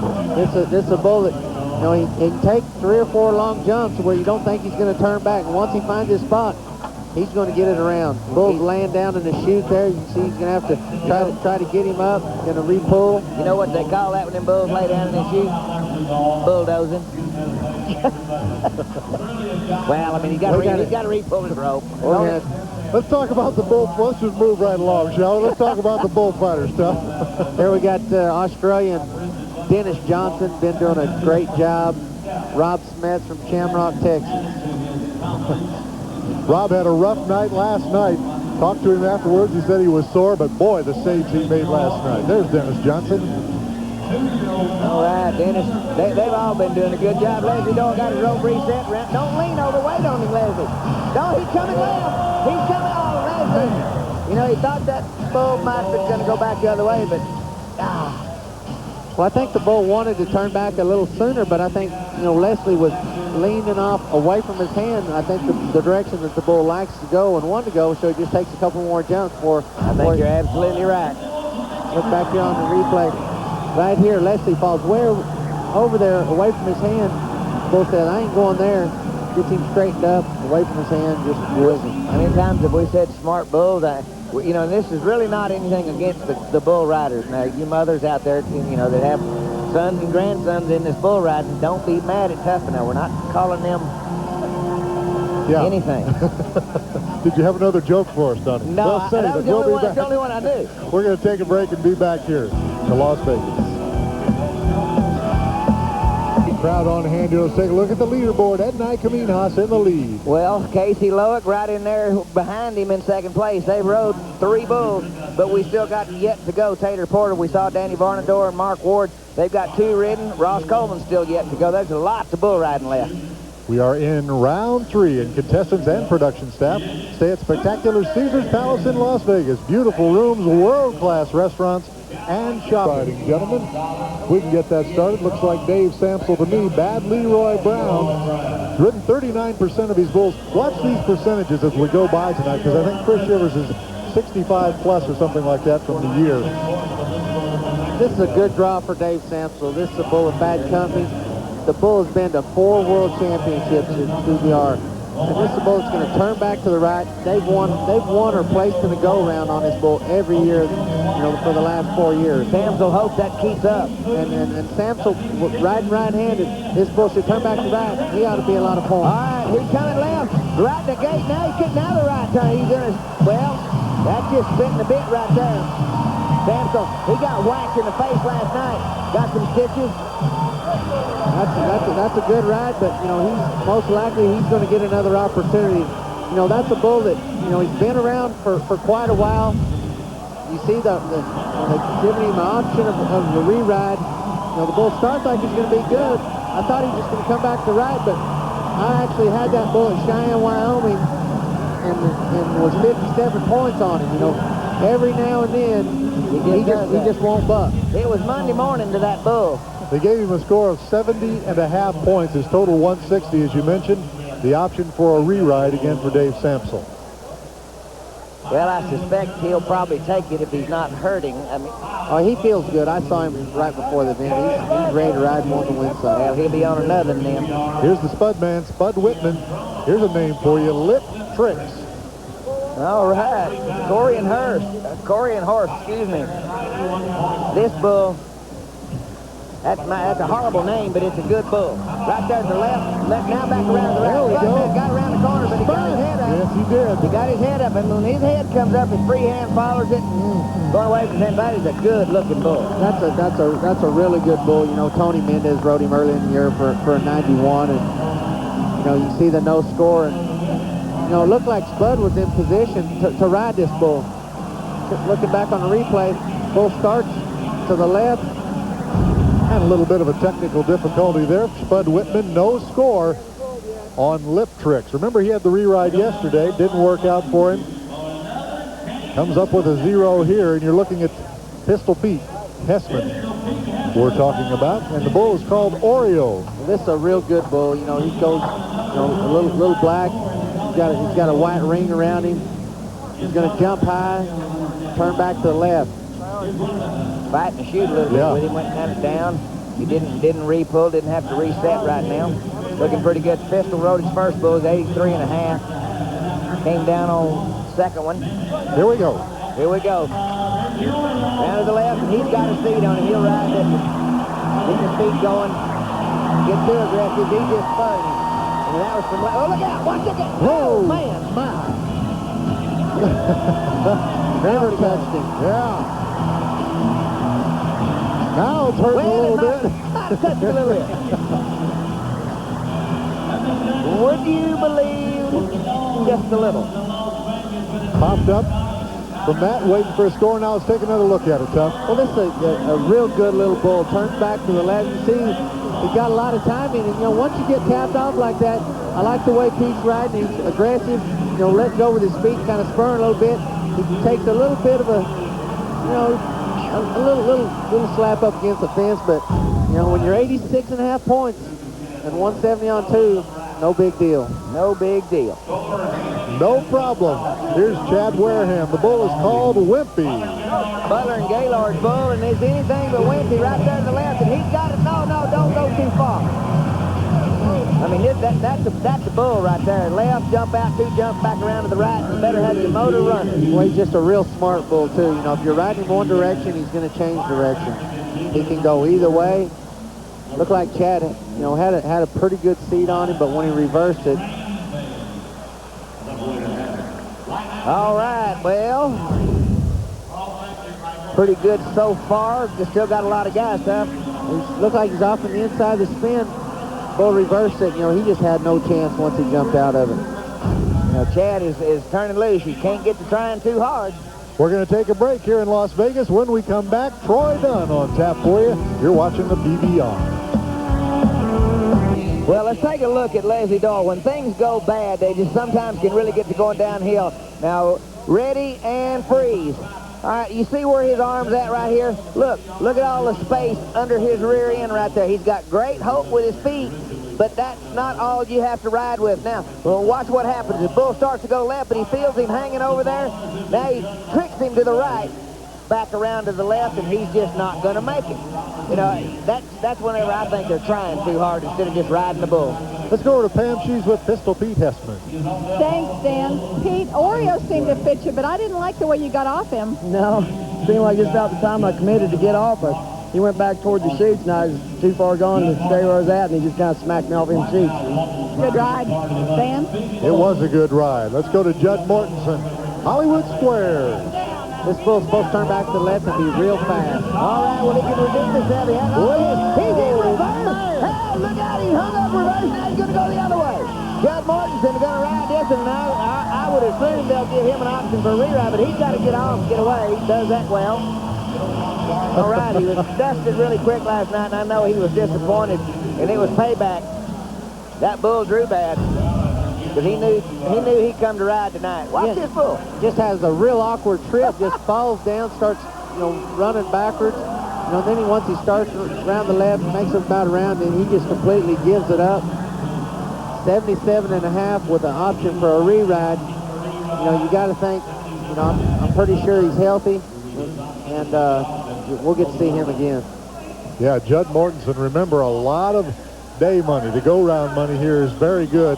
77.5 probably won't get any. Maybe he'll give us another shot at it a little bit later on. We'll let you know about that. There's Jason Bennett on Try Me. I want to tell both of you guys, I ran into Jason in the elevator today, and he was just down. You know, I think the first time to the big show here, he's got bucked off his first 2, and I asked him what he had, and he just said, I got Try Me. And I said, what do you think? He said, well, we'll just have to wait and see.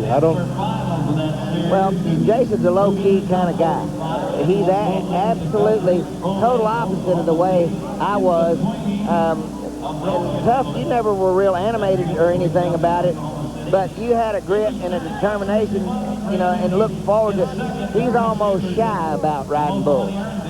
Yeah, but, you know, everybody has their own approach, and, yeah, you know, this guy can ride. Oh, yeah, yes. There's not a doubt in my mind. And, you know, he pulled his drawing. He wasn't sure, I think, how he was going to feel coming in here. You know, he got off to a bad start getting bucked off a Nitro. You know, he gets bucked off again, you know, last night on a Bull Renegade that he had ridden, you know, one time before. You know, so he's not very confident at this point, but this is a real good bull for him. Well, James Harper and Claude Kimberlin brought this bull in here, said it's a good draw. Jason should be able to try and win something on him.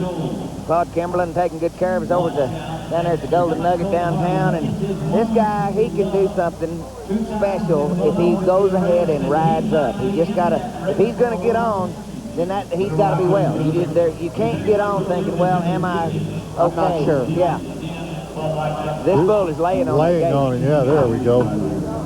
I always like it whenever they finally jump, you know, then just go. then as soon as they start to move, you want to move with them and you want the gate to be open. So you can see the bull just kind of leaning on his leg there. He's going to re-pull it. Yeah, that's a smart thing because now he can already pull his leg out from under there now. While he does that, guys, let me tell you that TNN online on Try Me. Well, looks like he's about getting ready to nod. There we go. All right, Jason Bennett, that ride at the bull. All right, look out. Boom. I don't think he ever got his rope really set just right. And it's kind of like Leslie Dahl. You know, when things start going bad sometimes, you get some snowball effects, and let's just see. See how he rocked back on, he rocked all the way back and just really kind of uncharacteristic of it, but, you know, just ended his hand, he just looked off. Yeah, and he was behind, and once that bull started around into his spin, you know, he was behind, and, you know, he just didn't put out any effort, you know, to do anything about getting back to the center. That's disappointing there. Here's Jesse Shellhammer from Fort Kansas. The name of the bull is Bad Medicine. Jesse's riding around 37% this year on the Bud Light Cup Tour. All right, Del Hall bull had a couple of them out, and they've not really followed the line on the book here. Shellhammer's needing a little bit more rope in this bull, he said. You know, well, Jesse told me that, you know, he's been on this bull before, and he was pretty happy about having it. Like it. Yeah, he bucked off a 2, but he rode that one 7.9 seconds and didn't get a score. Just a youngster. He and Jason Bennett, Justin McBride, really a lot of good young bull riders coming Dustin up. Hall. Yes. Yeah, there's some guys that are about to step up to the plate and, you know, win a lot. Well, there's a cushion and everything. Shellhammer, he's trying to make his mark. Bull jumped out of him. Boy, you just Get back into there. There you go. Oh, yeah. You know, that bull just yanking, awful bull. Just not a very good bull, but a super effort by Jesse. You know, he had every opportunity to get bucked off, and he just never would give up. You know, and that's what bull riding is. It's never giving up because, you know, the bull turns back to the right, jumps out. It looks like he's, you know, weighing his hand, and then the bull acts like he can go back away from him. Doesn't. You know, that's just kind of gritting it out. He comes in with a score of about 84.5 points. That's a good job by Jesse. Just good effort, and it's just good to make the whistle. And he came down twice and needed to get it done. Here's Troy Dunn. We promised you he'd be in this section. Here he is on flashback. Bull's been ridden one time in Bud Light Cup. He scored 88. You look for a high score. Troy Dunn, his back is doing well. He's ready to ride. You look for him to be in it at the end of the week. I don't know that I've ever seen him buck off 2 in a row. And that bull right around the corner to the left, and just, he was beat to the left. Yeah, the bull just, you know, scooted out of there, looks like. Just kind of scooted out of there, got him just a little bit back, and that's a bad bull to ride, especially, you know, when he's going to turn back away from your riding hand. See, just didn't kick a whole lot, kind of heading back around the left. Bad night for Troy Dunn. No score for Troy, and he doesn't want, he's fine. Just, he's feeling fine anyway. Yeah. We're going to take a break here, guys, and come back. Adam Carrillo will be up on hard copy. Stay with us on TNN. You doing Don Gay and Pam Minnick, and Tough, what do you have for us? Well, I want to look back at Troy Dunn, and you see, as this bull leaves a shoot, you're just ready, and you want to freeze it just right here, because this bull, you can see right here, right behind his leg, it's flat. You know, you want the bull back end to be kicking up, and what happens is the bull moves forward, he's going to slide Troy a little bit back and just beats him right out of the chute. Right there, he's off his rope a little bit, and you can go ahead and roll that thing now. And just beats him right around the corner. You know, that's a tough move for Troy Dunn. That was a real tough move, especially he's not seen that bull. You know, that's one of those deals, you run him right back in there and he's riding. Here's Adam Carrillo, and he is on hard copy.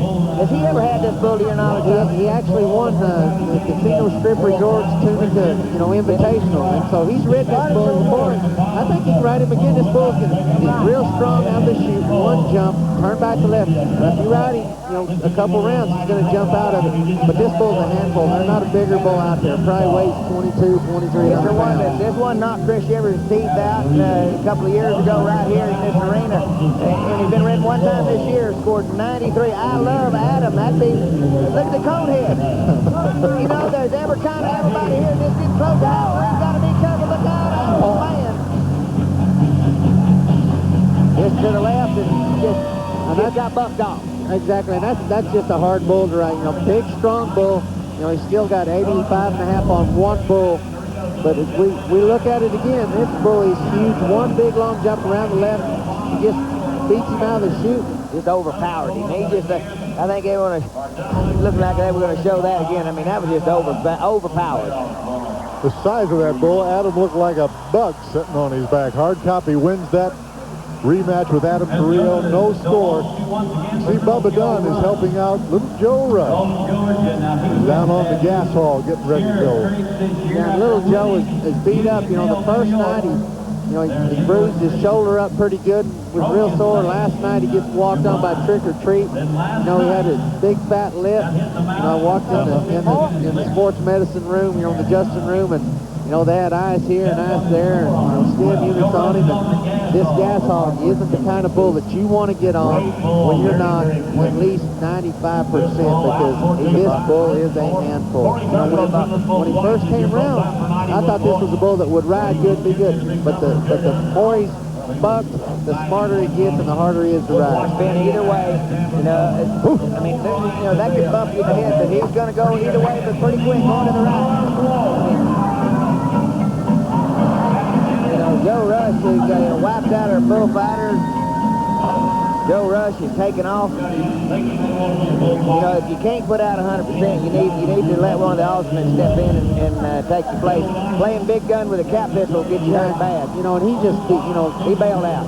Looks, you know, he's just not in any condition to be riding. You know, he's beat up and sore. And, you know, you admire the guy for getting on, but you know, the facts are, if you're not, you know, willing or able to put out a lot of effort, you just have no chance whatsoever against a bull like that. Not when you run the risk. I mean, it goes all the way up to getting killed. And I mean, you know, there's you know, the mention of your name is not worth it. Looking at KJ Fletcher, he's on Dodge Rep. I've not seen this bull. Dodge Rep, and I believe that's a Schellenberger bull, isn't it? It's a really, really good bull that comes from Canada. Talked to KJ earlier. He was excited about having this bull. He thought he fit him, and you know, I hope, you know, I'd love to see KJ do some good here. Yeah, he's a great guy. Won one of those $20,000 day monies, and things looking good in Oklahoma. Got a little rain over here finally. All right. I don't know that I'd be aggravating him. I don't think so either. All right. That's motion work. Jerry Nelson got the bad boy shirt on. He wants to make a bad boy ride on this bull. KJ Fletcher. Come on, left. No matter what. Oh, Joe overloaded. Dr. Wells. Well, that's just an example of being over aggressive. You know, he was excited about having that bull, and he's not very, very happy with himself right now. And you know, the bull just takes a couple pretty long jumps, and once he turns back, he's in pretty good shape, and he just drops, you know, just lets go of everything, just drops off the inside of the spin. It's way too big a move. I mean, that's just over aggressive. No score for KJ Fletcher. Let's go over to Pam Minnick. She's with Jesse Shellhammer. Thanks, Dan. Jesse, an outstanding effort. How did you manage to get back in the middle of that bull? Just tried hard, I guess. I was mad last night bucking off. Slapped my first bull. It's payback time now. All right, great ride. Yeah, that's what we like to hear. 84.5 points, Jesse Shellhammer. Remember, on Bad Medicine. One more guy coming up in this section for you. You're looking at him right there. It's Bart Jackson. The name of his bull tonight is Switchblade. This is a little black bull of Julio Moreno. It's got some little horns. Should be right there to the left. The bull has a lot of speed, and it's away from Bart's right hand. You know, but this is a bull that's not the rankest bull tonight, but he's not the, you know, he's just kind of the middle of the pen. Bart Jackson can ride him going either way. I don't think it makes him a whole lot of difference. In fact, some of the best rides he's made have been away from his hand when he gets his timing down, but he's a little lanky, maybe, long and Right. And what I think he does is sometimes he just overmoves. He just gets a little bit wild. Here we go. Going to the right into his hand. Got over there, now to left. See what? He's already made a double move with his free hand.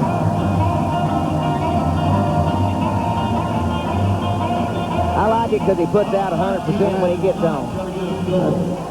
You know, that's the one thing about Bart Jackson. He always shows up. And that's why you always got to admire a guy like that. Look, I mean, he's way behind. He's thinking what they had talked about the boy. He's like he's going to go left. Whew, he's hard to ride there now. You know, every time he would get in a position to get in the middle, the bull would just kind of move ahead and change directions. We're going to take a pause in the action here from Thomas & Mack Center in Las Vegas. We'll be back with more of the World Finals. Mission, if you will. It's round 3 of the PBR World Finals. Folks from all over the world literally have joined us here. We've seen some wrecks tonight, some great wrecks throughout the year. It's been a tough year. Let's take a look at some of the best of the wrecks. Now take a look at Trevor Walker. He's got Show Me a Joe Simons, and he's jerked down and, I mean, knocked out cold while he's on top. Ouch. Here's Don Ray Howard Donnie on Too Much. Too much. Jerry Nelson, Double J. These little Canadian Mexican-bred bulls are bad little boys. I mean, walks all over, stomps on front, back, bottom, top. I mean, don't you want to be a bull rider now? Here's Clinton Cessna. This was on Dillinger. Boy, howdy. He's looking for a place to land. Sure enough, he's right back where he started. The bull riding blowout, Leslie Doyle on Sour Apples. Sour apples, and I'm telling you what, Leslie Doyle thought he's getting sour grapes. He said, just because I won a little money, he's got Frank Newsom hooked. Wow. Here's Pete Hessman on the Party Hound. Party Hound to Donnie Kishes. I mean, he's got Pete Hessman walking him like a footlog all the way back to Kansas, hooking the clown. Jimmy Anderson having to save the day again. Nate Thorson, C'est La Vie. C'est La Vie. I mean, he says, say what? Nate Thorson, big old long legs, and he can't get a hold, and he's getting run back on the rumble seat. Look out. Things is beginning to run downhill. Ouch. He just took a nap. Corey Navarre on the Happy Hooker. Happy Hooker, Gary Hempstead, makes these things because he's a little bit mean. He looks like a hood ornament on a 49 Ford. Look at that. Out. Turn me loose, Frank Newsom. Save the day. Nate Thorson again, Donnie, this time on the Sandman. Okay, now watch Sandman. This is Jim Zinser's bull Sandman. He's underneath him. Nate Thorson, you got to gather it up. Corey Turnbow in Odessa on Risky Business. Terry Williams' bull Risky Business just gets a hold of him and hits him right upside the head. Mama, don't let your babies grow up to be cowboys. Here's Coy Hudson in Nashville on Supersonic. Sammy Andrews, Supersonic. He's giving him a good ride. Corey Hudson, he got that bareback Jack faraway look in his eye, got back a little bit, and now look. Hung up, stepped on, out.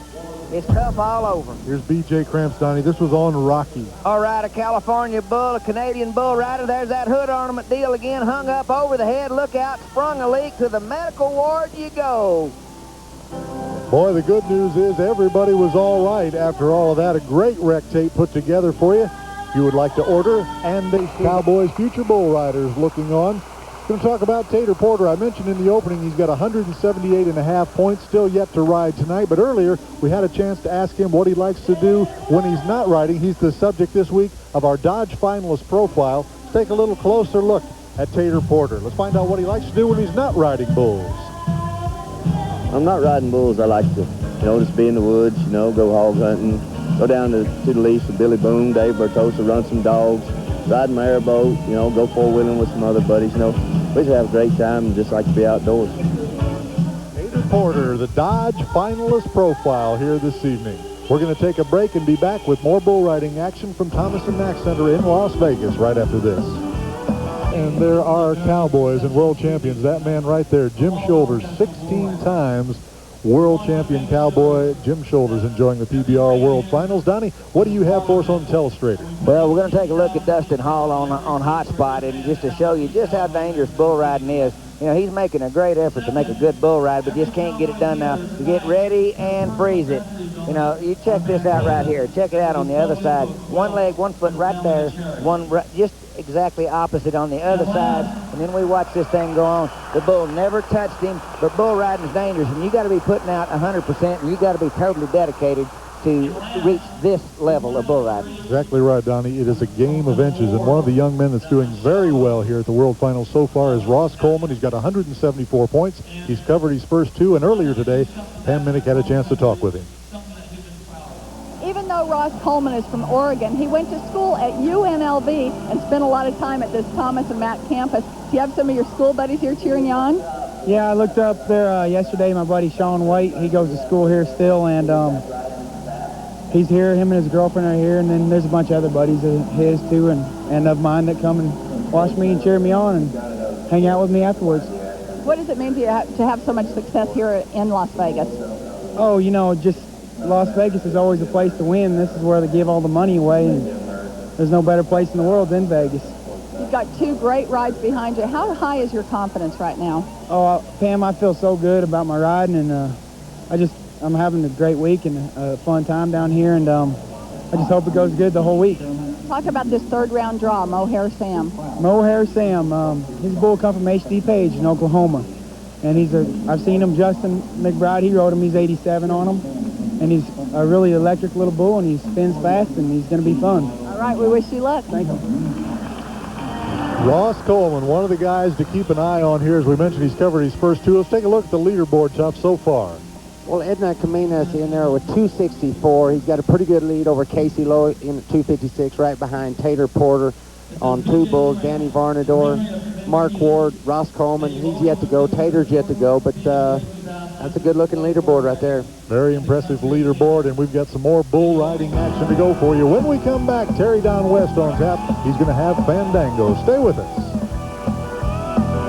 That, Donnie, so far this evening we had a ride of 88.5 points from Mike Collins. You want to take another look at it? Yeah, let's take a look at this. He's riding Candyman at 88.5. Now remember, he's got a hip pointer, and I want to take a look now. Ready, and right here, let's freeze it right there. Ready, freeze. Okay, now look right here. This leg up. He's pulling really hard. He's reaching forward with his free hand to keep the momentum. He doesn't want his back to get back here like this. He's got a hip pointer. The doctor said, go ahead and roll it. Watch him finish this right out. The doctor said if this bull went to the left, he's toast. He's spurring with the outside foot. This kid did what we call cowboying up, 88.5 points. Haskell, Oklahoma's got to be proud of Mike Collins.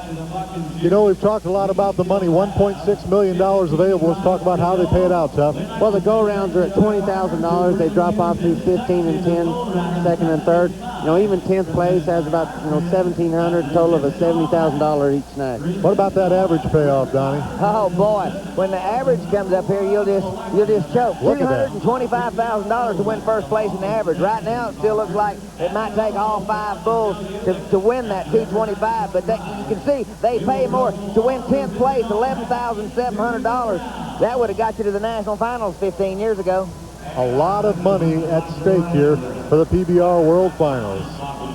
There we go, Grand Rapids, Michigan. All right.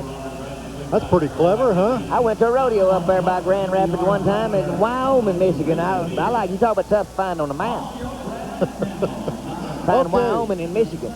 Let's do some more bucking bulls here. Corey Turnbow is a guy that needs to get it going here. Cleburne, Texas. He's on 2 months. Corey's ridden 45% of his bulls this year. Second at the Nile up in Billings, Montana. He's been hurt, now he's back. This bull came out of Canada. Jared Nelson bought this bull, and he's a good bull, but he's not been ridden in the Bud Cup Tour. But this bull's rideable. In fact, I was surprised that they brought him here because this bull, on top of bucking, he's almost like a Mexican fighting bull. This bull will go out about 3 or 4 jumps and then go to the right, and pretty fast. Corey should break the ice. He should get it done. You know, while he's getting ready here, a lot of folks asking us about Jerome Davis. Of course, he's here. He's a stock contractor now. His medical expenses continue. There's the address. You know it. Jewel Baptist Church, 6162 Brook Circle, Archdale, North Carolina, 27263. He's got his own page on the website, pbrnow.com. Corey Turnbow looks like he's just about ready to go to work on 2 months. Trying to get his hand just right. Tough. Did you talk to him about his shoulder? I haven't spoken to him. I know him real well, but I haven't seen him. How's he feeling? I talked to him right before the event tonight, and he said he feels great. He said he's ready to ride. You know, this is the first time. This is a big event. You know, that he's never been to it. I'm not sure that he's really adjusted to it, but the guy can ride it this way. Yeah, he can, and I think he'll be back. I don't think, you know, if he can stay healthy. He's got a little age on him. You know, he's got a big family, and he needs to win the money. The effort he puts out is probably unequaled in this event. I mean, there's a lot of guys try hard, but this guy right here, you can put him in that group. He'll put it all out on the table and see what happens. Corey Turnbow, he's trying to get this bull to quit leaning on the backside and get him to move his old head up there. Come on, Corey, let's just get out there and make the whistle, break the ice. You can do it. You can do it right there. Oh, look here. This Whoa! What's too much? Go to the left. I mean, now, it's happened to Corey Turnbow. It's happened to Leslie Doyle. If you go right down the list, when a guy, it's that snowball effect. I don't know what causes it, but no score, and he just got to be sick. You know, because at home, he could have ridden this bull, no problem. Well, looking back on the replay, the bull just kind of scattering out across there, and, you know, I think he just, you know, just raised up and just gets a little bit lazy. The bull wasn't having a very good trip across there.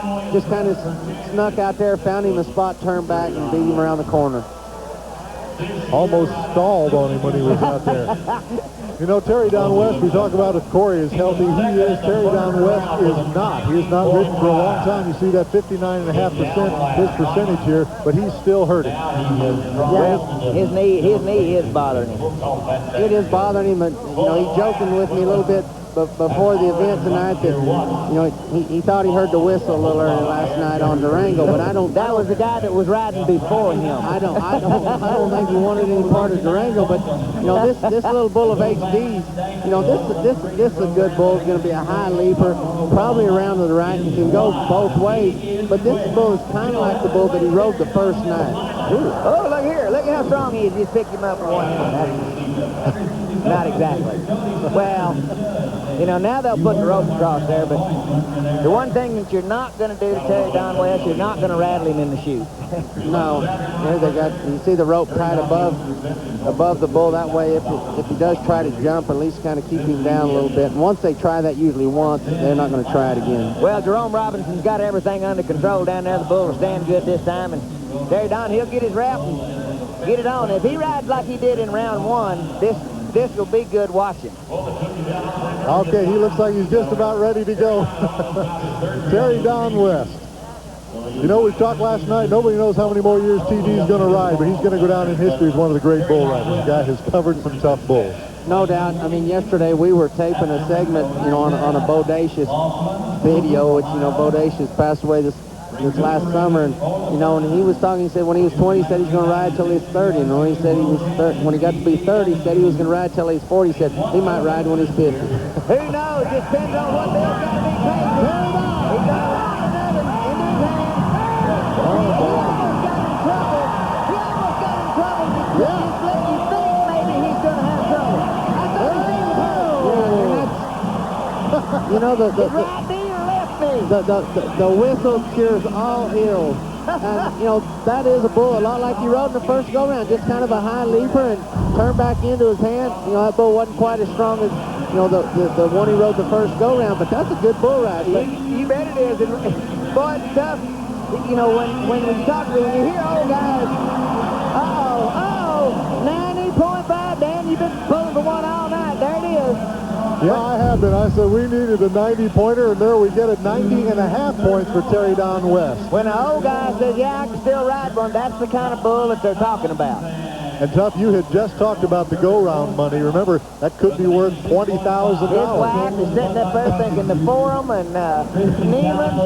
Let's go to Cody Custer, Wickenburg, Arizona. Here's a guy that I want to get the whistle tonight. I want them all to ride him. Ride them all to stock contractors and just, well, they'd have a pity party back there. Lord hell. Cody Custer. This is a bull that Michael Gaffney rode at Columbus, and should be a good draw for Cody. Mark Reed bull. I love his horn, didn't he? And we're talking about the rear. Back you need. Come on, Cody, get a hold, get a hold. Get a hold. Don't you quit that, our boy, Cody Custer. Now we're going to ride them all. You know, it's contagious, is it not, Gus? You know, I was just about to say it. Bull riding is contagious. You know, you see a guy get bucked off, 2 or 3 in a row get bucked off, and then you might see, 10 or 12 get bucked off. You see one great ride. Look back here on the replay. Cody Custer, this is the mark of a great bull rider. You're bucked off, but you find a way to get back to the middle, and that's just unbelievable. Good job. Well, they had a little deal, a tribute to Glenn Keeley a while ago, and these guys are fired up, and you talk about extra effort. Good score coming in, 88 points for Cody Custer. Now, the crowd's going to boo, because it was such a good recovery, but remember, it was a recovery. Half the points for the bull, the other half for how well you ride, and he was in trouble. He was in trouble. And got him for effort, didn't he? Exactly, and the bull jumped out of it, and he turned back again. That was a great ride, but, I think the score was pretty close. You know how I hate to agree with the judges, but I think that's a pretty good call. Here's Jaron Nunemaker. He is on whistle stop. All right, Mr. Nunemaker, get money. He's been on this bull before, and he said he just didn't finish him off, but I don't think that there's a better draw in tonight's go-around than this bull. I really like him. Right here to the left. Right here to the left every time. All right, come on, Jaron.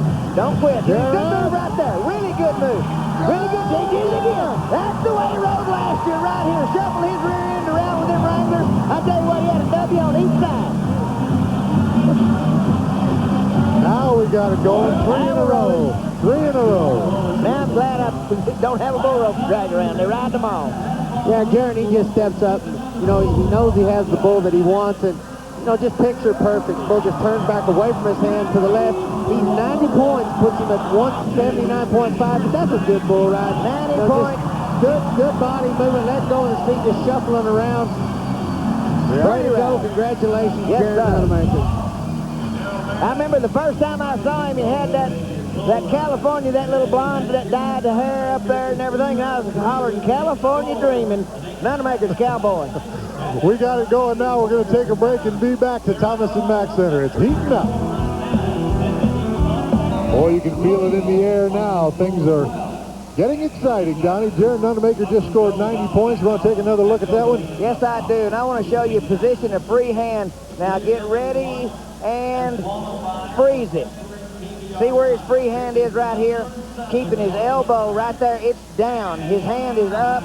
Now, see where he's into his hand a little bit right here, just here on the side. I want you to watch. When this bull comes this way, he's going to move his W's on the back of them Wranglers. He's going to move them over this way and keep this arm. It never gets up here. Never gets up there. Now go ahead and roll it. Now just watch this back and watch what he does with his rear end all cued by his free hand, and his body position remains just forward, just enough. He's got that bull dead in his sights, and there's no way he's going to buck him off. That's a great bull ride. Well, we've put together 3 of them back-to-back, a 90.5, an 88, and a 90. Here's J.W. Hart on Crossfire. Can he keep it going? Well, this is a real good draw. I heard Cody Lambert talking to him about the bull. J.W. was just asking about it. He said this is just a real good bull that should fit J.W. He said you'll probably spur him around there and, be in the high 80s. J.W. needs to spur one around. He's been trying to grip him, and he's a tough little guy. But you see that power? It's a good little bull right here, around the right. Now, come on, bull. The bull didn't have the grip. I mean, he's bucking good. That's just fun to ride. But he's 10 points off that bull. Yeah, and that's just an off day for the bull. And J.W., he kind of shakes his head a little bit in disgust. He's wanting a little bit more. He knows his score's not going to be a whole lot. Looking back on the replay, the bull acts like he wants to turn back one way or another, but he might have seen the bullfighter there and might have let him off a little bit. He does, in fact, turn back to the left a little bit, late in the ride, but, he's going to get the option of a re-ride. They know that bull didn't have anywhere close to his trip, and so you go back to what you said last night. If they don't get an opportunity to compete, they're going to get another. 80.5 points option for a re-ride. Pam is with Terry Don West. This is the guy that started all those high mark rides. Terry Don, you look pretty healthy now. Well, I owe it to Mike Flannery at Hell South. I didn't want to go in. It hurt to do the workout. He pushed me, and he got me where I'm at right now. I'm just glad to be here. I want to say hi to my mom and dad back home, and Tom and Carl, and Dick and Gail, and the rest of my family. There's Justin McBride and Poison Ivy. We can sing that song, Justin McBride. Hang on, Justin! He is trying so hard. Yeah. Look out. Oh, Talk about a shot in the charge right there. Rob Fitz going to get it again. Look out. Woo! Julio Marino's in there. 5-time champ of the world. That bull couldn't read his press clippings. He smoked him. Yeah, he just eased over and 7.23. 7.23 and That was probably the most effort I've seen Justin put out. I mean, he was injured and this bull got him tipped over. Man. well, that's a bull that, you know, a lot like the bull before, is usually better. This bull turns back to right. You look, he's real draggy, not kicking up, and he just kind of scoots forward. You know, Justin, he's digging and scratching, trying to get back there. But what the problem with that ride was, the bull just wasn't doing anything. Wasn't good enough to give him enough help to get some rhythm to get it going. Man, smoked our bullfighter. No problem's all right. We'll get a report from that. He is up and says he's okay. Now let's go to Owen Washburn. Remember, he got hung up last night, ran all around the arena. All on his legs. He's got to be sore. He's on Rugrats. And he is a little bit sore, but I don't think it's too sore that he can't make it, a run at this week. Well, I think Owen's one of those guys that if he's too sore to get the job done, he would not get on, I think, if he he wasn't certain he could put out the 100%. Yeah, and he's got a bull that should fit him. The bull isn't real big, but he's got a lot of timing. I saw Jim Sharp ride him at Oklahoma City. The bull can go either way. He likes to go to the left, but he can go back to the right. This should be a good ride. All right. Mexico bull rider, Donaldson and Julian bull. Job Donaldson got some good bulls. Hits right there to the left. Whoa, what's he done? He got by there. Now he's passed. Going the other way. Let's see what he does. Jumped out of it. There we go. When he rides bulls, he's kind of streaky, but when he gets it going, he's as good as anybody strapping it on. Well, there's no doubt about it. 2 years ago, 3 years ago, when he won the championship, they were calling him Captain Consistency just because he was making the whistle every time. He's been struggling, but this bull here tried to pull him down, and a lot of guys wouldn't even got past that. The bull just gives it all he had, and once the bull couldn't throw him off, he kind of gave up a little bit, weakened, and he's going to be 83, and he's not going to be all that excited about that, but 172 on 2 rides. Well, he got a little bit of a grin out of him right there. He's thinking, I got 2 down. That's okay. That 83 ain't bad. Everybody knows that a lot of guys are coming down. That riding 4 bulls at this event could possibly, win a lot of money. That's going to win a sack full of money. Could win the deal. That leads me to this question as we look at Michael Gaffney getting ready to go. If you're J.W. Hart, do you take off that 80.5-point score for a re-ride with 2 of them covered, you guys? Well, I think, the mindset of a bull rider is, you didn't come here to win, 7th, 8th, 9th, 10th place. You want to win first, and if you didn't think you could ride the re-ride bull, you probably wouldn't have came. And the re-rides are always set to where they're real good bulls. To ensure that you have a chance to, hopefully win some of the go-round money. And I believe he would, and I know JW, he'll take the re-ride. I've not seen this Bad Company rodeo bull, this bull Twilight Zone. Have you seen this one, the Gaffney? No, but they say he's just a real good bull, and, Michael came down, but, this is a bull that, on paper, he is supposed to ride, but unfortunately, sometimes bulls don't read the paper. That's right. I have seen this bull. He should just spin right there, but he hung in the wall. All right, now, that bull slipped. He looked like he got a leg under the wall right there, and Gaffney runs off the rope, down, no score. I saw this little bull somewhere, and I just jumped out there, just kind of Cadillac can really spin. There's been about 4 of these bulls basically just didn't buck like they're supposed to, and that threw the time, and the guys were prepared for something else. You're right. No score for Michael. We're going to take a break. When we come back, Adriano Moraes, Ty Murray, Chris Shivers. Going to be good watching.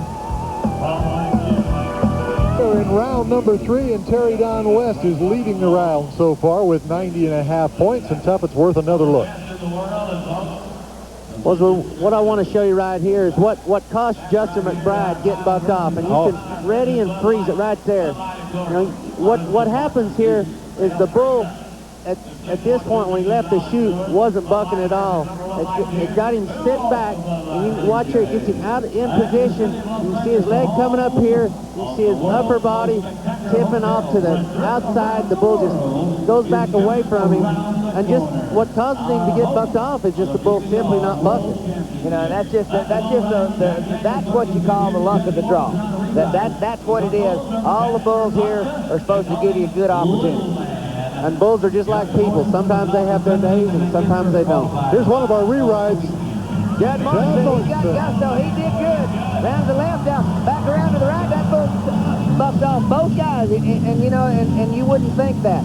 Harper and Kimberlin's bull Gusto is a veteran bull, probably his last trip here to the World Finals, but didn't look like it here either trip. He probably heard us talking about him. Well, you know, the thing about Gusto is you know what he's going to do every time. Right there to the left, he's in good position there, but as soon as he goes back to the right, he's tipped off into his hand, and that bull does the same thing each and every time. Judd just wasn't able to keep up. Well, and you know, they took scores off the board, remember that, and we'll see if that comes back to bite him a little bit later in the week. Here's Dave Samsel, his re-ride. It's on Sandman. It's a good bull. This is a really good bull that's going to turn back to left. We saw Owen Washburn ride him the opening night, and this is a really good draw. The bull turns back away from, you know, Dave's hand, but you know, Dave, I look for him to ride this bull and be a lot of points. You know, he's one of the guys that we don't, it seems like we don't talk a lot about him, but he's had a really, really good year. He's won a lot of money this year. He's ridden almost 40% of his bulls. And, you know, here's a guy that, he's not in the middle of the pack anymore. He's kind of elevated just a little. And the reason is, you know, he doesn't have a very pretty riding style, you know, but every time he nods, he's trying to make the whistle. And sometimes it's not pretty, but other times it's effective. All right, round to the left. Got him back off the rope, but he got a hold of his feet. Just don't let him jerk you down. Yeah! He is stuck on him like a tick on a dog. Woo! That's a great effort there by Dave Samsel. I couldn't think of nothing else. No, that was just about right. See, getting him a high five from the bullfighter. You watch this bull just kind of rear up here, really high with his front end. Got every chance. Looks like he might have hit him right there, right between his horns. That's going to be pretty close. 88.5 points, 178 on 2. That was an E for effort bull ride on one that wasn't kicking. That bull was trying to give him another shaving because you see them stitches on the right side of his Madruga mustache. He'll be a while shaving on that baby. Yeah, and that's to me that's a bull rider's type of ride. You know, the 90-point ride by Terry Don, the degree of difficulty between those two bulls, it was a lot harder to ride Dave Samsel. Right, but you want one that spins, you tracked a little bit because the bull wasn't kicking up in the classic form. Here's J.W. Hart getting ready for his re-ride. A lot of different ways to skin the cat, but J.W. Hart's got a little man. This is Gary Hempstead's bull, and he said that, you know, this bull looks kind of innocent, to coin one of your phrases, Tuff, but you better have your mixture right. He said, this is a good little bull. You know, what J.W. has to do to make great rides is let go of his feet and just come spurring, because every time he tries to take a hold clamp down, it just stiffens his upper body, and unless that they're going to the right, you know, he has trouble. But look, well, he needs to loosen up. He needs to ride one for himself and not be worried about the money. Going to the left, he got it moved. See him get that foot out of there? He got it out again. He's in a little trouble. Just what he said. Don't underestimate him because he's just that little man. That's why they call him that. Kind of reminds you of Gary. He got a little old thing running around through there. got his head up. No score for J.W. Hart. Remember, he took an 80.5-point score off the board. Now he's got 87 points on one of them. You know, and you look on the replay, he starts a good bull ride. Let go and spur with his outside foot, but you watch this bull just kind of move forward just enough, gets him a little bit back on his pockets, his feet come up, throws him off. I'll tell you what, let's clap for Gary Hempstead getting a bull like that around. Most people wouldn't even have tried a bull that was that, you know, that kind of stature. I mean, to think that he might be a good bull for the PBR. Well, J.W.'s re-ride didn't work out very well. Let's see if brother Cody Hart does any better. He's got Black Cat Moon. Oh, yeah. this is a good bull and a good draw. The bull he likes to go the right, but he can go back to the left. And maybe if he, we hate, let's don't jinx him, because we know what he can do if they spin into his hand. He just needs to spur one going either direction. And I think this is the type of bull, the kind of bull that can, get him on the right track to finish the week.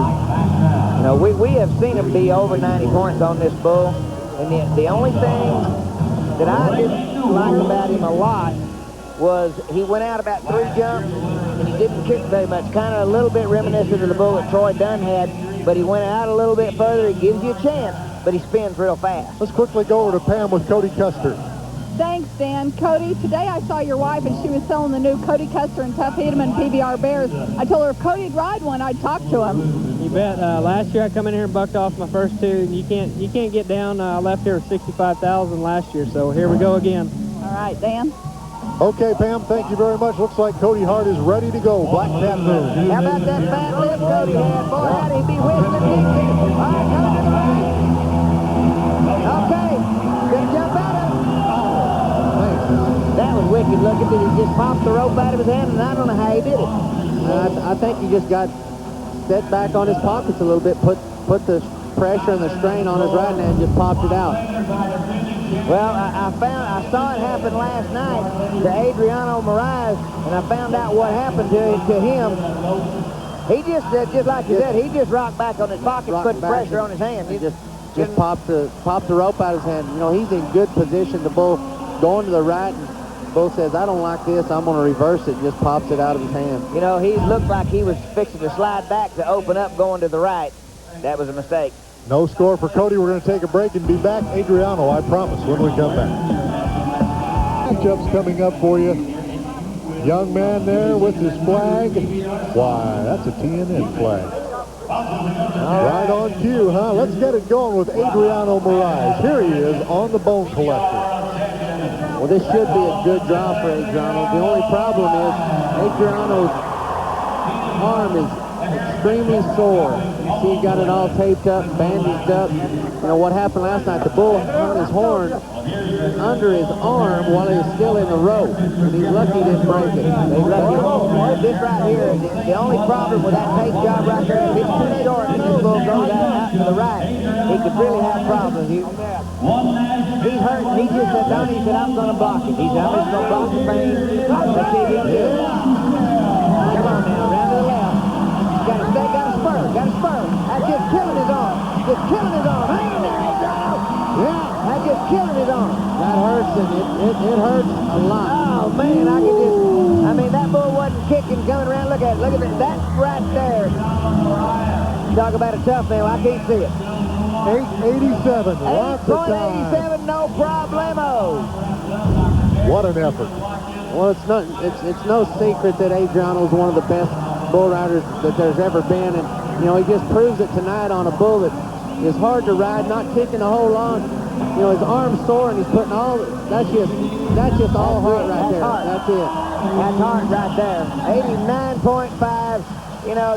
Just good. That might be a little bit high for the position he was in with that bull buck, but I'm gonna tell you, if you give any point for heart and effort, then it wasn't too high. His total 172.5 puts him right back in the hunt here in the World Finals. This is a matchup. Here's a guy to beat 95. We talked about him, Donnie, at the top of the show. This is your matchup between Ross Coleman and Mohair Sam. All right, now I hope this gate man's been instructed by the flank man to hold that gate back when this dude comes out of there.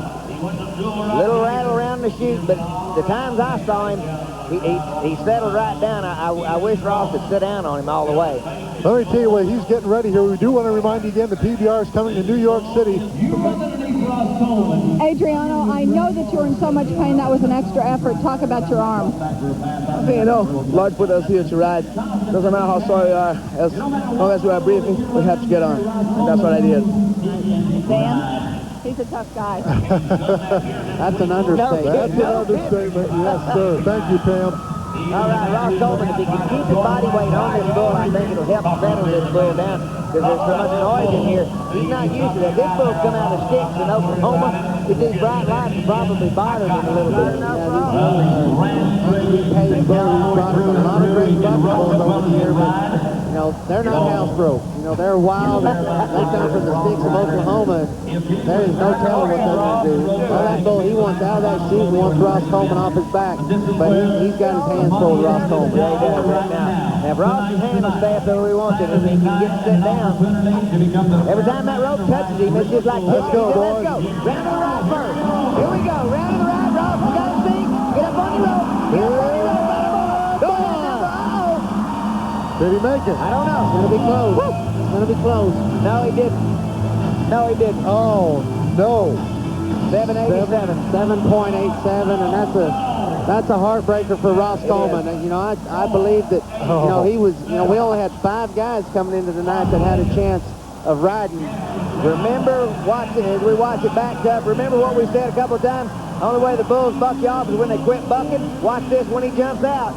You said it just a while ago. Yep. when Justin McBride had his ride. That's too bad. That is too bad. But you know he'll be here tomorrow night, and you know he'll have his game face on, and you know it wouldn't be surprising if somebody wins this event on 4 bulls. Well, it's happened one time before, and we reigned a lot of cowboys, especially a lot of them that we thought, based on the draws that we saw, and you know how smart we thought we were. A lot of guys come down. Sure, you know, they bring about 140 bulls here. You know, each of the bulls will buck one time, and they'll bring the best 60 back on Sunday. You're looking at Tater Porter, Kenansville, Florida.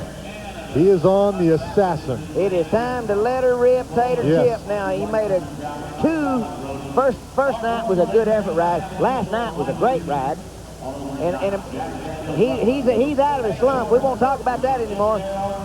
Let's just see how many rides you can make, Tater. In 3rd position in the World Series. Let's just see how close you can get. Oh, baby. Henry's heading around the way. He's riding him, no problem. Out down the way. No problem. Spot him another foot.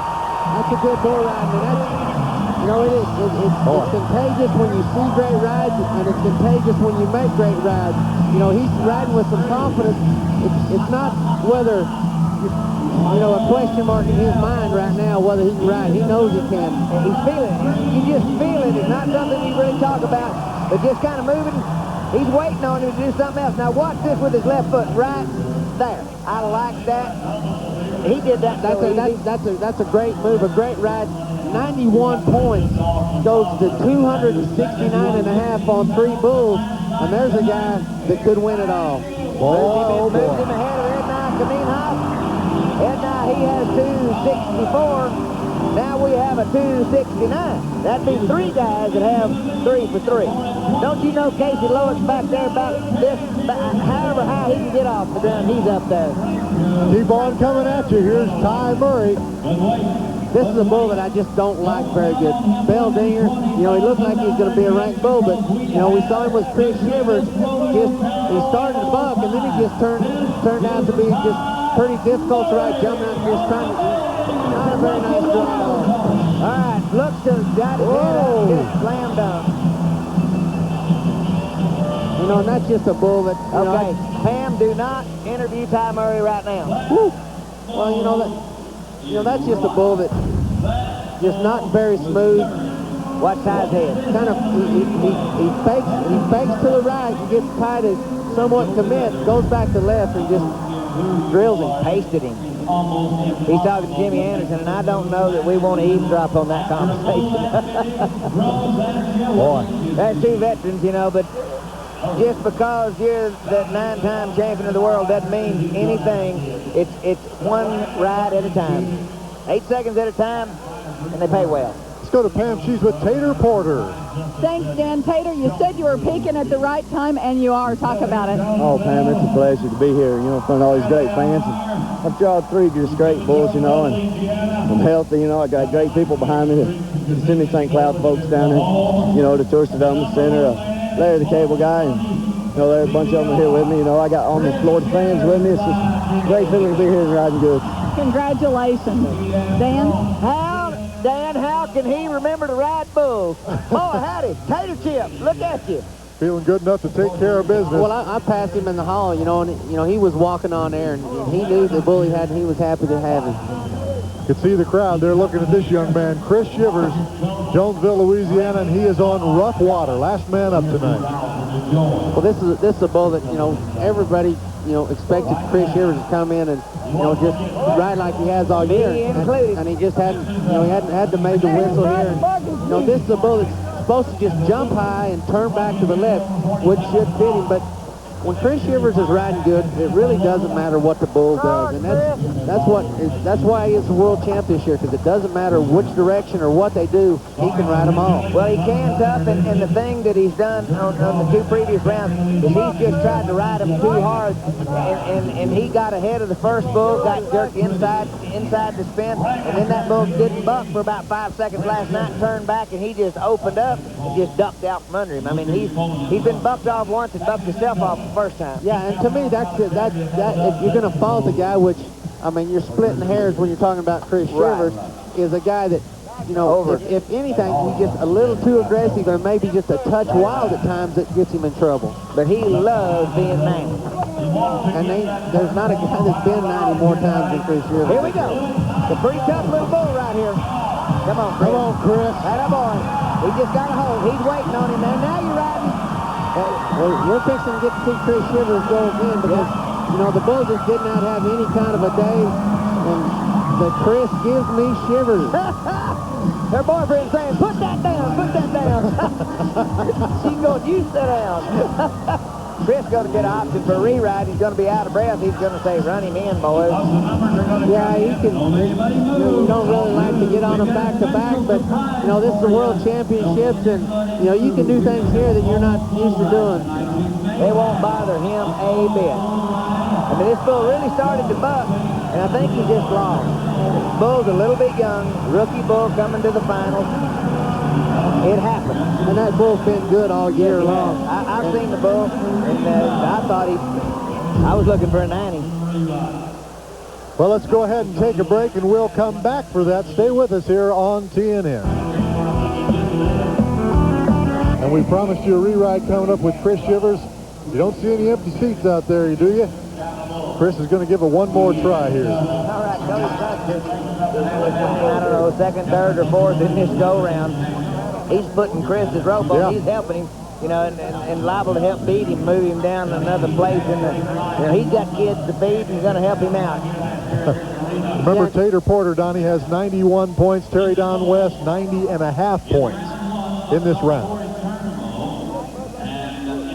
Chris is going to get on a good bull for a re-ride. Thomas Taylor bull, Mighty Tricky.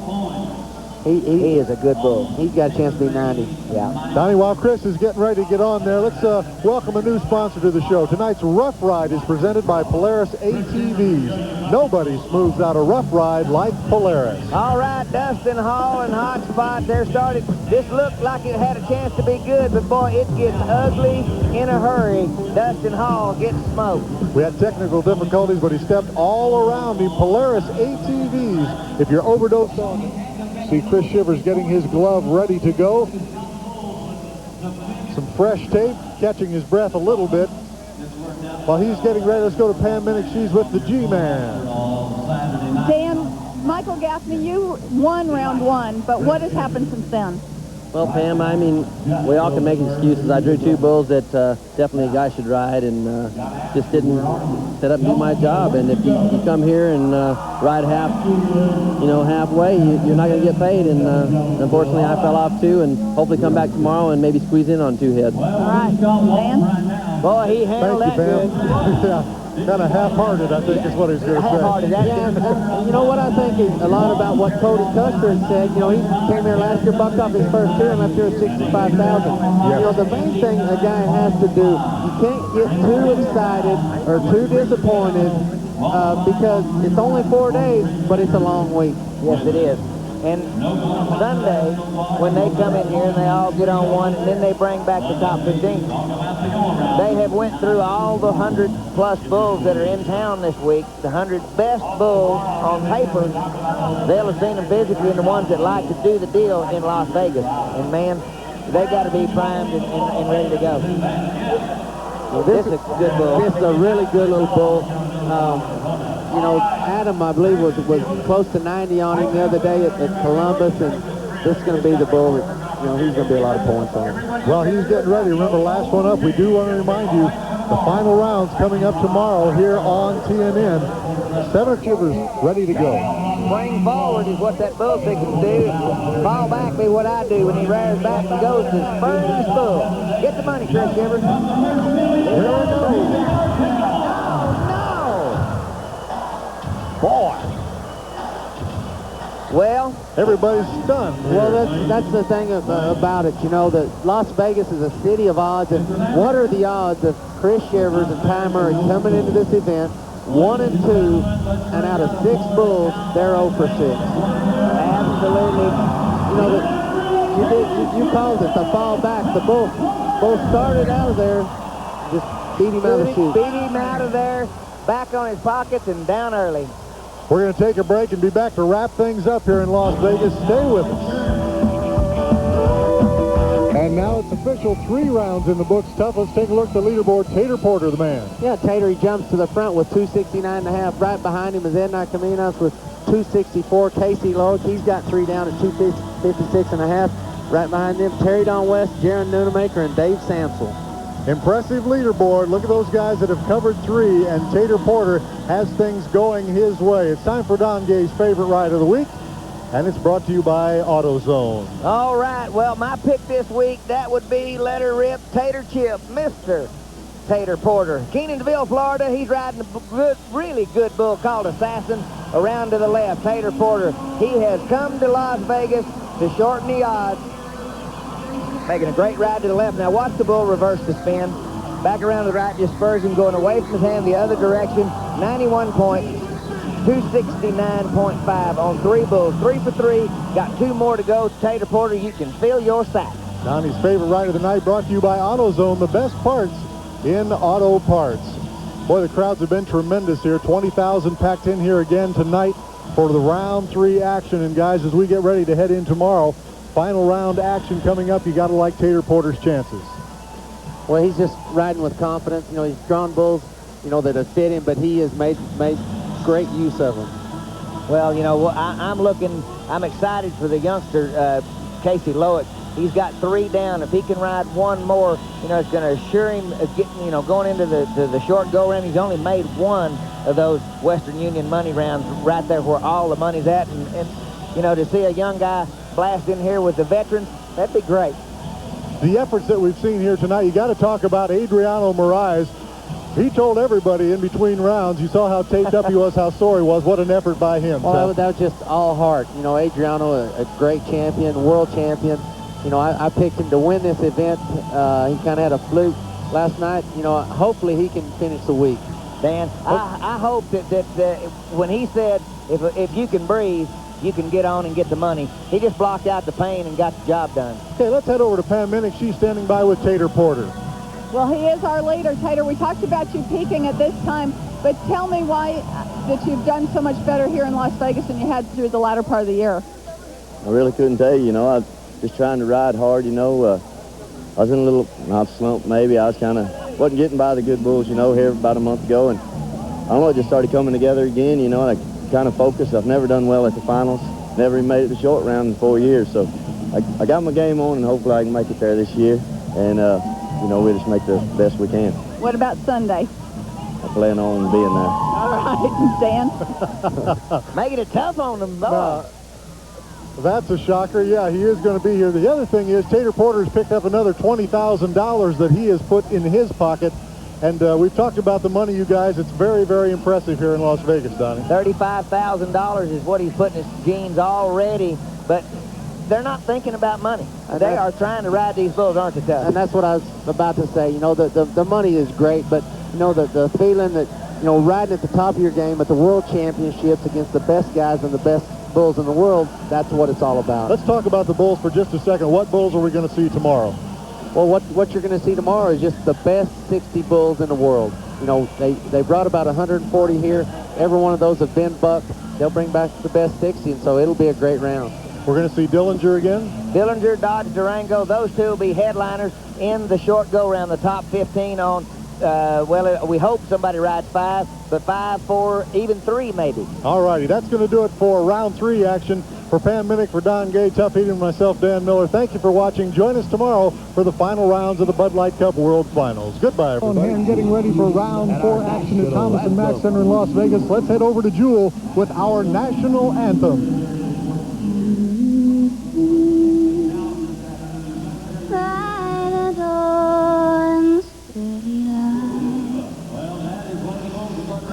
So proudly we hailed at the twilight's last gleaming, whose broad stripes and bright stars through the perilous fight o'er the ramparts we we're so gallantly streaming, and the rockets' red glare, the bombs bursting in air, gave proof through the night that our flag was still there. Oh, say does that star-spangled banner yet wave o'er the land of the free, oh, and the home of the brave?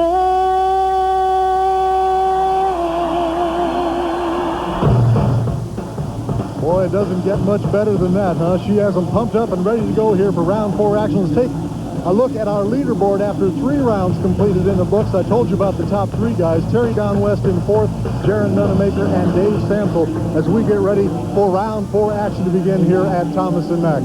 Hello, everyone. I'm Dan Miller, joined by Tough Eateman and Donnie Gay. And it all comes down to this. Tough Eateman, we've talked a lot about money all this week long. Time to talk about who's won what so far. Well, there's quite a bit of money already paid out in the go-rounds. You know, but the big payday is today. It's $225,000 for first place. That's what everybody's going for. Because when you look at the go-round, you know, Terry Don West is all over it. 37,000. Tater Porter right behind him with 27,000. Ed Nye, the guy that's been on fire, 22.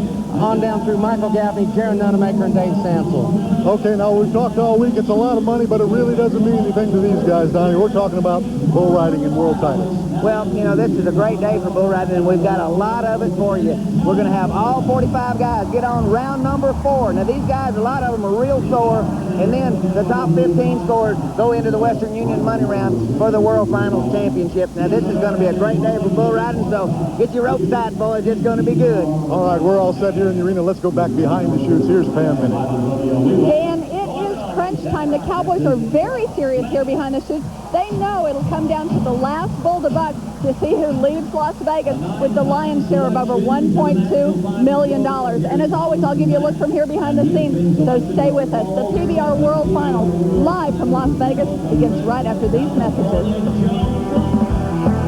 What we're doing here, guys, we're about to resolve a lot of things here in Las Vegas. Not a seat in the house as we get set to buck some bulls. Let's get right to it, shall we? You're looking at Jesse Shellhammer. He is on the real deal. This is a really good draw for Jesse. You know, this bull was out, you know, on the first night. He's a couple of jumps and around to the left, real fast, but he's even. He should ride his bull. It's away from his hand. Might be a little bit difficult for him. This is a good draw. Well, he's been 84.5 on one bull. Needs to get another road. He could make the top 15 on 2 bulls, maybe, possibly. He's got a good seat. He's going well. Oh, boy. Going in well. Fading just got going. Got too deep a hole with that right foot. He does that occasionally. Just kind of sucks him down in the hole. You know, and that's the first time I've ever seen that bull, you know, go that direction. But it's interesting, you know, when a bull gets ridden, a lot of times he'll come back and try something different, make sure he gets him on the ground. Long jump out there around the right. He kind of starts drifting and fading, which kind of pulls him off to the inside of the spin there. You know, if he had to hump down right there, he might have had a chance. But, you know, it's easy to, hindsight's always 20/20. Jesse Shellhammer gets us started here, comes down off Real Deal.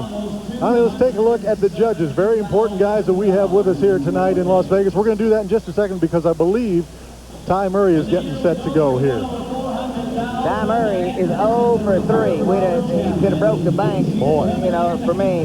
Mighty Whitey is a really hard bull to ride. This is not... In fact, this bull hadn't been ridden on the television shows on the Bud Tour. And this is a bull that, you know, is going to be a handful for Ty Murray. He can go either way. What makes him so difficult, he really moves ahead. He jumps forward, which tends to get guys back on the end of their arm. And, you know, Ty's really going to have to pay attention. Got it right. He doesn't want to go 0 for 4. Ty Murray into his hand. He's got him going now. Hop, skip, jump out of it. He just wants this bull to go harder. Woo! That's close, but I think he made it. I No do problem. too. Oh, yeah. 8.99, and, you know, Ty Murray just had an awful week, you know, especially, you know, by his standards. And comparing it to last year, which is what he and everybody else, us included, were doing. And, you know, I think maybe I might have said at the start of the week, as we look at it back, Ty Murray couldn't have ridden any better than he did here last year to match that. How about 89.5? You know, that was kind of like one of those last year rides. You know, and I talked to him right before the event. You know, he's healthy. The only thing he had was a bump on the back of his head where he fell off the bucking seats last night. Oh, boy. Here's Coy Hudson. He's getting set on the freeloader. Boy from Sharon Springs, Kansas. And he needs to get one ridden, Tom. Right, and this is a bull that should fit him. This is a bull that Terry Don rode the first night, made a great ride on. The bull's going to probably turn back to the right, which is into Coy's hand, and might reverse it. Well, it should be good for Coy to be able to get a check and get out of here with some dough. He's got a great seat on him. He just spurned him. Oh, come on. Over, the bull feels him and jumped over in there. And I don't think he made it. It's going to be pretty close, but you know, he was off to a good start, and I think he got just a little bit anxious. 7.27 on the watch, and that's too bad. You know, Coy Hudson's a talented guy, tries hard. You know, probably can't beat up as much as any guy all year. Looking back at the replay, good start, right in the middle, moving jump for jump, and all of a sudden the bull just kind of moves a little bit, and he just dives over in there. Just kept going, you know, and that's a young guy mistake right there. Just he's trying too hard, trying to make things happen instead of waiting on that bull. We're getting set for the guy that everybody's keeping an eye on here, and while he's getting ready, let's take a look at the judges we have here with us tonight, Donnie. All right, well, world champion Cody Snyder, 1983 year model for him. It was a great year. He's one of our Canadian friends. Lane Foltine from South Texas, down around Beaumont, El Campo area. Good bull rider. Another world champion from Canada, Pink Mountain, BC, Darrell Mills. Short and stubby Darrell Mills. He and I are about the same height. And there's our friend Cody, the thumb. The thumb. I'm not certain he likes that. They're all looking at Ednai Kaminhas. Remember, 264 points. He's currently in second place. He's on Blue Duck. This is a bull that I think will fit Ednai good. He's probably going to be around to the right, and if he's right in 6 seconds, I look for the bull to jump out of it. But the bull doesn't get ridden very often. Well, he's the first guy. We have 3 guys that can go 4 for 4 and really put the pressure on everybody else. But really, right now, the pressure's on them because they've got first, second, third locked up, so they can ride 2 more bulls. But that's much easier said than done. You look at that short go list, what is in that pen of bulls, and if they ride 3 of those, we'll be lucky. You're exactly right, Donnie. I mean, this pen of bulls today, these 60 bulls that'll be bucked are just unbelievable. But this is a good draw. They've ridden this bull 2 times. They've got an average score of 88.7. Having a little bit of trouble. Got things kind of rolled around there, trying to get him to... It looks pretty good there. Oh, he did not. All right, here we go. Blue Duck, Nevada Burger Bull. Coming around right now. No, he got him in the hole. And that you know, that doesn't surprise me. I feel bad for Ednai, but he's still going to make the short go, I think. No question. I mean, he's going to be in there pretty good, but makes things more interesting now. He'll ride actually better in the short go now that he's got this buck off out of the way. This is, I mean, a good draw and a good bull. Just turned back. The bull just kind of flattens out, you know, but he just, you know, makes a big move and he didn't need to. Should have just sat there, and we call that letting prosperity get her. Let's head over to Pam Minnick. She's standing by with Jewel. Thanks, Dan. For the last year and a half or so, we've seen Ty and Jewel together at the PBR events. And Jewel, I know you've got a new book out. Was any of it inspired by bull riding?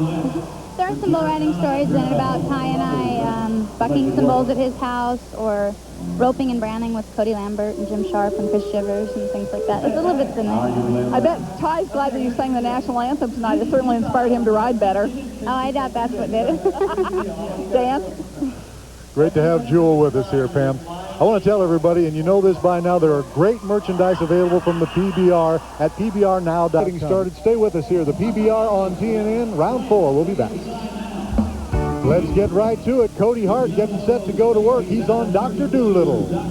This is a good bull for Cody Hart. You know, the bull can go either direction. I think he likes to ride, but I believe, you know, what Cody has to be careful on his bull is that he's going to jump out of a possible reverse. All right, here we go. Whipped him down a little bit. Whoa! He whipped him down, just spanked him. Just take that, Cody Hart. That bull really bucked. That, you know, that bull will be in the running for bucking bull of the final. I mean, they might not because he's not in the short go, but I tell you, that little bull has bucked both times. He hit Cody right in the lip. Yeah, you can see him grabbing his lip. You watch this bull buck real hard, kind of pulls him down, hits him there, and then just, you know, rocks him back, pops the rope out of his hand. But, you know, that was just a reaction to being hit. You see the head's on shot here, pulls him down, hits him right there, and that's about all he could stand there. Yeah.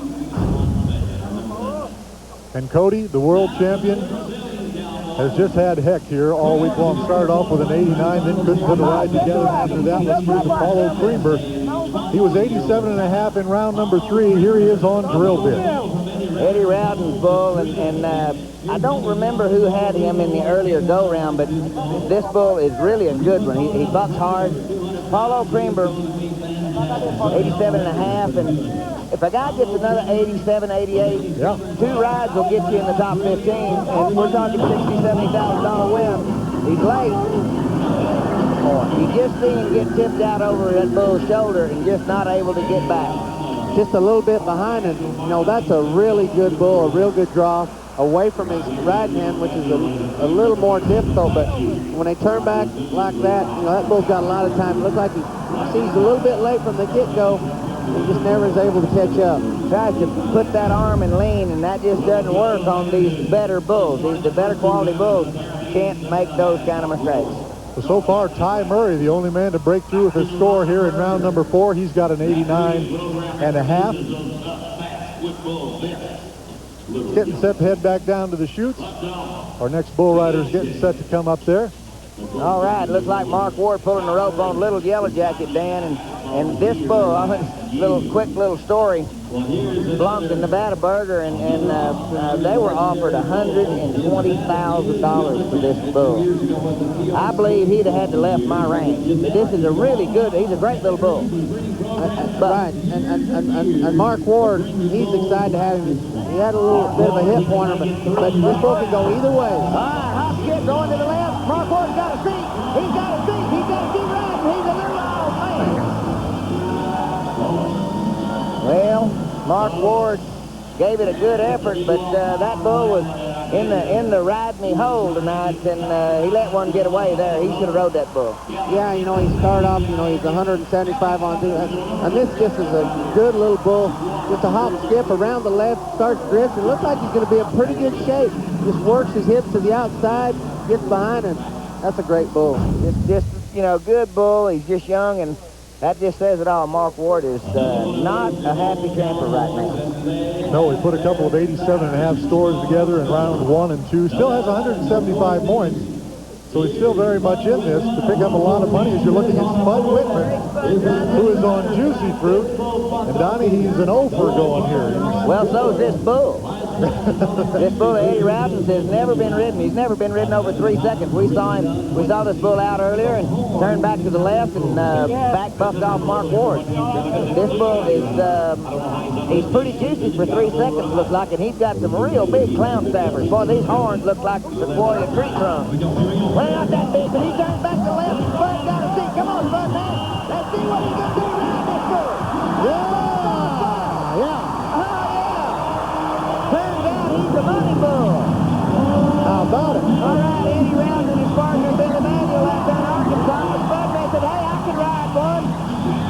broke the ice both ways. Both ways, that's right. Unridden bulls. Spud hadn't made a ride all week, and you know, I talked to Spud in the locker room right before we started, and he said, I've been wanting this bull a long time. You see, bull just turns back left, right in the gate. Then he just acts like he's a little bit, bull's not sure what to do. He hesitates a little bit in one spot, then winds her back up. Keeps bucking good, but you know, gosh, he looked good. 88 points, and you know, Spud Whitman, he's got to be pretty happy about that. Look on his face says it all. Oh yeah. Yeah, I grabbed one. Thumbs up. Thumbs up for Spud Whitman. Hey, I want to tell you something, fans. The folks at Sierra Sports, they've created the ultimate Mac Center right after this timeout. We're going to head over to Pam Minnick. She's with Ty Murray. Dan, first of all, Jill wanted us to know the title of her book is Chasing Down the Dawn. Now to you, Ty, did you ever dream you'd have this much heck here at the finals? Well, that's what makes this sport so interesting. There ain't a harder sport in the world to step up to the plate and hit a home run every time. And, you know, battling it out is what this sport's all about, and that's what I had to do today, and today felt really good. You got the job done. Dan? Okay, Pam, thank you very much. Thank you, Ty. All right. KS Gals. Kansas gals. All right, Norman Curry. He's not worried about them. He's going to try to ride old Lip Trick. This bull mucked out Spud Whitman the other night. Really bucked. That's the worst name for a bull I believe I ever heard, Lip Trick. Good bull right here to the left. They've only ridden him one time this year for a 91 Tony Mendez. And, you know, Norman's got two down. He can make the final go down if he just makes the whistle right here. Going into his hand, sitting up. He's tapped off. In a little trouble now. Yeah. Got the whistle. Oh, yeah. Look at big. Oh, boy, Norman. That's what, you know, that can make that section in that tape says it ain't over till it's over, Bubba. Drag it. A lot of time, 8.99. That was just a real good effort by Norman Curry. The bull, you watch back here on the replay, he gives him a big fake to the left. Norman is moving good, and when Norman's moving like that, you know, none of these bulls can buck him off. Turns back into his hands. You see he gets a little bit stretched out, a little bit behind. The whistle comes a good time, and he dodges a bullet right there, and Bullfighter's doing a good job. Look at the score coming in for Norman. 87 points, a total now of 256. Watch for Norman Curry. He's got 3 of them covered now. That puts him even with Ed and Camina. They've got 3 down, and that's going to be big in this short go. Here's Danny Varnador. The bull is Color Me Bad. Danny rode in rounds 2 and 3. He's got a total of 176. He won the 2000 Greensboro Open. And he's got things going here in Las Vegas. Well, isn't that little young bull of Joe Simon, Jerome Robbins? This is a really good bull. You know, Danny's made a, you know, he's riding pretty well. He's got a sprained knee. But this bull, you know, goes to the left, I think he'll ride him easy. And if he goes back to the right, I think he's got it. You know, I think it's an uphill battle. Well, they call this bull Crazy 8 sometimes just because you see him jumping in the chute there. I think this bull's a quart low, but really bucks. I saw him in an earlier go-round jumping real high, but he was coming left if memory serves me correct, and that will be good for Danny Varnador. We just saw Norman Curry cover his 3rd bull. He's with Pam Minnick. Thanks, Dan. Norman really worked for that one. You're 3 for 4. You got to be feeling good. Talk about that ride. I'm feeling real good. That bull come from Mike Corey. He's come from a bull rider up in Canada, originally Trevor Walker, and he's a ranked bull up there, and Mike Corey got him. Said he was a little cripple, and they rested him about 2 months and brought him back here. I guess it's the first time I've seen him. And, wanted to go left right there, and then went a couple more, went back to the right, and got me a little strung out, but got the whistle, and that's all that matters. Good ride. Dan? Old Norman's excited. Trust me. He is that. He was talking pretty fast for Norman Curry. I think we're ready to head back down to Danny Varnador. Just about set to go on Color Me Bad. All right. Danny Varnador did well in his first battle here. Come on, Danny. Georgia, here we go. Come on, look. Oh, man, he's right out of there. I'll tell you what, that bull there looked about not just a little bit bad, but real bad. Pulls him down, you know, right out of the chute. All right. Just look at that jump back. Kick. That bull's a handful, just kind of pulls him down. You know, he said, enough's enough right there. Boy, oh boy. Big jump out of there for Danny Varnador. He's down early for no score. You're looking at Tater Porter. Remember, he is our current leader with 268.5 points. He's covered 3 for 3. Should ride this bull he's got. You know, he comes in here, you know, riding great all week. He's got a lot of confidence. You know, he's got a sprained ankle, but I haven't seen him limp. You know, talking to Tandy, screaming earlier, he said he's sprained ankle, but it's not going to bother him. But I don't like this bull just because you know, he acts to me like he wants to pull guys down and hit them. And he slipped the other night with Dusty LeBeth, wound up getting a re-ride. But this bull, you know, he can jump about as high as a bull can. Yeah, it's going to be a lot of air time, and if Tater Porter can keep his composure and just not panic, I think he'll get along with this bull. Don't know where this bull's going to turn back, if he turns back at all, but he is high-ho silver now, in a way. This bull really wants to buck. You don't know where he's going. There it is, high-ho silver, coming to the right, right up, and that just, you know, this bull is prime time of Skip Beeler's. He is totally electric. Probably ought to be his name. Yeah, and that bull just wants to buck. He just wants to buck. He doesn't know how he wants to do it, but, you know, but now... You know, for just a second, he turned around and looked back behind the chute. Well, he's saying something. I don't know what. You know, he's wanting to say he fouled him right there, but, you know, I just, if they give him a re-ride, just because it'd be a good old boy, I think, because, you know. No, they're going to give him the option. Well, I guess that's why I'm not judging. I think that is why you're not judging. Probably right. Here's Clinton Cessna, you guys. He's coming out on the spin doctor. This bull's going to be right here to the right. He's got to be very careful not to be welled. Right to front. Cessna knows it. Going right out. He's doing a good job. Real good job. Real good job. There we go. That's one of the better rides he's made. That's a good bull ride by Clinton Cessna. You know, he struggled, you know, later in the year, and he really stepped it up at Calgary and made a good bull ride. Right. Came in here, and that's a good job. That bull is hard to ride. You know, he's very seldom ridden. You see away from his hand, the bull's kind of raring. Here he goes. That bucked off 80% of the guys is simply because they got run off their rope. He really made a good effort right there. Good job. There's a score for Clinton Cessna, 87.5 points. There you go, and a total of 175.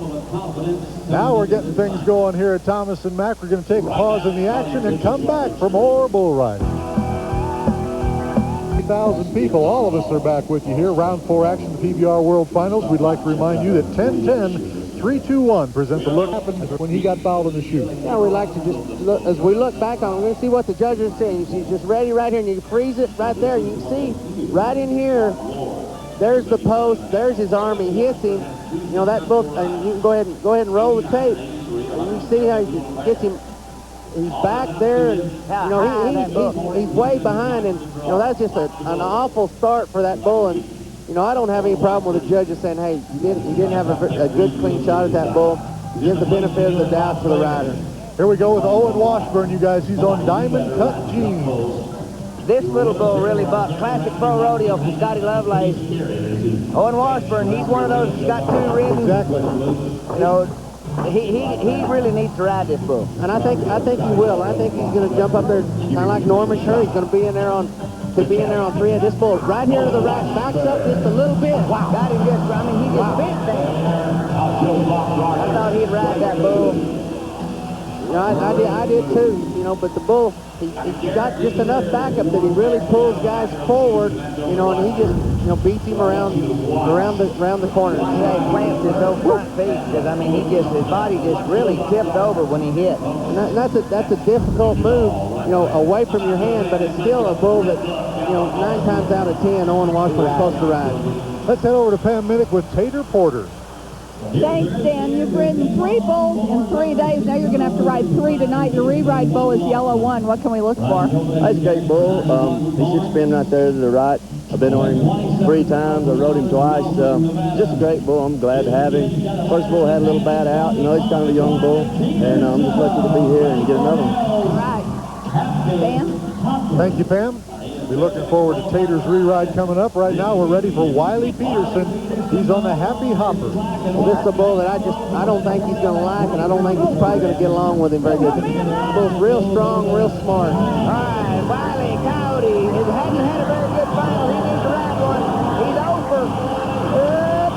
I think he's still over. Still over. You know, he'll be back. You know, this will probably be actually good for him. He won at his first couple of events. That's a good kid that, you know, we're certainly going to see, you know, more of him. This bull takes a couple strong jumps around to the left, kind of gets him a little bit stretched out, a little bit behind. And you watch how the bull just kind of quits kicking, back on the end of his arm, just comes up just a little bit short. Judges look like they may be marking him, but you know, it's not gonna overtake the lead, but 81 and a half, I think. Yes, here comes Dusty LeBeck, you guys. Great cat. Placed on him earlier this week. Ross Coleman made a nice ride on him. I thought Dusty LeBeck would ride this bull, and he does.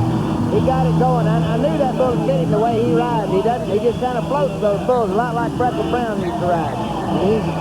He's pretty happy. You know, he hadn't ridden a bull all week, and he's going to get a good score. That was a good bull ride. You know, that's the bull that Ross Coleman rode earlier in the week. Just right here around the left. And like you said, Donnie, the bull just fits him. Fits away, so you can see him letting go with his feet and kind of spurring him around. Good upper body position. Nice bull ride, 88.5 points. And we do want to tell you guys, they did give Wiley Peterson, you can see Dusty LeBeck, 88.5 points for Dusty. And Wiley Peterson did get a score on the Happy Hopper that gave him 81.5 points, Don. Exactly. We just wanted to make sure that we got those two scores straightened out for you. We're getting set for the man from down under, Casey Lowick. And again, he was in third place coming into round 4. Well, he's the third member of this 3-for-3 deal. Didn't work out for Ed and I. Tater Porter's got another chance, and we all think he'll ride Yellow 1 again. He's real familiar with that bull and be a bunch of points. Lowick just needs to bear down and get the whistle on this bull. Should spin to the left. He likes the left, but he can go to the right. I had the bull one time, and he went to the right but this bull feels good. You know, he should ride. The way he's been riding, you know, this is a good draw for him. A little bit of pressure for him. He just got to be able to handle it. He's going to go to the right. I'll be. There's flat. Well, old King Kong just jumped out there and went to the right, and Dusty Casey Lowick easy. You know, you can see certainly disappointed, but he's got 3 bulls ridden, and he's going to come back in the final 15. He's 256.5 on 3, and you know, looking back on the replay, this bull kind of eases out there, and when he turns back, takes a big jump away from his hand, and that bull had a good day. He blowed him out of there pretty handy. Bull's pretty strong. Terry Williams giving him maybe a little pointer or two. I bet that's good. I bet that's good. Hey, I want to tell you about a great oversight. Campus of UNLV. Donnie, what do you have for us there on your telestrate? All right, Casey Lowick was wanting to go 4 for 4, and let's look at this replay of Casey Lowick on King Kong again and take a look. Position is just everything, but we may not have time for that telestrate. We don't have time right now, Donnie. We'll get to that in a little bit. You're looking at Joe Rush. He is on ransom. Well, this is a real good bull with Harrington Cattle Company, but you know, Joe Rush is really in not shape to be riding, and this bull's a handful. Joe Rush, that's what I don't like about that getting on when you know you can't do it. And that's what worried me. You know, he's beat up and hurt. You know, his shoulder's been bothered. He's got a big fat lip, and you know, getting on when you're not able to be competitive is not a good idea. Well, it's extremely dangerous. Watch this bull right here, Tub, when he's stepping on. Now, if he steps on his head, you know, he's gone. And he doesn't know that, and that's just a youngster thinking that they're bulletproof, and they're not. I know both you guys were talking before we got started tonight. You could just assume this isn't the place to get well. Yeah, I talked to him last night, and he said, well, I shouldn't have got on that one last night, and I wondered to myself why he would get on today. We're looking at Corey Turnbow, Cleveland, Texas bull rider, and he has drawn one of the great bulls over the last few years on the PBR, Moody Blues.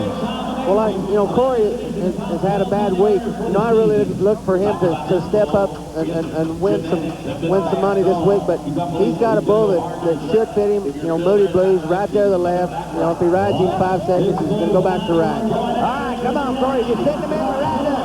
Come on, Corey, ride up. Don't quit. Don't quit. Right, right, right. Wow.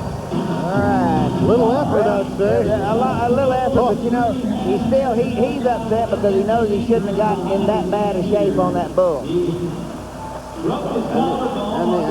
you know, he's disappointed and should be. You know, that's the kind of, you know, and Moody Blues has a good day right here. Around to the left, he's in good shape right here, and then he drops off the inside spin. He's trying to get out. Then he pulls him down. I think he hit him right there, but I still admire the grit of Corey Turnbow. He does not give up. He's a good bull rider. I think he'll be back. I think that if he can have a full year healthy, he'll be at the pay window a lot. Here's the hitman, J.W. Hart, the 2000 Anaheim Open champion, and he is on Candyman.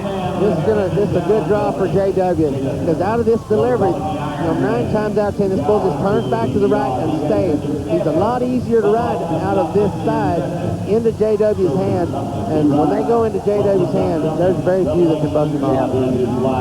All right, he's just locking down. He's ridden 1 out of 3. 87 on his first one, Donnie. Yeah, 87 on his first one. You know, he might be able to get a high enough score on this bull to possibly come back on 2 heads.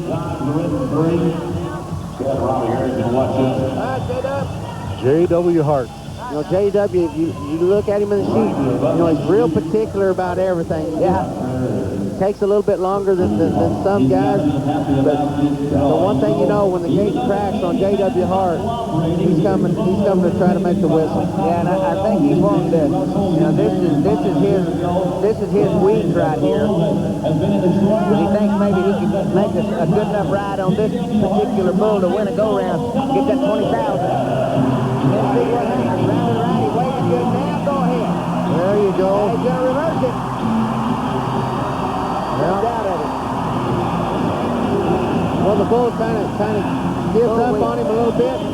It's going to cost him a few points, but, you know, there's another example. You know, the bull got rode night before last, comes back, gets rode again, 6 seconds, looking back on the relay.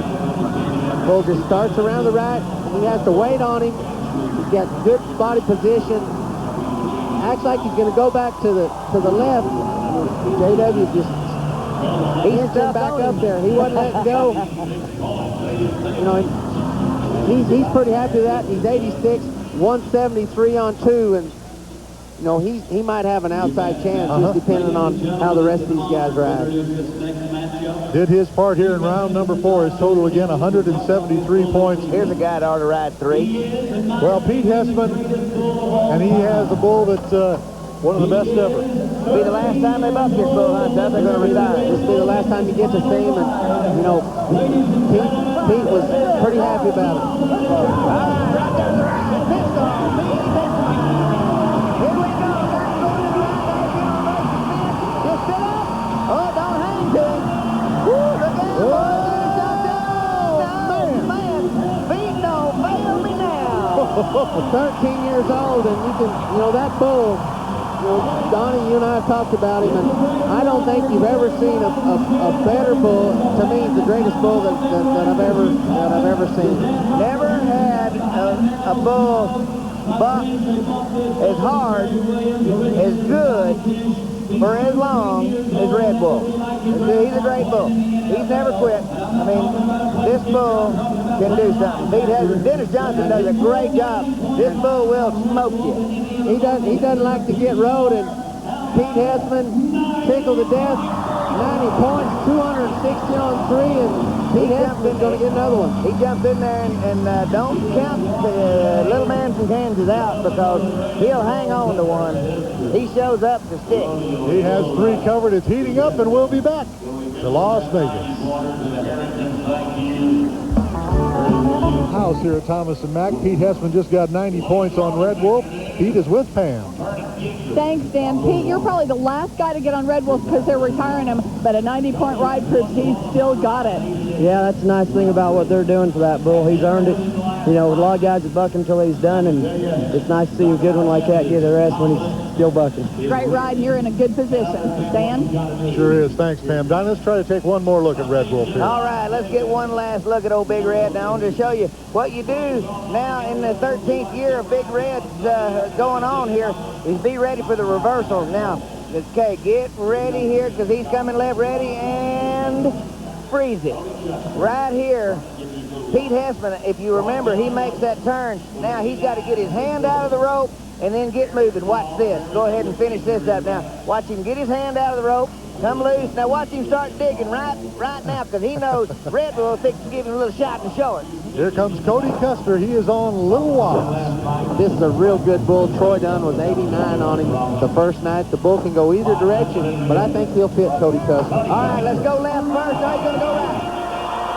You know, he started to go the other way, man. That is a good bull. He's a second-generation calf out of the bull of Vernon Guidry, Red Wasp. Red Wasp, a bull that was many times national finalist. Good bull, and little fella's got the same kind of action. He just wants to buck and kind of starts to the right and he takes another jump and does come to the right. And I think he just kind of tricked Cody a little bit. Cody Custer comes down early. Going to end up with 88 points. He covered his bull in the third round. You're looking at KJ Fletcher, who needs to get one ridden here. Here he is on the bull high ride. Yeah, this bull belongs to Casper Baca. You know, last night I said little man belonged to Gary Hempstead, that good little black muley, the little black bull. He actually belongs to Casper Baca. I wanted to set the record straight. I was talking about Gary Hempstead, but Casper bought that bull from him. But high rise, you like this bull, don't you, Cuz? Yeah, this bull cost me possibly a world title and about price $75,000. You know, but this is a bull that the guys really don't like to get on. You know, he's been the only bull that's been to every PBR World Final. Talked to KJ right before. He wasn't too excited about getting on him. This bull will knock your lips off if you're not careful. We remember when he knocked out Cody Hart. Bull just isn't very smooth, but he slowed down just a little bit. He's just real smart. He's able to turn back either way. But, you know, KJ rides bulls, bad kind of jerk-down bulls. He rides those bulls pretty good if he doesn't lose his feet. All right, here we go. He steps up. He's in pretty good shape right here. Come on now, just keep right in front. Just keep right in front. Come on, KJ, spur him. Don't quit. Attaboy.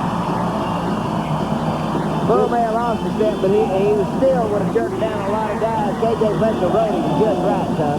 That was a good bull ride by KJ. You know, this bull, you kind of watch, he really rears up with his front end there, kind of kicking at his belly, and you know, he's not real strong. He's kind of a weak feeling bull the way he rides, but you know, KJ does a good job to make the whistle because watch the bull just keep jumping forward, trying to inch him to the outside, and wasn't able to do it.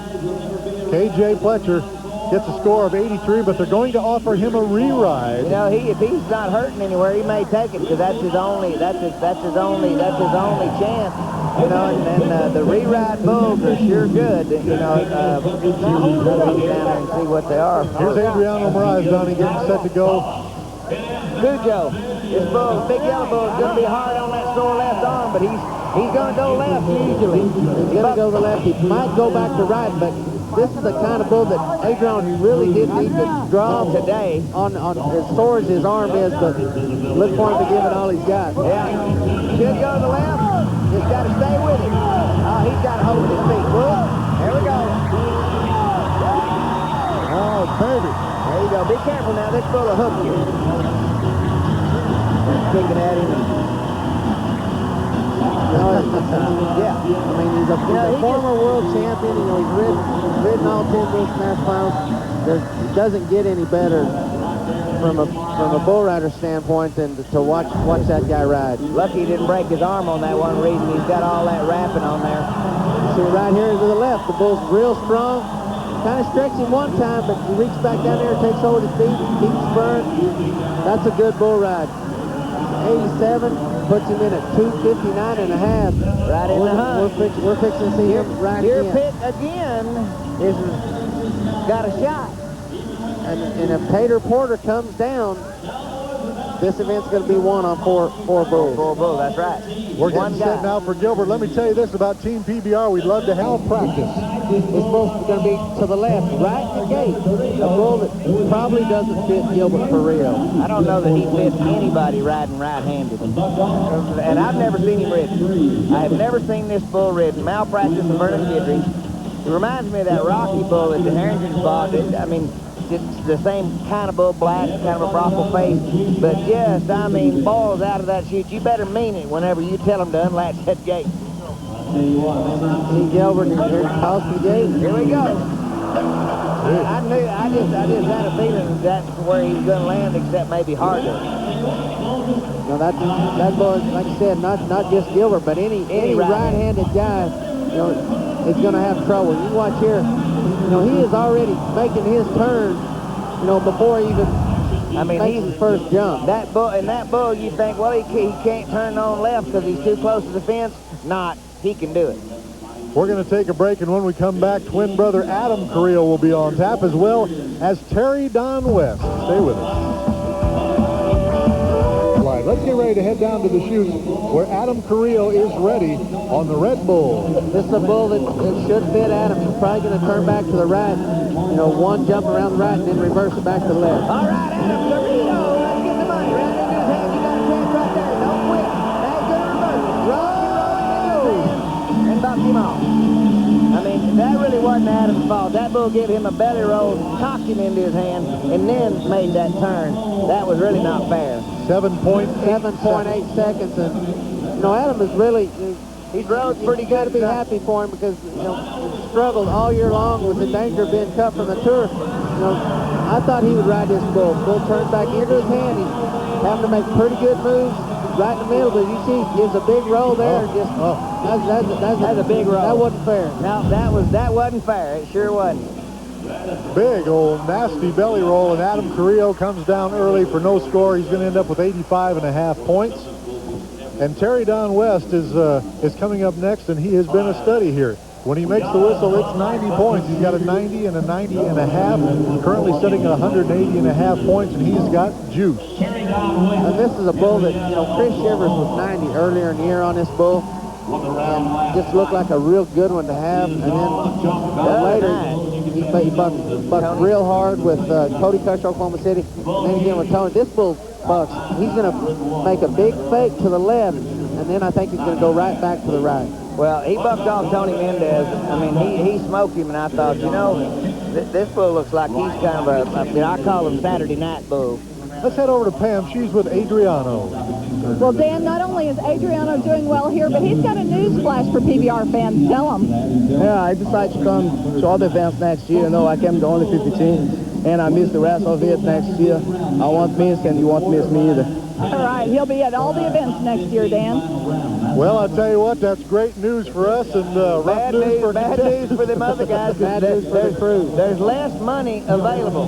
That's automatic. If he's healthy, there's less money available. Well, I'm glad to hear that. I'm not coming back. That does it. I ain't right now. You're not going to do it. Boy, Donnie had a big announcement, but he was just going to hold off. Let's go back to Terry Don. Terry Don West. He's got this bull right here, ball out there and kick right over his head, but that's really not going to bother Terry Don. It's just if he's in position when he comes back the other way. Yeah, I think this bull should fit. The bull bucks real hard. Now, this is a bull that could have been one of the final 15 bulls. This is a ranked bull. Well, it's a ranked bull rider. Come on, PD. There, he's got a seat there. Up. Okay, he's going to ride him now. He's going to ride him now after he got by that one deal. Oh, no. Oh, Jimmy Anderson takes it. Ooh, baby. Well, it looks like it's been 90 or nothing for Terry Don all week long. Yeah. And I don't think that's going to change after this bull ride. I think it's going to be 90-something. That bull was probably 5 points harder to ride than Red Bull. I'll tell you what, that's a great bull ride. Watch this. Away from his hand, pulls him down, looks like he's in trouble, and this bull is just giving it all he's got. 93 points, 273.5, and look right back here. Bull's right over. Watch Jimmy. They got that gate, the gate man and Jimmy Anderson saved him from getting smashed like a June bug. 93, 273.5. You know, he was your pick to win last year's event. You know, he's got a chance to win it this year. You know, he's a little slower than I thought, but hey, you know. My, Terry Don. Remember, he's already picked up 37,000 here. But more importantly than that, he's got 3 out of 4 covered, 273.5, and you're looking at Tony Mendez. He is on lights out. He just thought he was going to become a banker next year. Might open one. He's going to have to keep riding. Hot dog Tony Mendez. Lights out. This is the girlish bull from Canada. And this bull is Speedy Gonzalez, they could call him. Good bull. You know, reminds me a lot of Wolfman, the great Wolfman. You know, Tony, he was pretty happy about having this bull. You know, he's going to turn back real fast, just kind of drift and fade across there. A good draw. You know, this is a bull that, you know, he'd be, you know, 88 to 90 points. Tony Mendez approaches this, you know, kind of like Red Steagall, one of his songs. You know, you get the, you know, in the Louis L'Amour novel, you get the Money Girl and all. Because this bull here can be 90-something, and if you're in the right spot, he's going to ride real good. If you're late, you're just not going to ride it. Having some trouble in the chutes now. I thought he was all set to nod for the gate. Yeah, the bull doesn't want to stand up. You know, they had a little trouble getting out on him the other night, but this is a bull that you do want to get out on. You don't want to have to get on the re-ride because this is a good draw. Well, you know, he's really trying to nod for him, but he's not going right there because he's stuck. You know, coming out of the right-hand delivery gate, that's away from Tony's hand. So you got to have the bull underneath. You got to get his feet under him. See Jinx out there on the outside, the guy that opens the gate. He had his foot stuck up in the. You know, he had it hung up there in the gate. Looks like they got it out. All right, little Billy's going to jump up there, and then Tony's going to get right there as soon as he can see the gate. There we go. All right, Tony Mendez, just sit up now. Sit up right. Sit up right. He's doing a good job freehand. You need to get his elbow down a little bit. The hot dog going. Watch him throw his hat. Watch him get up, throw this. Yeah. Well, maybe he's not. We'll drop it. All right, Tony. Well, now we have something hurting on him. They're very close to getting stepped on. He might pump be it up. saving it for the next go-round because he's going to be in it. That's a really good bull ride on a bull, you know, away from his hand. Bull is trying to wear him out in the chute. Looking back, turns back to right, away from his hand. Look at his upper body, just moving jump for jump, getting a good hold with his legs, kind of letting go spur a little bit. Good job. You see the bullfighters. Oh, man, they are so good here. We're going to score 90 points for Tony Mendez. Total of 177. Here comes Jason Bennett on the bomb. The bomb, AC Page. Oh, no. Jason Bennett has had all kinds of trouble. He really has, Donnie. You know, he got off to a rough start, and it just didn't get any better. You know, that's a bull that Jason Bennett ride all day long. When I look at the draw, you look on the replay here, the bull just kind of gives a fake to the left, but he's rocking back up on the end of his arm and then getting jerked down. Just, I mean, he's all out of sync. He's just not comfortable at all. Yeah. You could tell that the first jump. Well, things are heating up at 93 for Terry Don. Tony Mendez at 90. We'll be back to Las Vegas. More bull riding right after this. Terry Don West so far in the lead with 93 points. Let's go to Mr. Dunn. Troy Dunn is getting set to go. He is drawn in law. You know, this is a bull that I think he could be 93 or better on. I'm really high on this bull. The only thing about him is he's a little young, a little wild. Sometimes he'll go a long ways before he turns back, but you give this bull another year, and, you know, let him grow up and mature just a little bit. This is a potential bull of the year. All right, you see Owen Dunn there. I'm sure that Troy.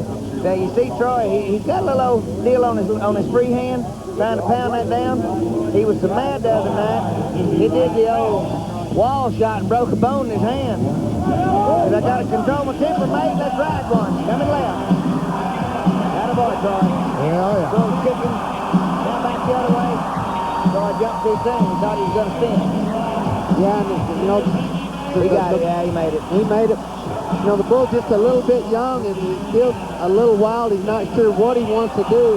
He's 8.37 on the stopwatch. He's going to get a score, and it's going to be a pretty good one. But, you know, I doubt it's going to be up there in the 90s. No, it shouldn't be in the 90s, but he was 89 on the one qualified ride that he had, so he's going to be one of those guys that has a shot to get in on 2 bulls to be in decent shape, because like we said, we think, well, he did get a good score coming in, 89 points. Thought that was a little high, but puts him in at 178 on 2, and they're going to be high on 1, give him some extra points. He's fast. That bull was hard to ride, you know, he wasn't quite a spinner. Here comes Chad Wareham. He's on 9-0. Another one that's hard to ride. Little Brill Neely, Jerry Nelson, the bad boy around to the left, and moves ahead and just throws everybody off like that, except Joe Rush is about one of the few guys that rode this bull. And another case of a right-handed guy on a bull that goes to the left that, you know, that's a struggle for any right-hander. You watch on the replay, looks like he was a little bit behind, but that bull, you know, he'll embarrass you what he'll do. You know, and left-handed, he'll strain your milk now. He's hard to ride. Let's have over Pam. She's with Terry Don West. Dan, in round 1, Terry Don was worried whether his knee would hold up. Well, I guess you've answered that question. You've had 3 really high scores. Yes, you know, I got it tapped off with that bull, and there towards the end of the whistle, he was working on my hand. I could feel my rope coming out of my hand almost, but I had that suicide wrap, and that's the only thing that was able to hang on. You know, I didn't come off in good shape, and I looked up, and Juice was coming to me. He had his head down, ready to hook me. I thought, oh, Juice, please don't hook me. I got one more to get on. All right, Dan. Sound like me begging on the golf course. Oh, don't go in the trap. Here's Jared Nunemaker. He is on Western Wishes. Oh, he's liking this bull. He is liking this bull. I said, what you got? He said, I got the one I wanted. And he does. This is a bull that you know, every time that they ride him, you know, they've got an average score of 92. They rode him 3 times out of 8. You know, the bull rides good. He's probably going to be away from Jaron's hands, but it shouldn't matter on this bull. Left, and Jaron rides him good going to the left. As long as he's moving, shuffling his feet. Let's see if he's got her going now. Looks like he did the other night. No trouble, and flung him out of there. Tell you what, that bull had a extremely good trip. Great day for the bull, and you know, you see the look on Jaron's face. He's not very happy about it. You know, he's still 179.5 on 2. You know, but this bull, you know, he rides good, but you've got to get around the corner in good shape. He never really had a seat. Just tried to lean, and that bull got just enough jerk, sends him back on the end of his arm, back off his rope just a couple of inches. But you're not going to ride that kind of bull here if it isn't perfect. Tough mention, Jaron still with 179.5 points, and we're just going to have to see if that's going to get another one. A lot of guys starting to get 2 of them covered as Dustin Hall now is up on Superstar. This is the bull that Michael Gaffney won a go-round on, and the bull can turn back either direction. This is a good bull, good draw. I think Dustin will ride it. Well, you know, this boy's kind of taken it on the chin a couple of times and got beat up a little his first World Finals. And this bull's going to spin right and go left. He wants you in the well. When you're spurring, you got to be dragging up because he wants to drop you off in there because he keeps his front end kind of high. But he's a neat bull.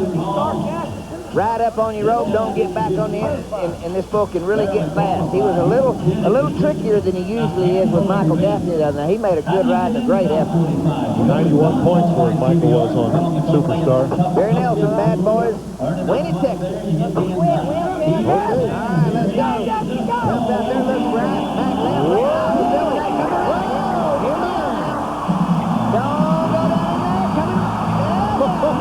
I like this kid. You talk about bear down. I tell you what, hats off to Dustin Hall, because that bull did everything a bull can do to try to throw him off and wasn't able to do it.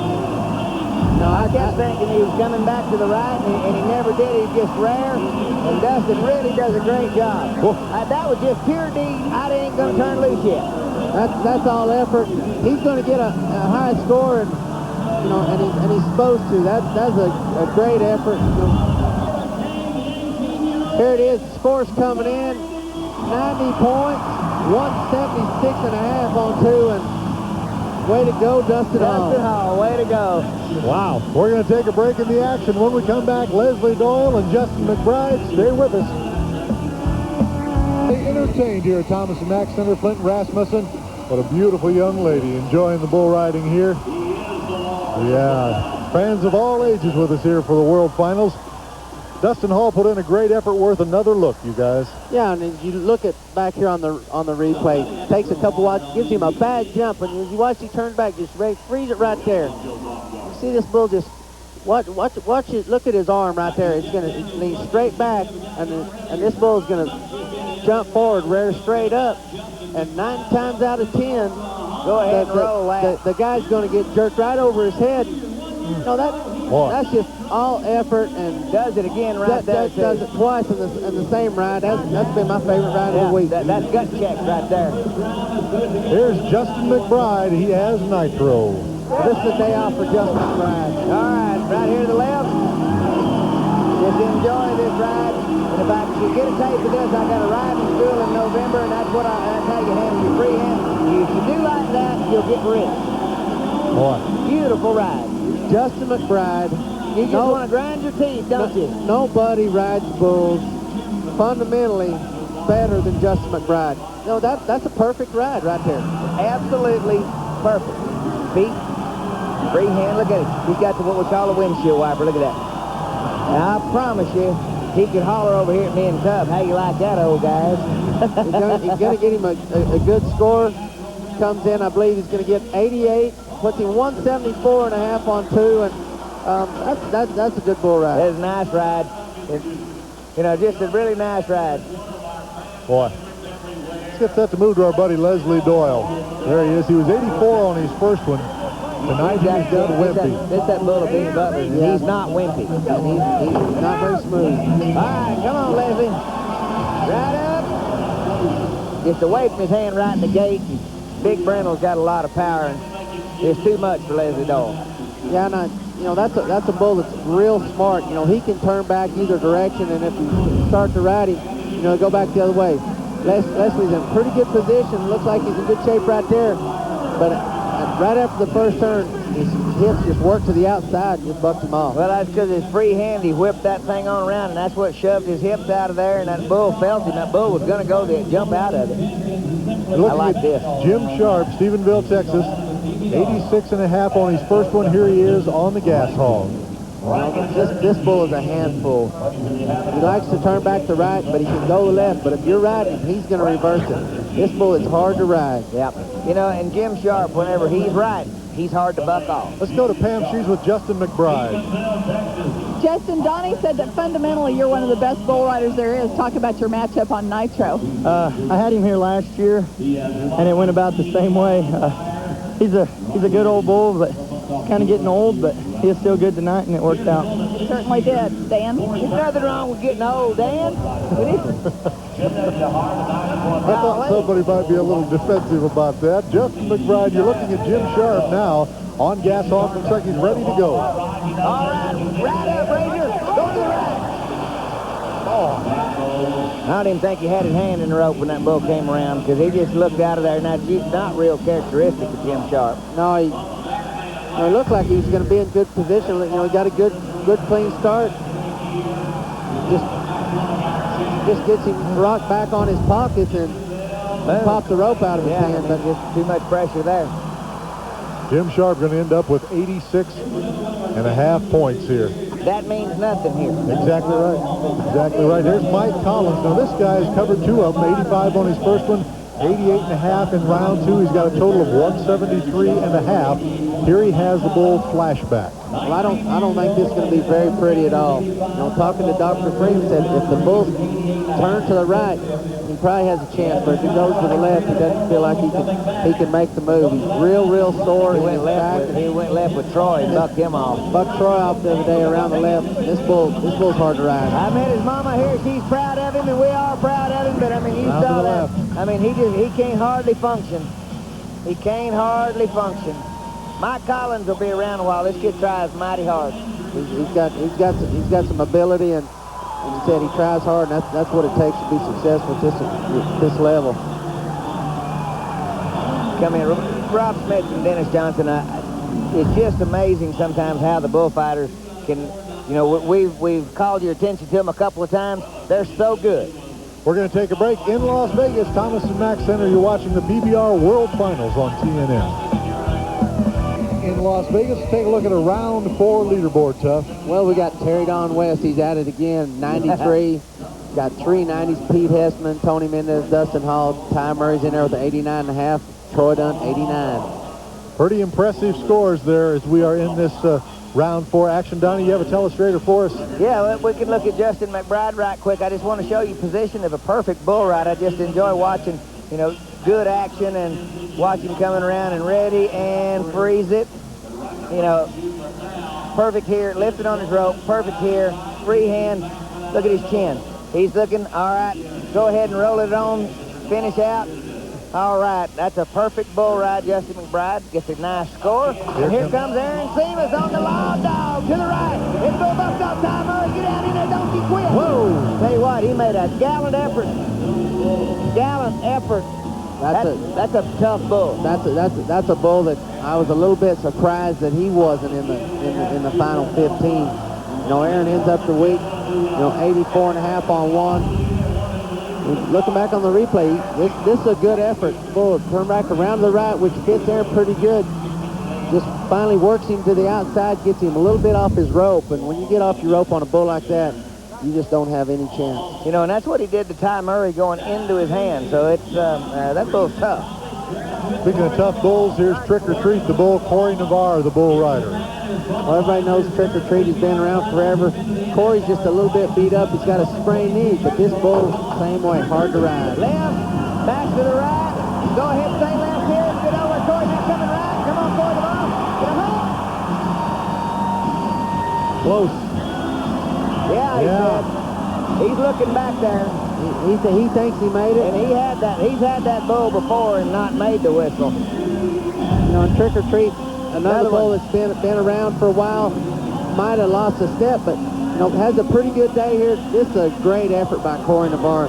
Bull changes directions. You know, the thing about Trick or Treat, if you're in the middle of him, he's fixing to change directions and go the other way. He's going to get him a pretty good score, 88. Puts him in at 174 on 2. All right, you know, we've heard a couple of those 174s. You know, that might be kind of bubblicious for that top 15. I think so, Donnie. There's been quite a few of them in that range. You're looking at Judd Mortensen now. He is on Mighty Joe Young. And Judd Mortensen would sure like to get one covered right here. And this is a bull that should fit him. This is the bull that bucked off Chris Shivers, you know, the opening night. The bull's only been ridden one time. They were 88 points on him, you know, but this is not a bull that should be. Is this the reason that Chris hadn't spoke to us? Because we said he had a free pass in round 1 and he bucked him off. This is a nice bull. Right here, come on now. Get the money. Show him you do something. Well, feet behind him and Mighty Joe Young. He's building a reputation. Yep. Unridden the PBR World Finals, and well, that's a good little bull. And you know, guys, when you draw a bull like that, turn it back into your hand, you're supposed to ride him. Bull, you know, picks up a little speed. He just lost the hope with his right foot. I think he was thinking about spurring him. I think he was going to let go and spur him, and you know, as we watch it again, he's in good position. You watch right here, his feet just whip up behind him, and that bull kind of reminds me of Locomotive Breath. A little bit. Just a one gear down. Kicks a little bit better, but not quite as fast. I saw he had that bullpen on there, old Nick Dunton, putting out a good product. Bart Jackson. Daniel. He has Gary Hempstead's bull, the Happy Hooker, and Bart Jackson needs to break through and get one covered. And this is a bull here that's going to turn back most likely to the left, be pretty strong. You know, Bart has to really pay attention. If he's just a little bit late on this bull, you just give him a 0. And use your feet when you get on the ground. He is named Happy Hooker for a reason. He'll play chase with you. All right. Come on, Bart. Off the old cowboy, Bart Jackson. Looks like he's going to repull. You know, I had a re-ride earlier. That didn't work out for him here at the finals. And Bart Jackson would love to break through here and pick up some go-round money. Well, you know, he's re-pulling his rope. You know, what happens on a bull like Happy Hooker, he doesn't stand real well in his chute. And a lot of times he might be standing in a position that once he moves, you figure out that your hand isn't exactly where you want it. You know, it might be, you know, you want it in the center of your back. Most guys do, and if it's a little bit off, it makes a big difference. Big difference. A quarter of an inch can get you jerked into your hand for no recovery. To the left. He's behind, but he just, I think he thought he was going to go a little further because it just looked surprised to me that he went right there. Well, that was a nice save by Rob Smets. He was just in the right place at the right time there. No score for Bart Jackson. Yep. Well, the Mossy Oak Cowboy here, you know, he's just a little bit behind him. You just can't get behind on a bull like that. No score for Bart Jackson. We are in round 4 here of the PBR World Finals, and we'll be back with more of that action right after this. Great crowd on hand here. I want to tell you also that the PBR is coming to New York City. The Professional Bull Riders All-Star Shootout will be in Madison Square Garden on November 4th. Listen to this, $100,000 in prize money with $40,000 going to the winner. Tickets are on sale now. Phone Ticketmaster at 212-307-7171 or the Madison Square Garden box office at 888-MS-GARDEN. Got a couple of re-rides to take care of here. We got KJ Pletcher, first of all. He is on Palace Station Express. This is a bull that should fit KJ. He's going to take one jump, maybe two, and around to the left. And if he can get around the corner in good shape, he should make the whistle. Stay up on his rope is what I'm thinking. But the way he rides, especially bulls away from his hand, I think it'd be conducive for him to do real well here. He's got to be kind of tickled right now. Rode that high rise and checking it. It doesn't act like he likes where his hand is. It looks like he's going to kind of re-pull it. It's what we mentioned earlier. It's just extremely critical that you get it in the right spot, especially when they're going to go out of a gate away from your hand and then turn back away from your hand. He's getting that rope ready. We want to mention to you, well, it looks like he's almost ready right now. Remember TNN Online. Oh, yeah. Oh, yeah. That's you, isn't it, Donnie? Cyber Cowboy? Yeah. Got it going now. Okay. All right, KJ, round to the left on Palace Station Express. Terry Williams just, oh, yeah, come on. Off his rope. He's off his rope. Tell you what, that was a veteran move right there. He was off his rope, going in the hole, put his hand down because he was going to hang and drag, but he did not let his legs go before he got his hand in position to get out. That was good effort. And he's a little disgusted. You see him kind of slam his hand up. He gets around here like, I think he's in good shape. Let's go to his feet. That bull drifts just enough, gets him off the inside of the spin, but a good job to get off. You can see him coming down on the inside of the spin, grabs and holds on just long enough to where he gets to the outside and his hand comes up. Because if he goes off the way he started, he's going to be dragging. And that bull spinning that hard, there's going to be some head knocking going on.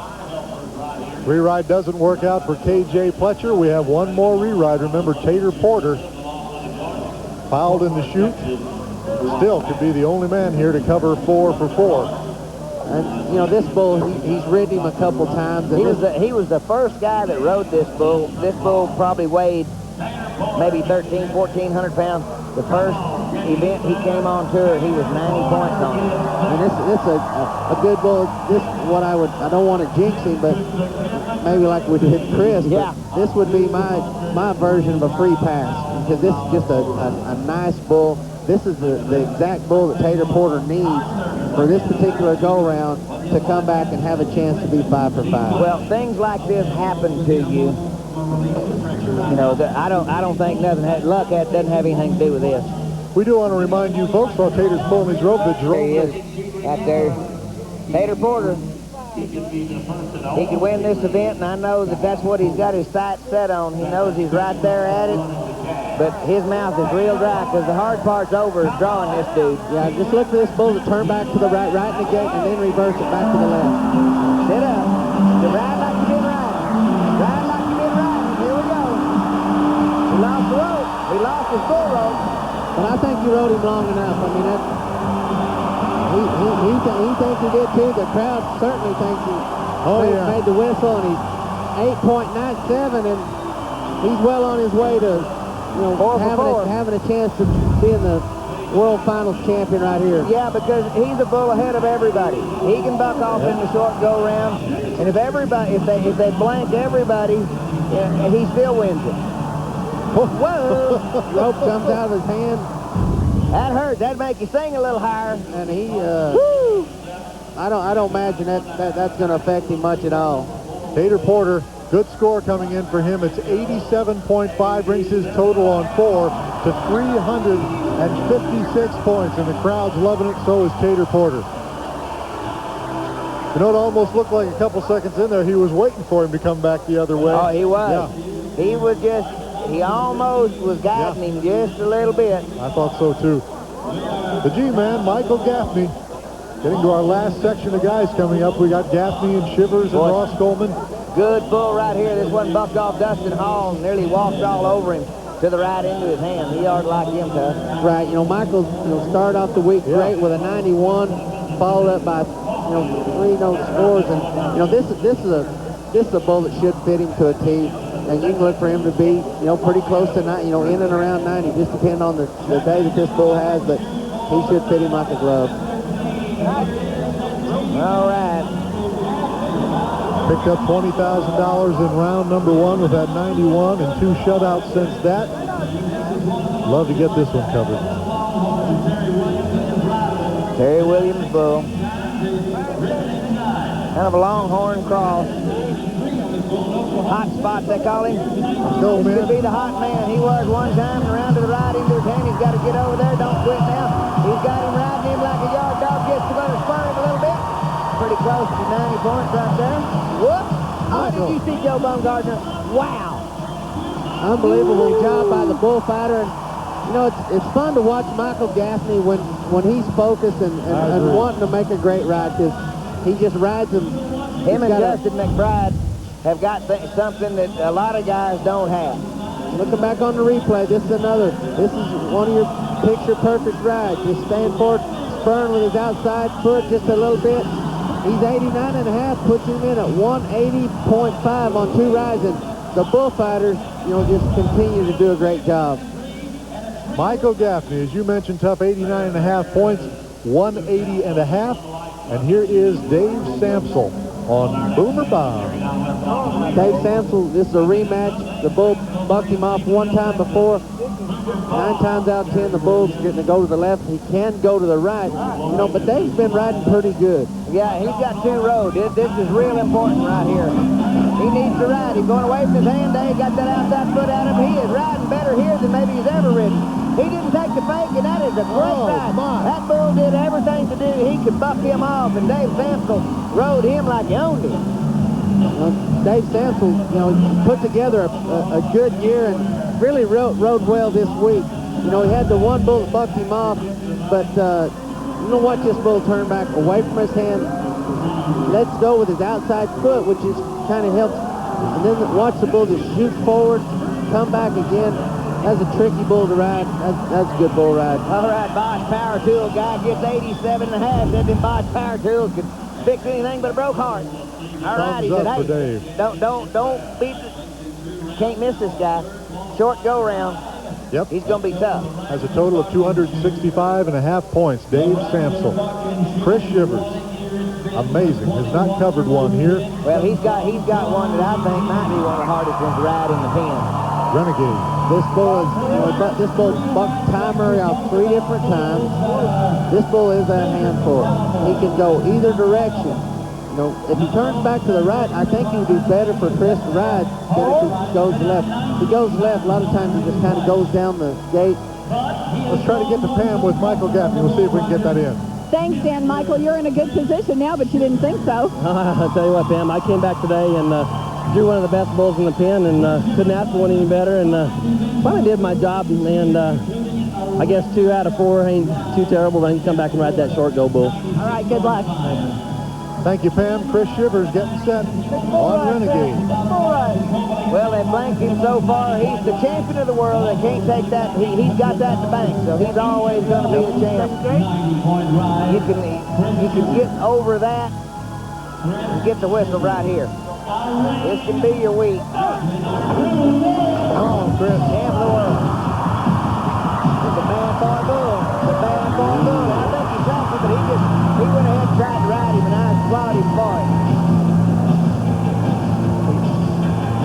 know, kind of, it's one of them, when it rains, it pours, you know. You know, there were times during the season where Chris Shivers couldn't do anything wrong. Well, this was a week for Chris Shivers that he couldn't do anything right. Yeah. But this is a bull, like you said, maybe one of the most difficult bulls here to ride. Real strong, jumping forward, and you pull him down, slaps him, he's going to try to ride him, and that bull's smart, jumps out of it. And, you know, just bad to throws him ride. off. He's bad to ride. That bull can be in a short round material. I mean, if they want to put some up, that's what I call an eliminator. And I agree with you. Yeah, just a couple of guys left to go here in round number 4. One of them is B.J. Cramps. He's got Spacewalker. He was 88.5 on his first one. And you want to talk about a bull that is strong, is hard to ride, and can get somebody on the ground. That's the Spacewalker. Is this black ball face bull? Yes, it is. And I just do not think that B.J.'s going to like him at all. B.J., and I hope he doesn't let his feet loose on this one. He's got a lot of downdraft. The good news is he doesn't have any horns, but his head's real hard. Bear down, B.J. Going to the right. You know, he did that the other night. He got hit. Get a hold, B.J. Get a hold. No, and I don't know if his hand might have been down on the side just a little bit, you know. But once he pulled him into his hand, you know, we'll watch it back on the replay. You know, the bull's usually the left. Here he goes to the right. Does a good job getting around the corner. But once he jumps out of it, tips him over in his hand, and he's just never able to get back to the middle. BJ's one-legged when he comes to spurring those bulls, and he's wanting to do it with his right foot. He needed to kick the left one to get his rear end moved over is what he was wanting to get done. Just got stuck over there. We have one man yet to go here in round number 2. It's Ross Coleman, and he has Ugly Buck. This is a bull that we see bucked off Ty Murray 2 different times. It's going to be away from Ross's riding hand. But I think Ross Coleman can ride this bull. Well, I said 18 to 20-some bulls to get rode tonight, and there's been 17 rode in this long round. Well, if he makes the whistle, then you'll be right again. Otherwise, I'll be wrong. Unbelievable. Dead burning.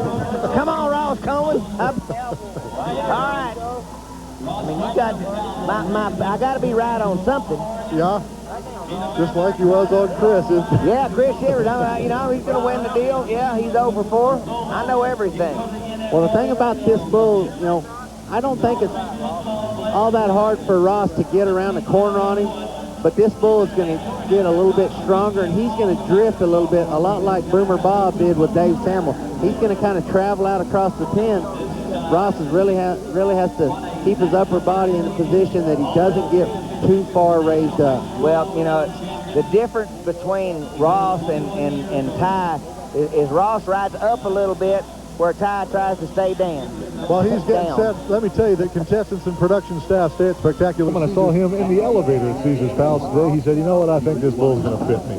He was with some of his UNLV buddies, and they were feeling good. We'll see. Round to the left. Coleman. Get over there. No. Same thing. This bull, it just chunks him. And that's a bull, you know, they get around the corner on him, but as you see, he starts to drift, and his front end starts getting higher and higher as he goes. Just a nice turn. Ross is in real good position. That bull's hard to ride, especially away from your hand. As you mentioned, he got Ty Murray on the ground twice, does it to Ross Coleman.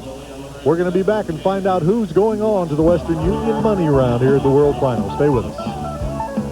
Back in Las Vegas, Thomas and Mack Center. Round 4 completed here at the World Finals. Let's going to find out what our leader is thinking about. Tater Porter standing by with Pam Minnick. Thanks, Dan. Tater, you gave us all a scare that last jump on yellow 1, but you're in good shape and the only man to ride 4 so far. In the Western Union Money Round, you'll have cash. What do you know about the bull, and what can we look for? Cash is a great bull. Wiley Peterson come in the other day at Laughlin and won it on him. I've seen the bull many a time. He's a great bull. Little hesitation around the left-handed. I think we're going to mix it up. All right, we wish you luck. Dan?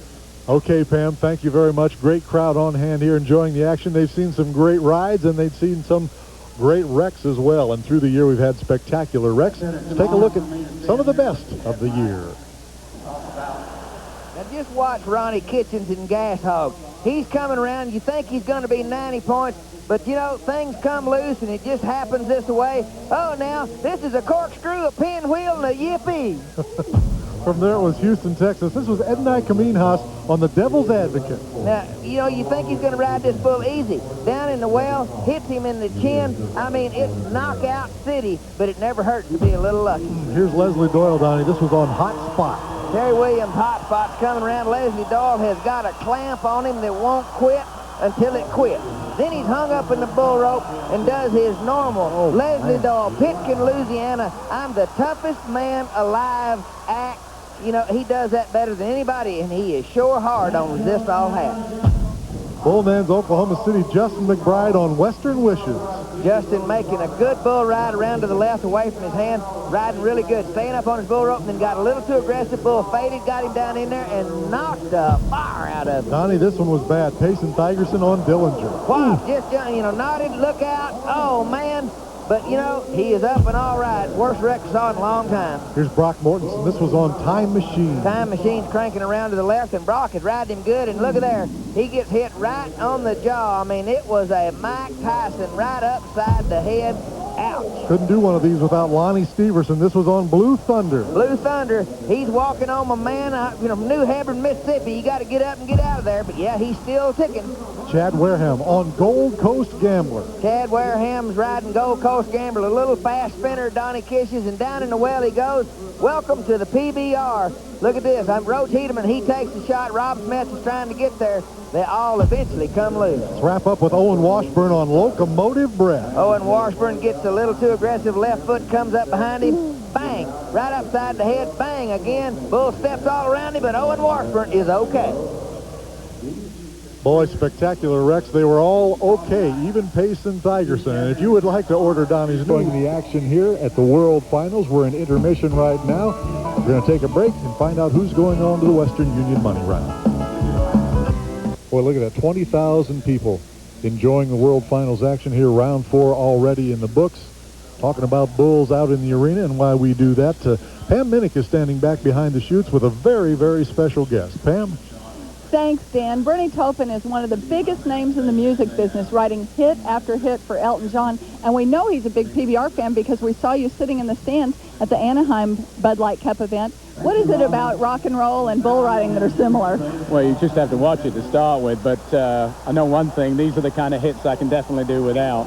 But this is actually my 5th year here. I like to try and get to as many of the events as I can. Everybody at the PBR is really good friends. Randy Bernard is a real close friend of mine, and they've been real good to me. So I like to try and get out there and do as much supporting of them as I can.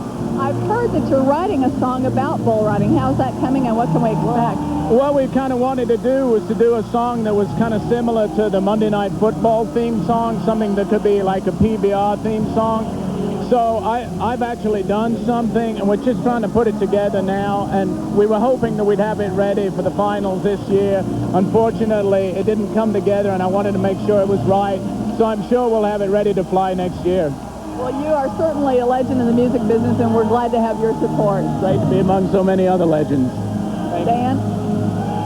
Thank you, Pam. Boy, that's very exciting news. One of the great lyricists of all time. Great to have him here. We're excited to hear the new song, I can tell you that. Time for one of our special features. It's the Dodge Finalist Profile. And tonight we have selected Jaron Nunemaker, 26 years of age. I don't want to make him any older than he already is.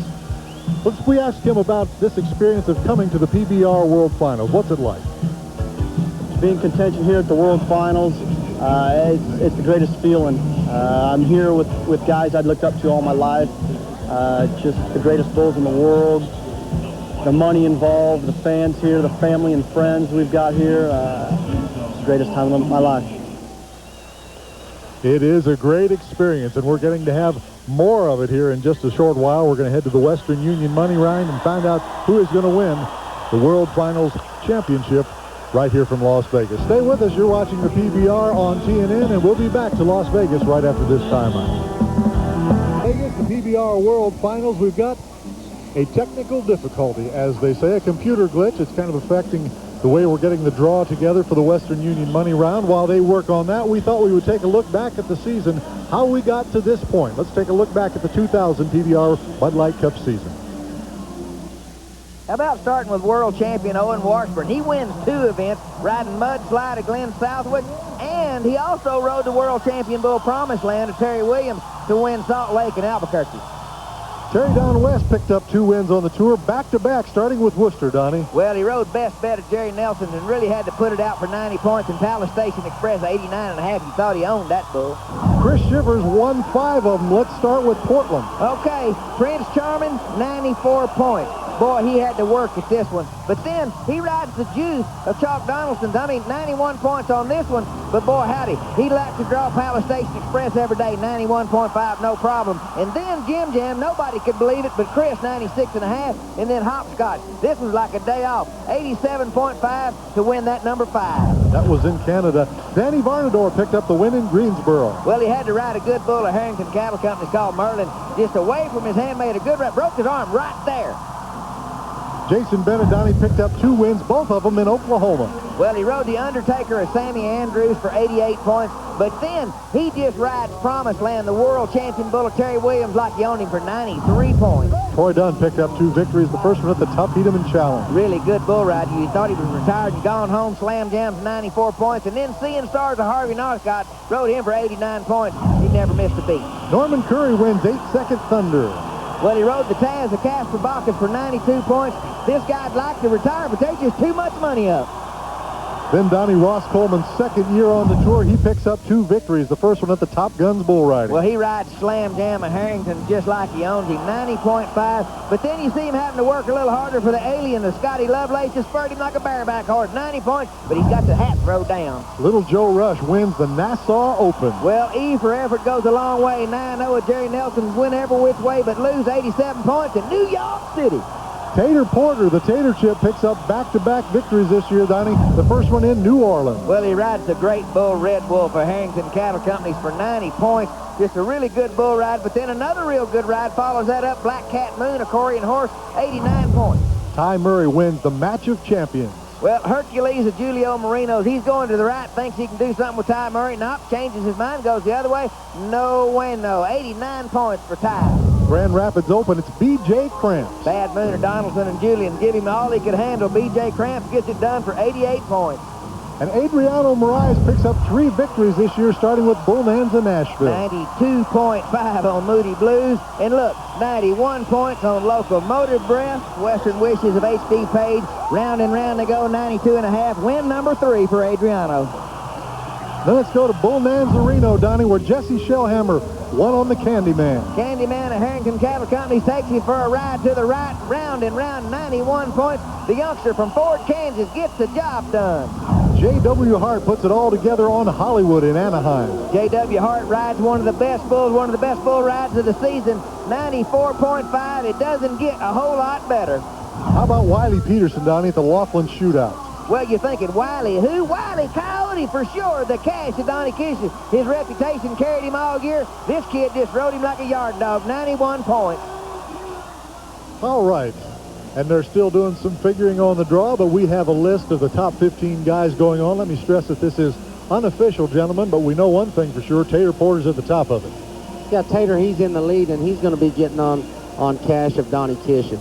You know, right behind him is Terry Don West, Dave Sansel, Edna Caminas, and Pete Hessman in at 260. Let's take a look at 6 through 10, Donnie. Adriano Moraes is in there. Adriano and Norman Curry there right there with Casey Lowick, Michael Gaffney. Now, the break between the tie at 7 and 8 and the break there between 9 and 10, that's the difference in riding one more bull. Those are the guys first through 7 roads have 3 bulls out of 4 ridden. Then you look on down the guys that come in on 2. Troy Dunn, Tony Mendez, Dustin Hall, Varnador, and Mark Ward. These guys can all be spoilers for that upper list. Remember, that's our list. It is unofficial, but that's the top 15 we think going on to the Western Union Money Round. Let's head over to Pam Minnick. Thanks, Dan. Terry Don, Dr. Freeman just told me that you came into the healing room in the intermission complaining of back spasms. What's wrong? I don't know I don't know. I think I'm just tensed up, a little bit nervous. My back is really cramping really bad. It hurts to bend over. You know, I put some stem on it, trying to get it loosened up for this short round. You know, there's a lot of money up, and I'm just, you know, I got a rank bull drawed, and, you know, I'm just trying to get ready for him. All right. You've been riding well injured. So we wish you luck. And don't go away. More from the PBR World Finals live from Las Vegas is coming up in just a moment. So the computer is still winding up and getting going, but gives us a moment to talk about Tater Porter. We know he's going to have cash, you guys. Let's talk about that matchup. Well, I think that the bull's going to fit him. I think if there's one bull, you know, the only other bull that I think that he would rather have than that would possibly be Locomotive Breath. But Tater rides left-handed. The only thing I think that can get Tater bucked off of cash is if what happened on yellow 1, you know, right at the whistle, that he jerks the rope out of his hand. But I think he's going to go 5 for 5. Well, Donnie, if he does, he will win this thing hands down. Tater Porter with cash in this round. Well, you know, there's some bulls. Let me just read the bull list off to you. All right, you've been following this a little bit. Copenhagen Cash, that's the #1 bull on the list. That's who Tater's going to match up with, because we know he's in the lead. He's a bull ahead of everybody. Now, the next bull, one of those ones that's real hard to ride, Jerry Nelson's Freckles. Then the Harrington Cattle Company, Locomotive Breath, and then Hollywood, Rampage, Diamond's Ghost.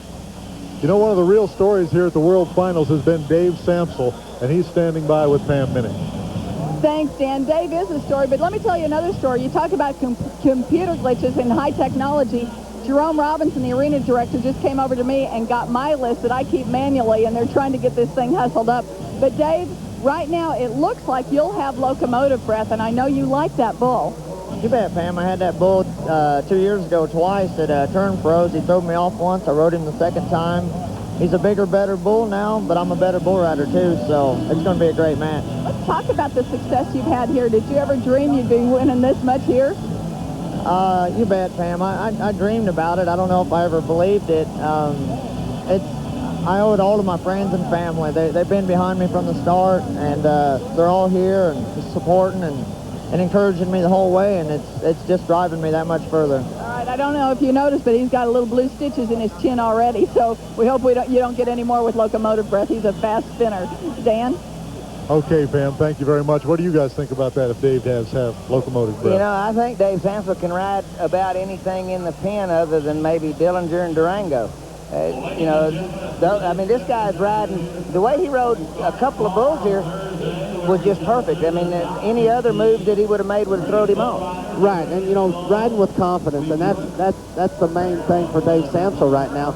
You know, he's not hesitant. You know, he's riding aggressive. He's using his feet. You know, Dave Samsel, he's not a guy that really comes out and, you know, just strikes you as a dominant bull rider. He's been a little on and off this year, but he's risen to the challenge here. We see that Mark Ward is getting set to go, and while he does that, Pam is with Adriano.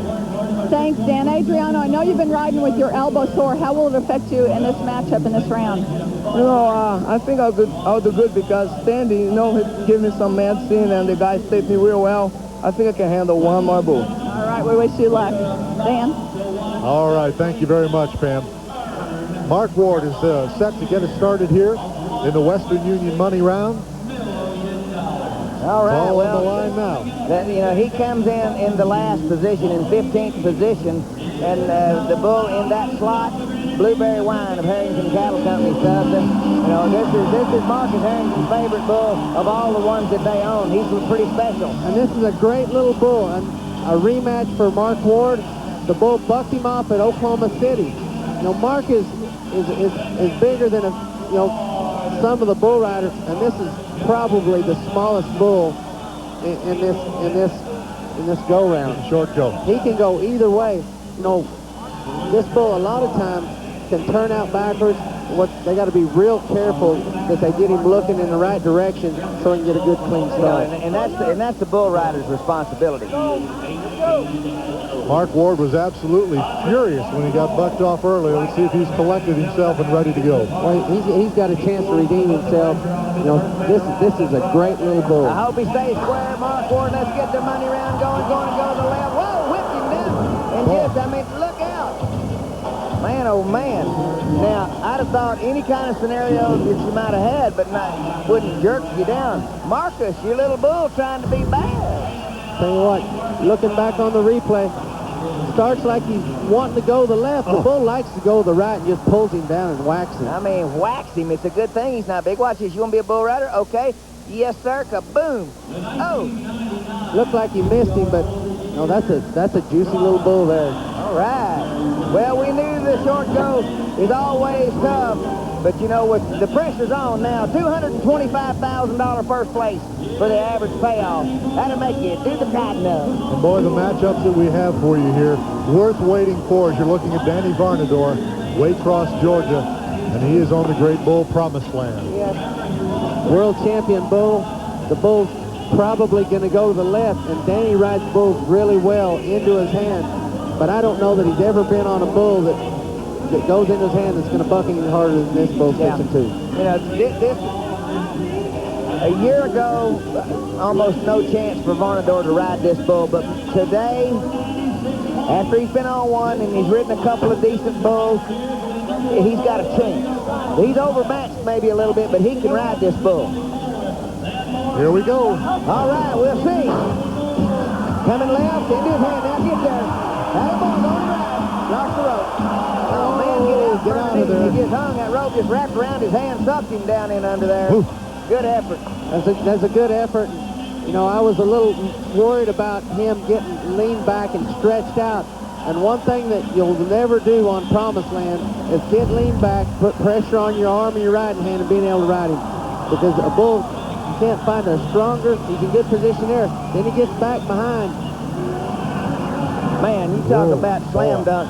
I mean, that sucked him down there, but I like the boy. He's a bull rider. He's got the right kind of attitude. No, he's tough enough. He can ride.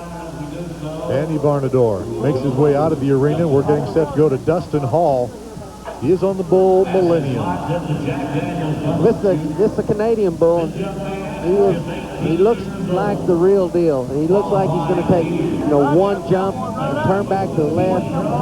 Real strong. You know, probably not quite as strong as Promised Land, but possibly has a little bit more speed. Dustin Hall has shown us that he's got the effort. When he rode Superstar in the earlier go-round, you see he's got his thumb taped, broke his thumb. But I don't ride with that hand, no problem. Truck and trailer wrap, he plans on staying there.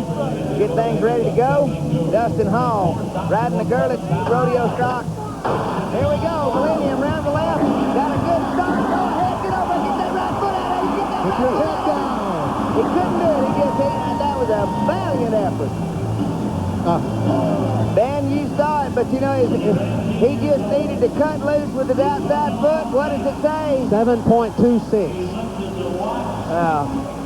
And that's too bad but that's a young kid that we're going to see a lot of. Look at back on the replay. Bull turns back away from his hand to the left. He's making some good rides. His inside foot's kind of working, trying to work it up. See how he looks like he caught with his outside foot, cut over with his spur, and kind of his hand came up and he just strained right there at the end and didn't get it done. That's too bad. Great effort. That's Jesse James right there. He's ready to go to work. Tony Mendez is one of the few guys in here that might have the mixture just right to ride this bull. Because he can ride bulls that are about half bad to ride, and I put Jesse James in the bad to ride 10. And I agree with you. You know, 1 year ago today, Tony Mendez, who rode Clayton's pet, you know, made an outstanding ride, you know, somewhere in the mid-90s. This is a bull that he could do the same thing. You know, this guy lives for the spotlight. That's why I've been calling him Hot Dog. That's a new nickname because, you know, it really kind of fits him because the hot dogs get around and everything a little bit, but he comes to ride. This bull's probably going to go to the left. I've seen him go to the right one time, but he can have a trip where he'll go, you know, 3, 4, 5, 6 jumps before he turns back, or he can go 2 jumps. Well, Tony Mendez, he's all fired up and ready to go. Jerry Williams owns this bull. Mendez. Jesse James. Train wreck to the right. To the right, and that's, you know, nine times out of 10, that bull goes to the left, but in fact, I don't think I've ever seen him go to the right. I've seen him go to the right. I've seen him go all year long. Seen him go to the right one other time. Just kicked over his head, and here he comes, and just makes short work of him. You know, just didn't get a good deep halt with his legs and his spurs, and just comes down early. Well, I said if they ride 2, we'll be lucky. We're in the Western Union Money Round. We'll continue with more action after this timeout. Union Money Round. getting set to go. That's our Bud Light Bull of the night. Tough, tell us about him. Well, what we've got is world champion bucking bull, G81 Dillinger of Harrington Cattle Company. This is a big bull that has all of the tools. One big jump around to the right. He can go either direction. They don't buck any harder than that. They don't get any stronger than that. One of the best bulls that I've ever seen. My Bud Light Bull of the night. There he is, waiting his turn to go to work. Well, one of the best bull riders that I've ever seen is strapping his cack on that G81 Dillinger. This could be a great deal here. You know, one of the things that you don't want to get real pumped up, because this bull could jump out, go to the left, do something really strange, and it not be much. But I'm gonna tell you what, if this bull gives Troy Dunn a chance to try, this will be outstanding watching. I don't care how long he rides it. Final go-rounds for Troy Dunn. You know, we saw it on Red Wolf, being the Strawberry Wine. You know, it just... when he had to ride him to win. He knows how to turn it on. You know, Pacific, but this is a guy... Since 88 has ridden some bad bulls. One of my top picks of, bull riders of all time. Guy that's got the money, Terry Don West, we've talked about him riding rank bulls. Here's another guy that's ridden rank bulls, but I think what separates him from some other guys is he rides those bulls when it means something, when they're going to pay all the money, not just a day money. When there's something at stake, you run into rank bulls. Bet on Troy Dunn to make the whistle. My daddy said, I'm not ever betting against Troy Dunn. Going to the left. He got rolled to the right. He's going to the left. Troy Dunn got around the corner and just flashed him out of there. Now, you said that earlier tonight. When a bull gets rolled, he might try to do a little something a little different. Bull went to the right. You saw it in the replay. Had 994.5 on him. Come right back. Jump out. Go to the left. Troy Dunn. And he had a chance. And that's just the mark of a great bucking bull, and you got to tip your hat to him. A great effort by Troy. He starts to the right and then back to that. Look like Troy's in good position.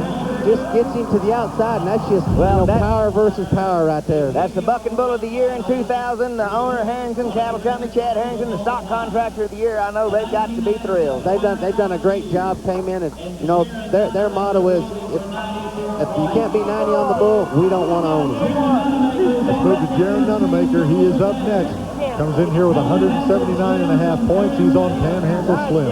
Well, this is a rematch. Jaron rode this bull 1 year ago, and he can ride this bull, but he is not a day off. Don't bet the ranch. This is a hard-to-ride little bull. His back's not conducive for a right-hander, but Nunemaker's gotten it done before. He can do it again. Going to go left first usually. Let's see what we do. Panhandle Slim.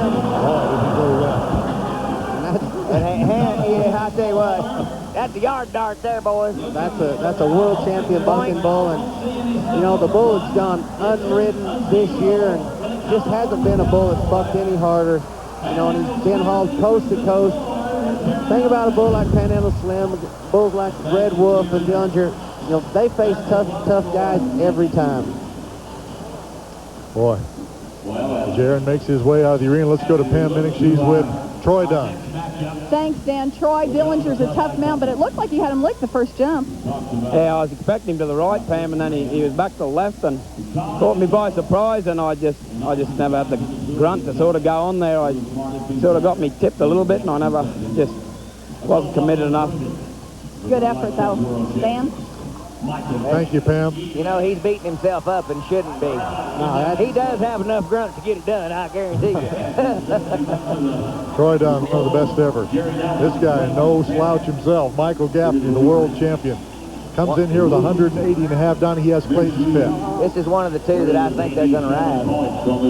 And Michael has ridden this bull before. The bull can go either way, but the first trip here on Friday night, I thought he might have been one of the best bulls out. One of the rankest bulls. He usually out of this particular delivery, he usually goes to the left. The other night he went to the right. He goes to the right, yes, he rides it. But this bull is not real smooth get into the spin. If you get around the corner and you get going in a spin, and this bull gets untangled, he's a big old bull, long back and long bodied, 2,000 pounds from Jerry Nelson. Watch this. You should be able to ride him if you get around the corner. Most guys can't ride this bull to the turnback. Mighty powerful. He's going to squat in there just a little, and the boy, he's all set. You can see Gaffney trying to get him to stand up, put his head down. I'd go with him with his head down if he can see the gate. Leighton Fett got this bull from one of the judges, Lane 14. Lane Junkie's son Clayton, that was named after him. They bought this, Jerry Nelson bought him from him, and this could be a good match. This is for, remember now, the first place in the average pays $225,000 plus what they've already won. Guy can walk out of here if he can carry it, $350,000. I imagine you'd be glad to help him. I'll help him. I'll help him. That's the kind of guy you are. I'm a nice guy. Be there right behind you all the way. All right, here we go. There we go. Come on, Gal. Going left. Oh, man. Whoa. Slam dunk. And then just what we had talked about, how strong and how hard that bull was to ride prior to the turnback. Gaffney, he says, woo. You know, Michael says, you know, I've ridden that bull before, but, you know, today's another day, and that bull was a handful. Real strong, up and down, kind of hop and skip. Yeah. Tips him in Look the at hand and just feels him and then turns. I mean, he does it on purpose. This bull bucks. He's a great bull. I like Clayton Fett. We're going to take a pause in the action here. Stay with us. You're watching the PBR World Finals on TNN. Las Vegas, Dan Miller with Tuff Edeman, Donnie Gay, and Pam Minnick. And Donnie, I believe you've got something you'd like to show us on the telestrator if we can. Tuff and I were talking about, we were talking about Dustin Hall, and you know, we'd like to be able to get him. I don't know if we can get it, but you know, but Dustin Hall made such a great effort. This youngster, we can watch him. Well, no, we're going to see Michael Gaffney, and ready, freeze. Oh yeah, a yard dart right there. That was a yard dart. I mean, right on top of his resistol. I mean, smushed it down around his ears, but Gaffney tried. I was disappointed for Dustin Hall. I was wanting to show you how close he was to filling his sack full of money. Well, you and Tuff were both talking about that while we were away, and that would have been a great, he had him going, that's for sure. We're getting set to buck some more bulls here. You can see Flint Rasmussen look right over his shoulder down toward the buck and shoots. And we should say and congratulate Flint Rasmussen from Montana. What a job he has done here to entertain these 20,000 people night after night. He's done a fabulous job. There's a lot of guys that call themselves clowns and draw paychecks for being funny men. This guy is funny. Yeah. He's hilarious. Except for when he's using me for part of it, you know, to be the end of one of his jokes, you know? Yeah, there's some things we couldn't show you, some of the things here that went on, and Donnie was the brunt of most of those, but... he's such an easy target. Thanks, Tuff. My face is red as that Dodge truck sign. We may put together a home video for that later on and really clean up, yeah. You can see there's not a seat in the house here. We have seen people from Alaska, from all over the United States and Canada. They have all come here to watch the World Finals. Well, we've got the great bulls. You see Adriano there. Adriano, he's got a good match. One of my favorite diamonds goes to Jerry Nelson's, and Dodge Durango. Casey Lowick, the youngster's got the unridden Durango from Mesquite, and you know, Rampage, Hollywood, Locomotive Breath, Freckles, they're all here. Let's talk money. We like to do that while we're here. Let's take a look at some of the dollars available as we go on through the World Finals here. You can see in each go-round $20,000. Well, 20 grand for first place. That's for your day monies. You've seen some of these guys win that. Pay 10 places, $1,700 for 10th place. 70,000 times 4 go-rounds, and then you have the same kind of payoff in the short go-round, and the average pays $225,000. Look at that. 10th place pays $11,700 to win 10th place in the average. And that's a pretty good paycheck, you know, $662,000 in the average payoff, and but you're going to have to earn it. You still got to ride it. You look down the list of those bulls, and it just doesn't get any tougher than that. Let's go to Norman Curry to get things started off and talk about some of these matchups. Norman, I believe is on Zandy here. I don't know why Zandy's in the short go, but I know one thing. Norman Curry is probably tickled to death.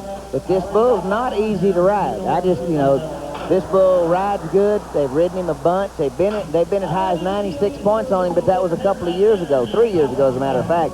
Going to the right, and he's going to want to run Norman Curry off his rope and drop him down in the well. I think Norman will get along with him until he goes back to the left. That's going to be the tricky thing for him.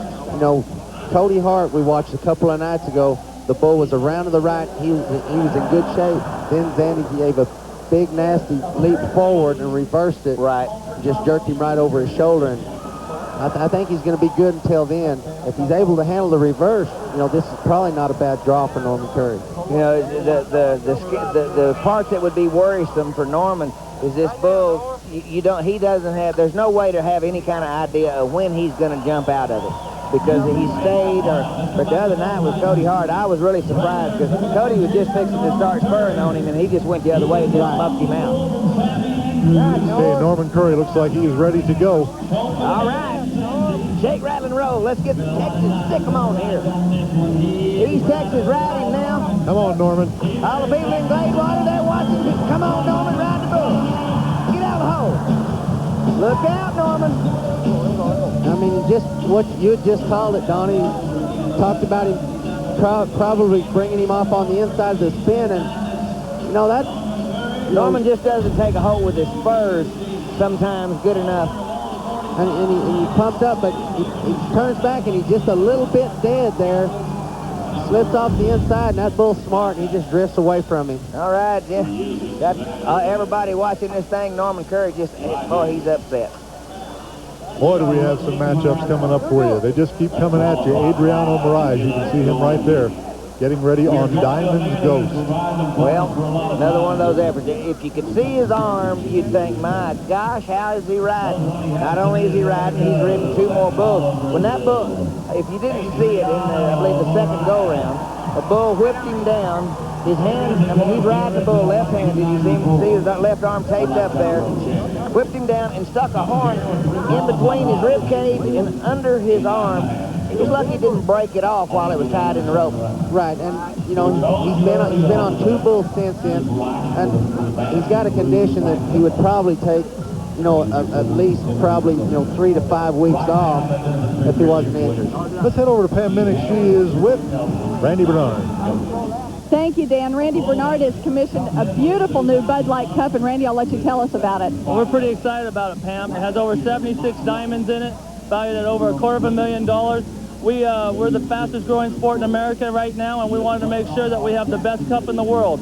And we're very excited. It just went from Australia just about 2 hours ago.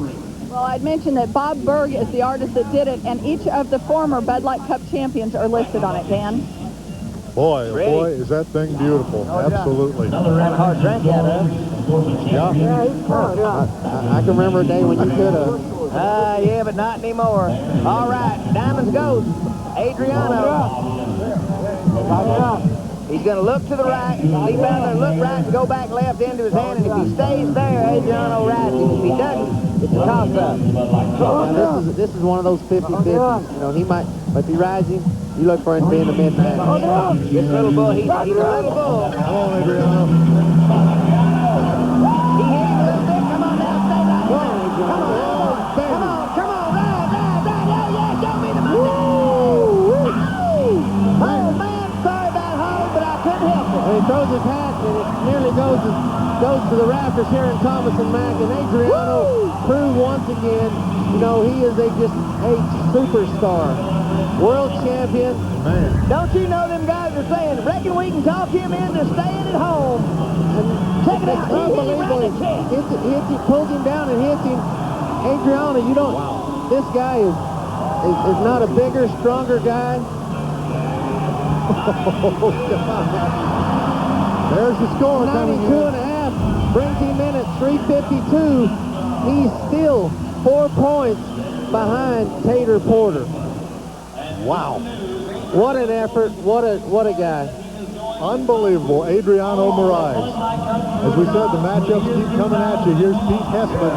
He is on rampage. All right, another guy that's going to put out the effort. You just never know what this bull's going to do. All right, let's see. He's going to go to the left. He's got a chance. Oh, whipped him out. Oh, boy, just set him up.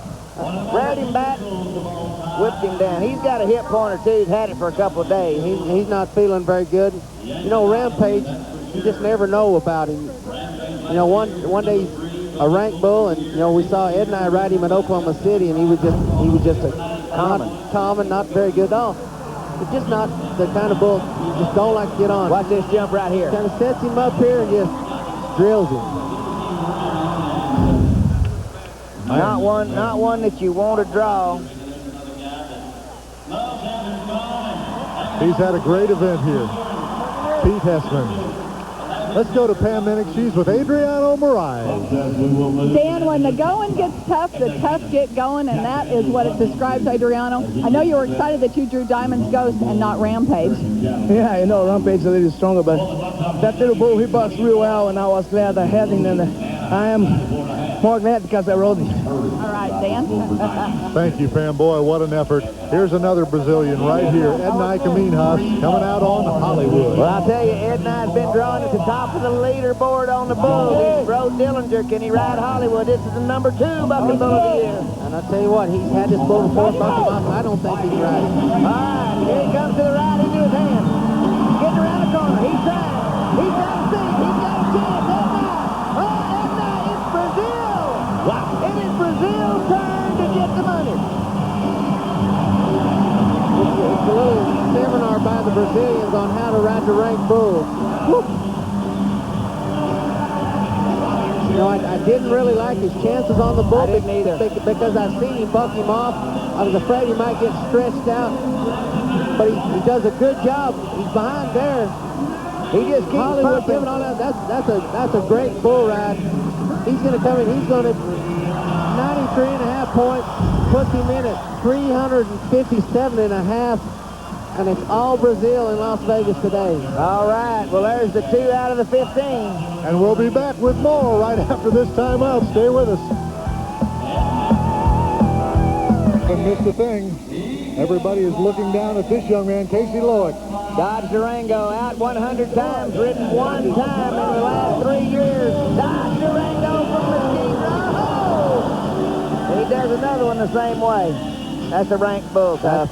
That's probably, you know, one of the bulls that, you know, there's probably 2 bulls that the guy really didn't want in this final 15, and he was one of them. I would say Rampage would have been the other one. Just real big and strong. Woo! I mean, he jerked him down, wrung him out like the proverbial dirty shirt. Watch it back again. Watch how his upper body gets kind of stretched out, pulls him down, hits him, jerks the rope out of his hand. He's just no match for that bull. Boy, the matchups that we have had. What a great event that Casey Loic has had Look here. at that smile. He's just glad he's here, and he'll be back. And he's done a good job this week. He was back behind there talking with a fellow Aussie. I mean, there's no disgrace. Right, no disgrace to be bucked off a Dodge Durango. Well, everybody else has too.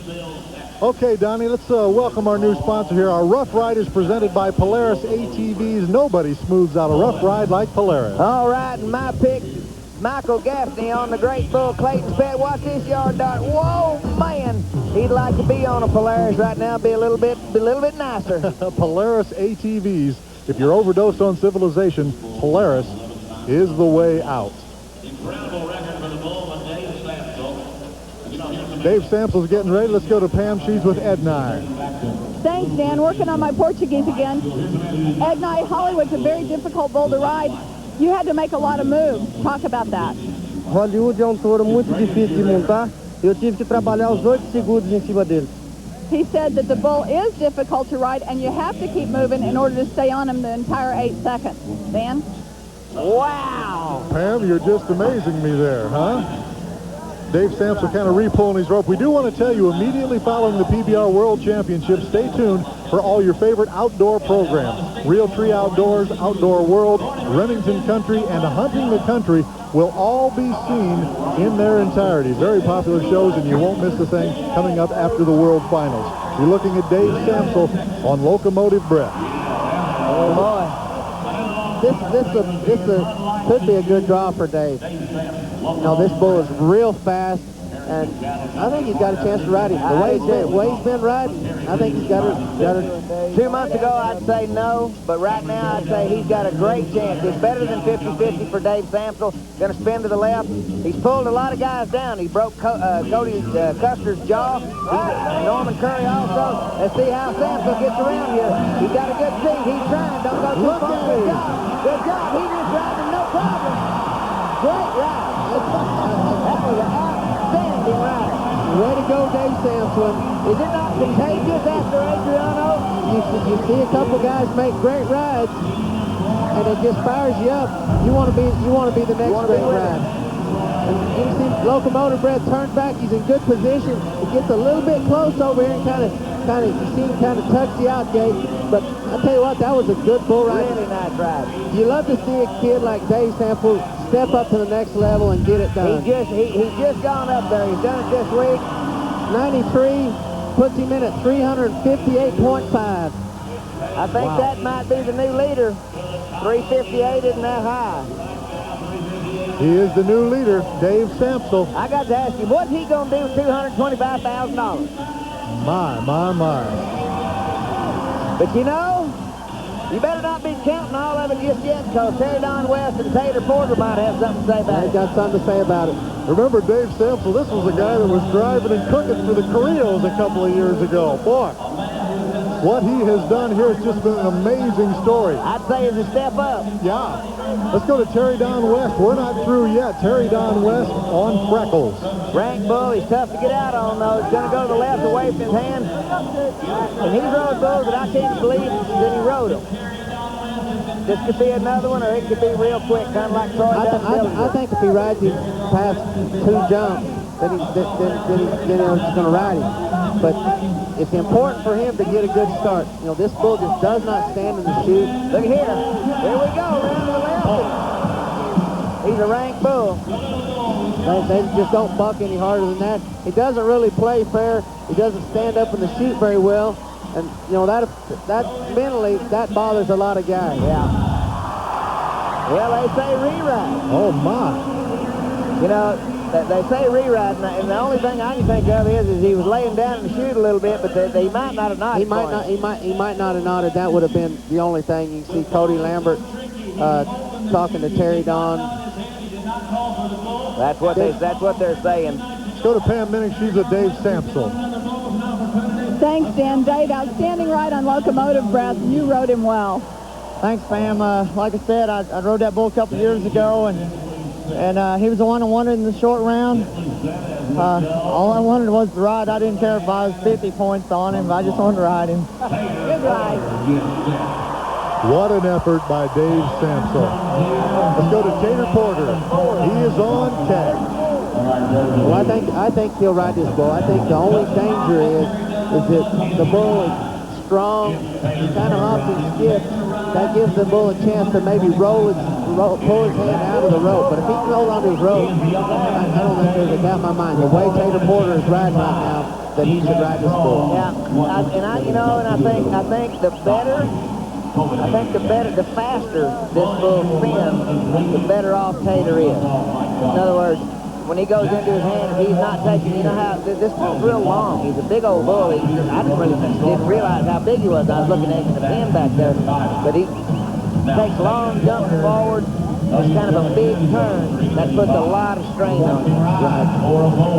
Tater really taking extra precaution. It's just this simple. He makes the whistle, he wins the World Final. You can see the block in the chute. What they're doing, they're placing the block on the bull's shoulder because he's so big. He kind of gets the land on the back of the chute. It enables Tater to get his leg down so he can get a hold with his leg and his spur as soon as the bull leaves the chute. Just about ready to go. Then we'll have the re-ride. Remember, Terry Don West coming up after Tater. I believe that's sports machine. It ain't over till it's over. Ed and I went in the short round with a 93.5. I think Samsel's moved into the lead on the average. Yes. 358, I think. 358.5. Here we go. Two jumps to the left. Here we come, left. Right around there. Come on, Tater Porter. Don't lose that rope. Right up. Stay back and look at the hole.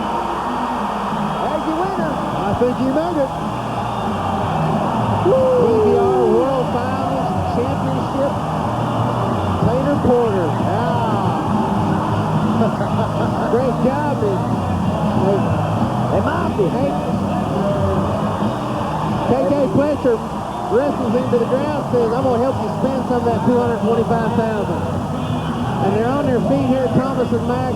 Well, he's going to be close to the $300,000 mark. He's already won $30,000 to $40,000. Yes. You know, coming into here, did that average pay off? 93 puts him in 449. Looking back here on the replay, you know, this bull just fits him, and it's just a great ride. Yeah, keeping his upper body forward, just continues to move with him, and you know, he probably couldn't have rode him 8.5 seconds, but he rode him 8. That's right. Good bull ride. And then there was one. Yes, sir. PBR Bud Light Cup World Finals champion. Kind of a heck of a deal. You win it, and then you get the tar beat out of you. Boy, he had him on the ground in a hurry out there. You got to be tough, big cowboy. I guess so, yeah. Jerome Davis, big hug for Tater Porter. All right, Southeastern Circuit champs. How great. All right. And you're right, Donnie, and then there was one. If anybody can top anything, Terry Don West has had a lot of time. You know, Terry Don is going to get on here. This is just, you know, this is for second place at the event. Now, this is what's that pay? For almost $200,000. That's nothing. Give me some more rousing. Nothing to sneeze at. No. You know, he's getting on the sports machine. You know, the great bull by comes from Terry Williams and George Michael. You know, this is a bull that, you know, I think he's underrated. I think he's a top 5 bull. Been ridden what, twice? I saw Ty ride him and I saw Mike White ride him. Been ridden only one time this year. And you know, he's a great little bull. I don't know that he fits Terry Don. I think you have to get a deep hole with your spurs. He doesn't do that. Because this bull, when he turns, he wants to drift, and there's not a lot to him. He's real small, and he wants you off on the inside of the spin. Hello, Terry. Down to the left, waving his hand. Terry Don rides, truck, gets, go ahead, Terry Don, he's down the hole. Got him down in there, dude. You called him. There's a good effort from Terry Don. And looks like he takes a shot in the side of the head. Dave Lammer's right there to check him out. And, you know, the Justin Crew's done a great outstanding job this week keeping these guys together. What a good bull ride. He starts, you know, he has a good start, but that bull just continues to drift as you see him move. He just wants you to work the inside of the spin, and he gets it done. All right, one more look at it. Good turn there, and you think you had him, and then he just spins over and moves. You know, he's moved over 2 chutes, all the way across in front of the chute, and hit Terry Don in the cheek and insult the injury there. Wow. What a wrap up here. We're going to catch our breath and come back. Stay with us here on TNN. Mac Center. Everyone's still trying to catch their breath. What a finish we have had here. Tater Porter comes through with 93 points on cash, 449 points, covers all 5 of his bulls to win this, and he does it in very strong fashion, Donnie. Oh, I'm telling you, he really rode up. I mean, did everything that you could do. Wins the bull riding going away. Dave Samsel. That's one of the real stories here. Real story. Just moved up, second place finish, $166,000. You know, Tater Porter wins almost $300 grand, $275,700, something like that. Let's head down to the arena where Pam Minnick is ready with our check presentation. Pam? Thank you, Dan. Bill Selman from Anheuser-Busch Bud Light is with me to present the World Championship Award to Chris Shivers. Bill? Chris, it's been a wonderful year. You've done it well. We've watched you develop into the champion that you now are. Please accept this brand new buckle. It's a new design, and you're going to be very proud to wear it, I know. I believe I will, Bill. Thanks a lot. I had a great year. Talk about your year, Chris. It's been a wonderful year. You know, it's been the best year of my life. I started off the year pretty good and kind of slowed up, and then got after it again at the end. I didn't have very good finals, but I got the World Championship buckle, and that's really what I wanted. So. All right, and we've already seen a look at the new Bud Light Cup. Congratulations. Now to our event winners. Tater Porter, did you dream when you came to Las Vegas? Did you win all the cash on cash, almost $300,000 this week? Oh, that's beautiful, Pam. You know, I'm just blessed to be here. You know, I made it to every event this year. You know, I got some wonderful sponsors behind me. Kissimmee St. Cloud, Larry the Cable Guy. Got great fans here, a lot of my Florida friends. My wife was standing behind me all year. You know, I'm just blessed to be standing in this arena. You know, when I got here, I was feeling good about my draws. Today, had a little bull. Didn't quite do his thing, got a re-ride. Everything just kind of went my way. Come back and had Cash, and I've been waiting to get on Cash a long time. He looked like he'd fit me, you know, left-handed. You know, it's just a great bull ride. And I just appreciate all the sponsors and all the fans, because y'all make this event the best. Congratulations, a huge win. Dan? Okay, Pam, thank you very much. And you're right, sometimes things just happen to fall in order, and it did that way for Tater Porter. He rode up when he had to do it, guys, and he got it done. Picked up $300,000. We're going to take a break and be back, Donnie, right after this.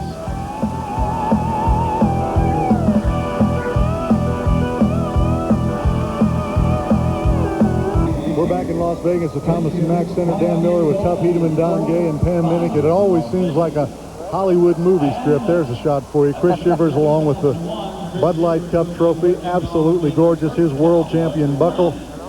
Not bad, huh? Almost like a movie script for this young man. He said best year of his life, and he must be all of 20 years of age right now, so things are just going to keep getting better and better for Chris Shivers. Donnie, let's talk about one of the rides here that had you guys both standing up in your seats. Who's your pick for our AutoZone ride? Well, it's real hard to pick, but my pick for the AutoZone ride of the night is going to be Adriano Moraes. You know, I'm going to pick him. We're going to talk about that in just a second, Donnie. Let's first of all talk about Tater Porter, the guy that came in here from Kissimmee.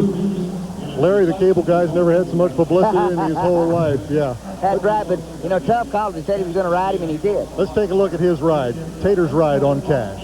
All right, well, Tater Porter, all he's got to do is make the whistle. You've heard us say it many times that that's the hardest thing to do. When all you have to do is stay on, that's usually when you do the tighten up, and that's not what you need to do right here. That means hump and pump, get over in there. Tuff, this was a great ride. You said he'd ride him for it when you saw the draw. Well, I just knew this is the kind of bull that fits Tater Porter. He's a left-handed guy, and that's what he needed to have. That's right, and handled it really good. The pressure didn't seem to bother him. None whatsoever. He kind of got a little bit of a break. When he got on the re-ride, I didn't think the bull that he had in the earlier go-round was a bull that was going to fit him. Got a re-ride, yellow one. That's all he needed in Cash.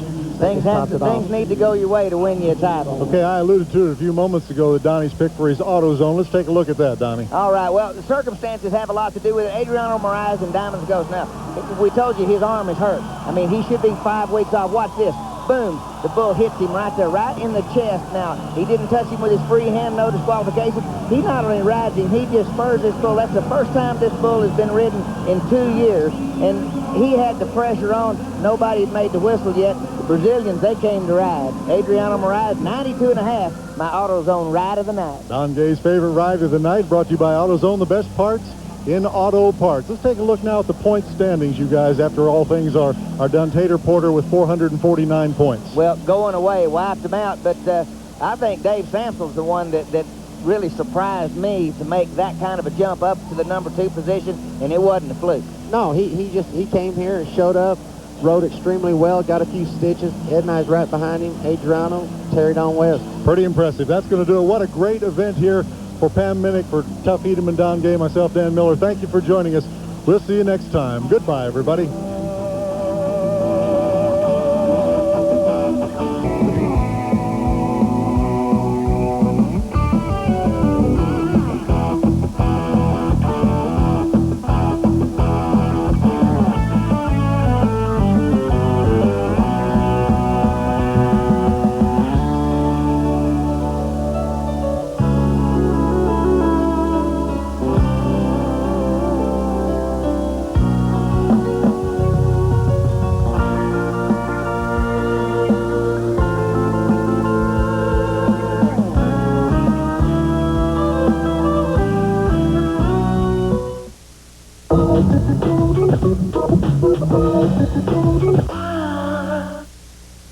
Just you and I.